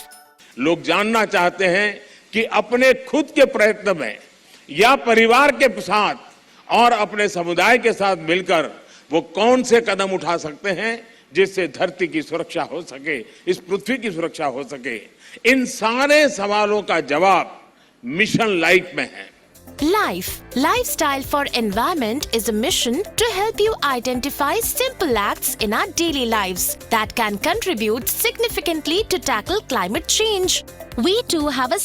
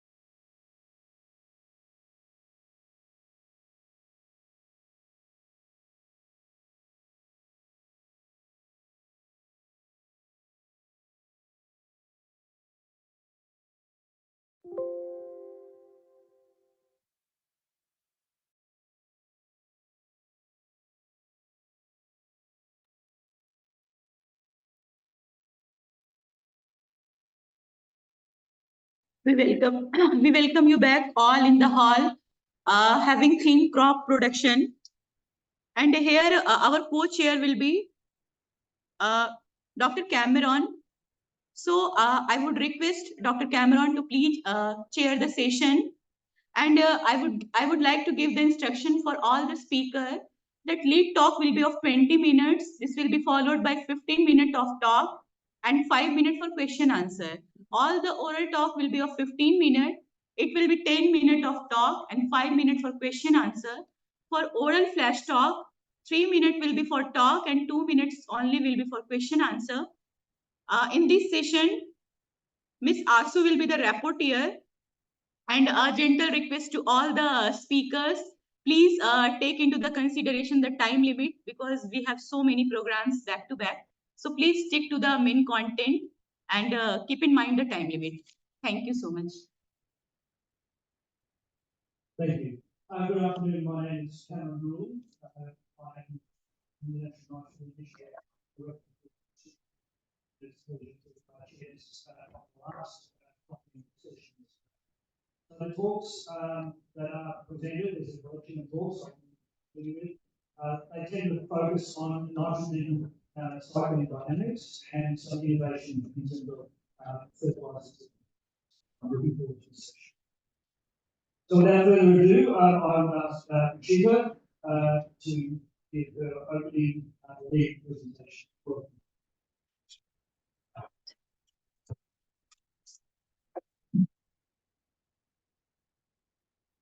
Thank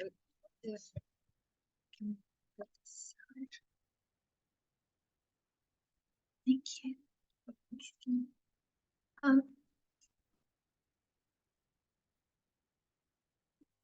Hi everyone.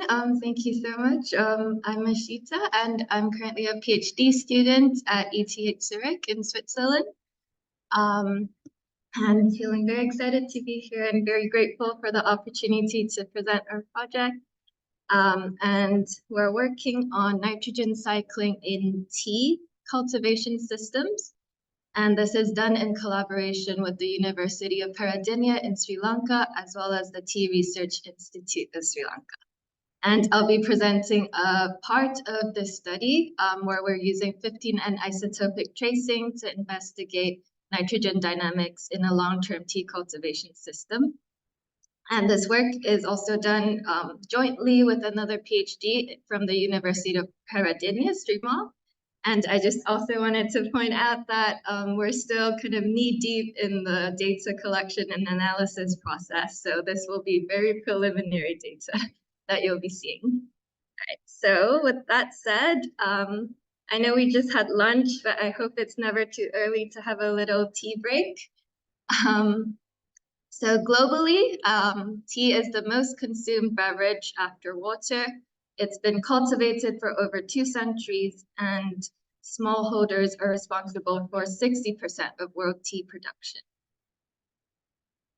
And zooming into Sri Lanka, tea is the country's top agricultural export. Overall, it looks after 10% of the country's population by employing over 1.5 million people and generating $1.3 billion by export. However, again, with this crop, nutrient use efficiency needs to be increased due to the high costs of nitrogen fertilizer, as well as the environmental impacts. So the Colombo Declaration that we've been hearing about a lot was signed in Sri Lanka. And this is another incentive for the need to go towards more sustainable practices, such as organic farming as well. But why is nitrogen so important for tea? The first reason would be for the yield, as the young leaves, and by young leaves we mean the first two leaves and the bud at the top, as seen in the photo. This is collected every 7 to 10 days, especially in tropical countries such as Sri Lanka. And another reason is that tea quality also depends a lot on the presence of nitrogen-rich compounds. However, there seems to be a surplus of nitrogen use in commercial tea cultivation. So when we, for a target of 2,000 to 2,500 kilograms of made tea. This is the tea that we consume per hectare per year.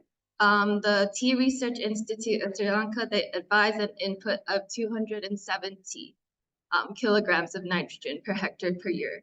So on average, if we say that tea leaves contain around 40 grams of nitrogen per kilograms, reaching this target would export around 80 to 100 kilograms of nitrogen. So this suggests that there is an excess of up to 190 kilograms of nitrogen per hectare per year, and this excess is more than half of what we actually added.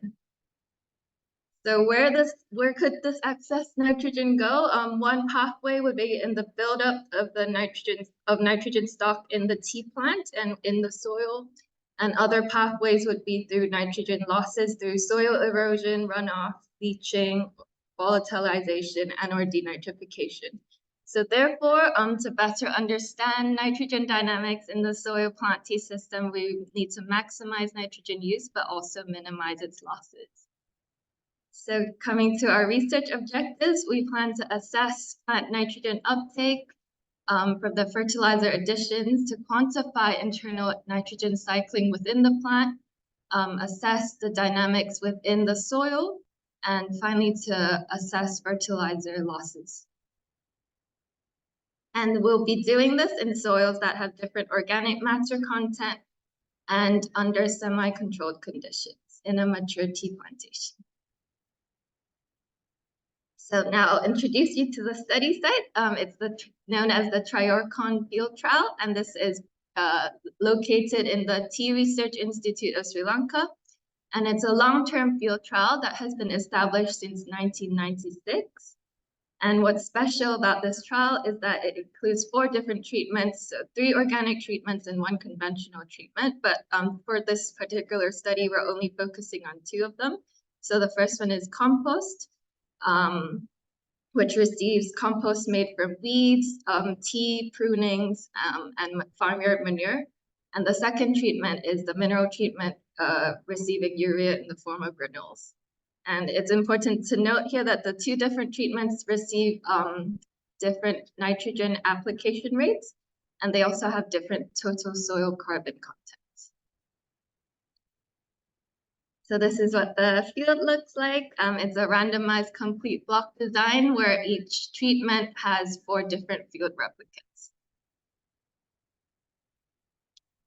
And the approach we'll be using to look at nitrogen uptake and losses is through the installation of microplots within the field trial. So a microplot would consist of 2 mature tea plants. So these tea plants are over 25 years old, and the dimensions are 120 centimeters by 120 centimeters, and then it goes down to 45 centimeters below ground. And in each microplot, we give each microplot or assign it to 3 different sub-treatments. So a microplot will either receive 0 N or no nitrogen, or it would receive 15N labeled crotalaria, which is also known as green manure, and this would be representative of an organic treatment. And the last sub-treatment would be 15N urea, and this would be representative of a conventional practice. So once we add in the 15N fertilizer, we've tried to follow the 15N from the fertilizer that is taken up by the tea plant, what is going down the soil depth, and finally what is potentially lost through leaching. And this is what an installed microplot looks like. And this is where a microplot which has a moisture sensor installed, as well as suction lithometers for collecting the soil solution. So kind of a very brief summary of the experiment timeline. Just to point out that we only apply the 15N fertilizer at the start of the experiment, and the total experiment lasts for around 10 months. And for sampling, we collect the tea flush from the microplot plants every 7 to 14 days.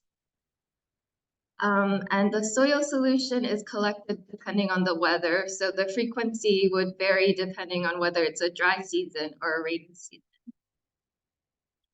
And finally, we have three destructive sampling points. And by destructive, we mean that we uproot the plants, partition them, and we also do soil sampling within the microplots at different depths. So now I'll be talking a bit about our very preliminary results, starting with the microplot yield, which is basically the tea flush that was collected from these microplots. The x-axis shows the week after the first fertilization, while the y-axis shows the yield that has been extrapolated to kilograms per dry weight per hectare. And kind of the first thing that is clearly seen is the high variability between the microplot field replicates. But if we kind of ignore that for a bit, for now at least, we can see that the mineral treatment receiving 15N urea, the dotted line in red, shows the highest yield so far. And the 0N treatment, so the treatment receiving no nitrogen, as well as the crotalaria treatment, kind of shows similar levels of lower yields. You can see this kind of same pattern when we look at the cumulative yield over the first 3 months of the experiment, where again here it's clearly shown that the mineral treatment receiving 15N urea shows the highest total yield so far. And we also have some data on the 15N enrichment of the microplot tea flush. And these were tea flush from the microplot that were collected during the second week of the experiment, so the second week after the fertilization.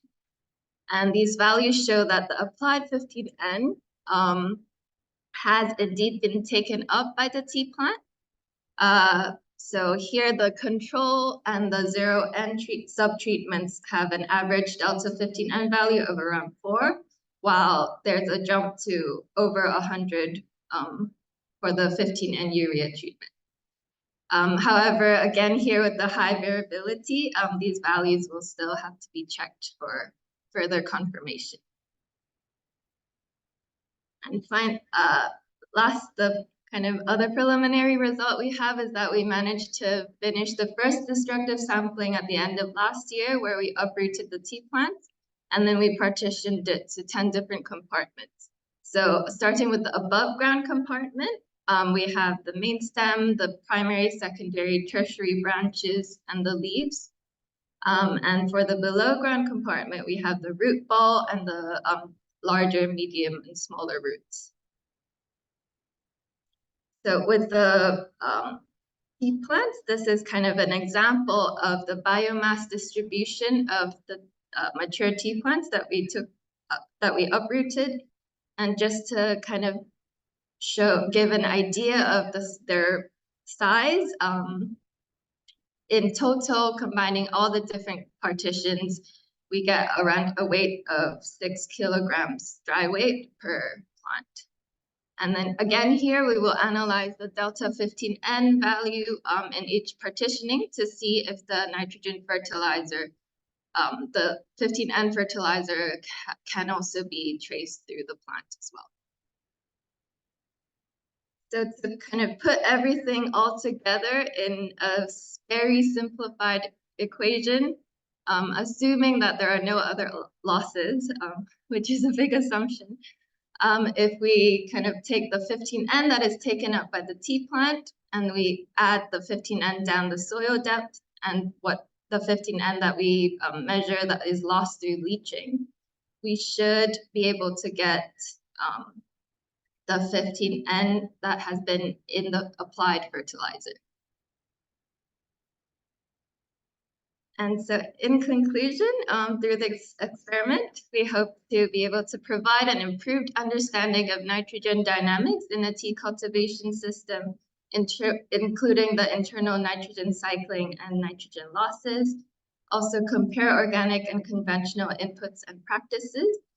And another part of this project is where we're working closely with farmer fields and stakeholders and doing on-farm research as well. So we hope to put all of this together to deliver science-based understanding to stakeholders for improved nitrogen management in tea cultivation.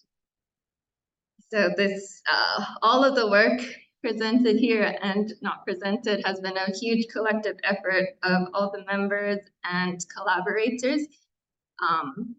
And thank you so much for listening. Thank you. Thank you for a very clear presentation. Thank you. Do we have any questions?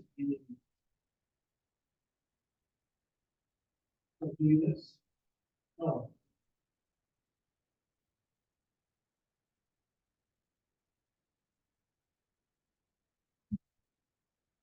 Thank you for the presentation. Thank you.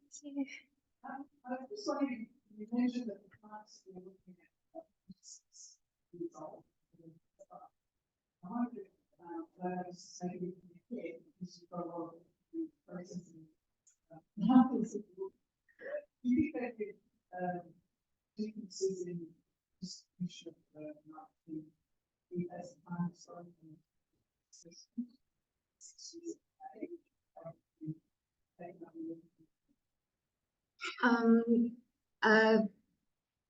Short answer would be yes. I think there would definitely be differences, especially in maybe the more active, for example, the smaller roots are the more active feeder roots.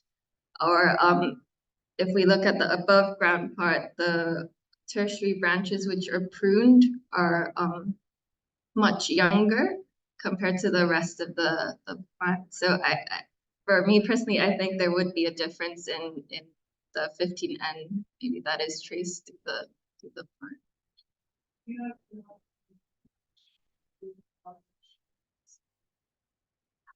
No, not sorry.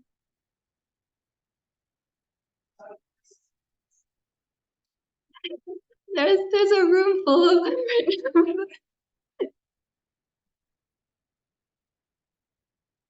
So we'll call another presentation and we share the answers to some of these. I hope so. Thank you. Really ask a good question? Oh, sorry, was there another question? Yeah. Oh, my God. So it's a good question. Are you looking at measuring the ammonium fixed in the soil as part of what you're looking at? And, you know, just to get a little bit more of a complete budget. And I don't know enough about the soil chemistry of your soil, but that's one area where I'm interested in looking at some of my own studies where I think there is, because the equation you show, it doesn't pan out, you know, you can never seem to capture 100% of the nitrogen. That's one tool that I'm interested in studying to look at. Yeah, for sure. I think that would also be a really interesting aspect to measure. And kind of just to maybe share a bit more about the bigger project. For tea plantations, usually they grow, they also contain shade trees, which are legumes. So there is some work going on to kind of quantify how much biological nitrogen fixation from these legume shade trees kind of go into the system as well. And the soil part would also definitely be something to look into. Thank you. Thank you. Thank you.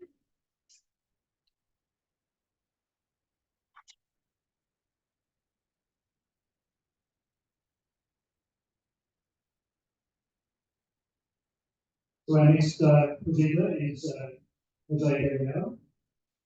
He will be speaking on N2024 and solid date, the financial and introduction tools for youth. Welcome.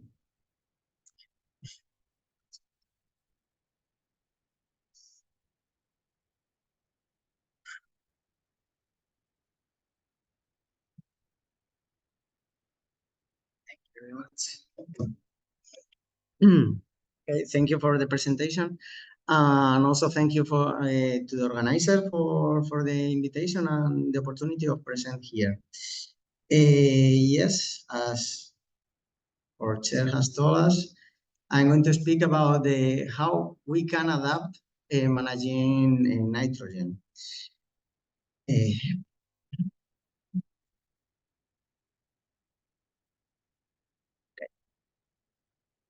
Where we are in Spain, that is in the south of Europe. And thank you, Luis, for the previous presentation of the Spanish situation. So we are in the center of Spain, that is a semi-arid condition, probably 10 times less water than the previous presentation, so it's quite dry. Yeah, we are quite close to Madrid, so if you sometime go to Spain, we are very close to the capital. And what is the problem? Although I think that you are supposing what is the problem, is that climate is changing. So we used to have in rain-fed condition very low productivity.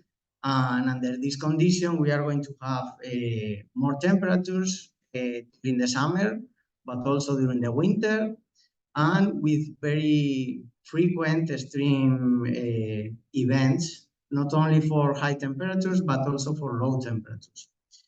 But also the precipitation patterns are changing. I'm not completely sure that we are reducing precipitation. That probably is reduced, but the problem is that the rainfall events are changing a lot and they are concentrating in very few days along the year. And with that, we also know that the IPCC also say that semi-arid and arid conditions are very prone to be more sensible to these changes. And even we have that these nitrogen and water changes can also affect the photosynthesis rates and also grain parameters. So how we can adapt to these new conditions? Well, the main goal of this study was to see if changing only the sowing date, but also changing the nitrogen rates, we can have some impact in this adaptation and get better results. So we did a field experiment of 4 years in the field. Our experiment consisted in 3 sowing dates, the traditional one that is at the end of October, more or less, trying to adapt to the first precipitation after the very dry summer in Spain. So we moved to the end of November, and also trying to avoid the winter, we moved also to February, the beginning of February. This experiment is including a very large experiment with 6 different genotypes, with different cropping length, but also different grain quality. But I only going to speak about one of the genotypes. And also we crossed it with 3 different fertilizer rates. As you can see, the fertilizer rate of the of the wheat is very low in Spain, and also previously in the previous season, Luis told us. So we are moving from a traditional one of 54 kilograms of nitrogen per hectare to reducing it to a half, or also a control without fertilization. We replicate for 4 consecutive years, repeating all the treatments in the same plot that we did in the first time. We measure the phenology, also the soil coverage with digital images. We also take some nutrient indexes, different pigment with dual X, also yield and grain component.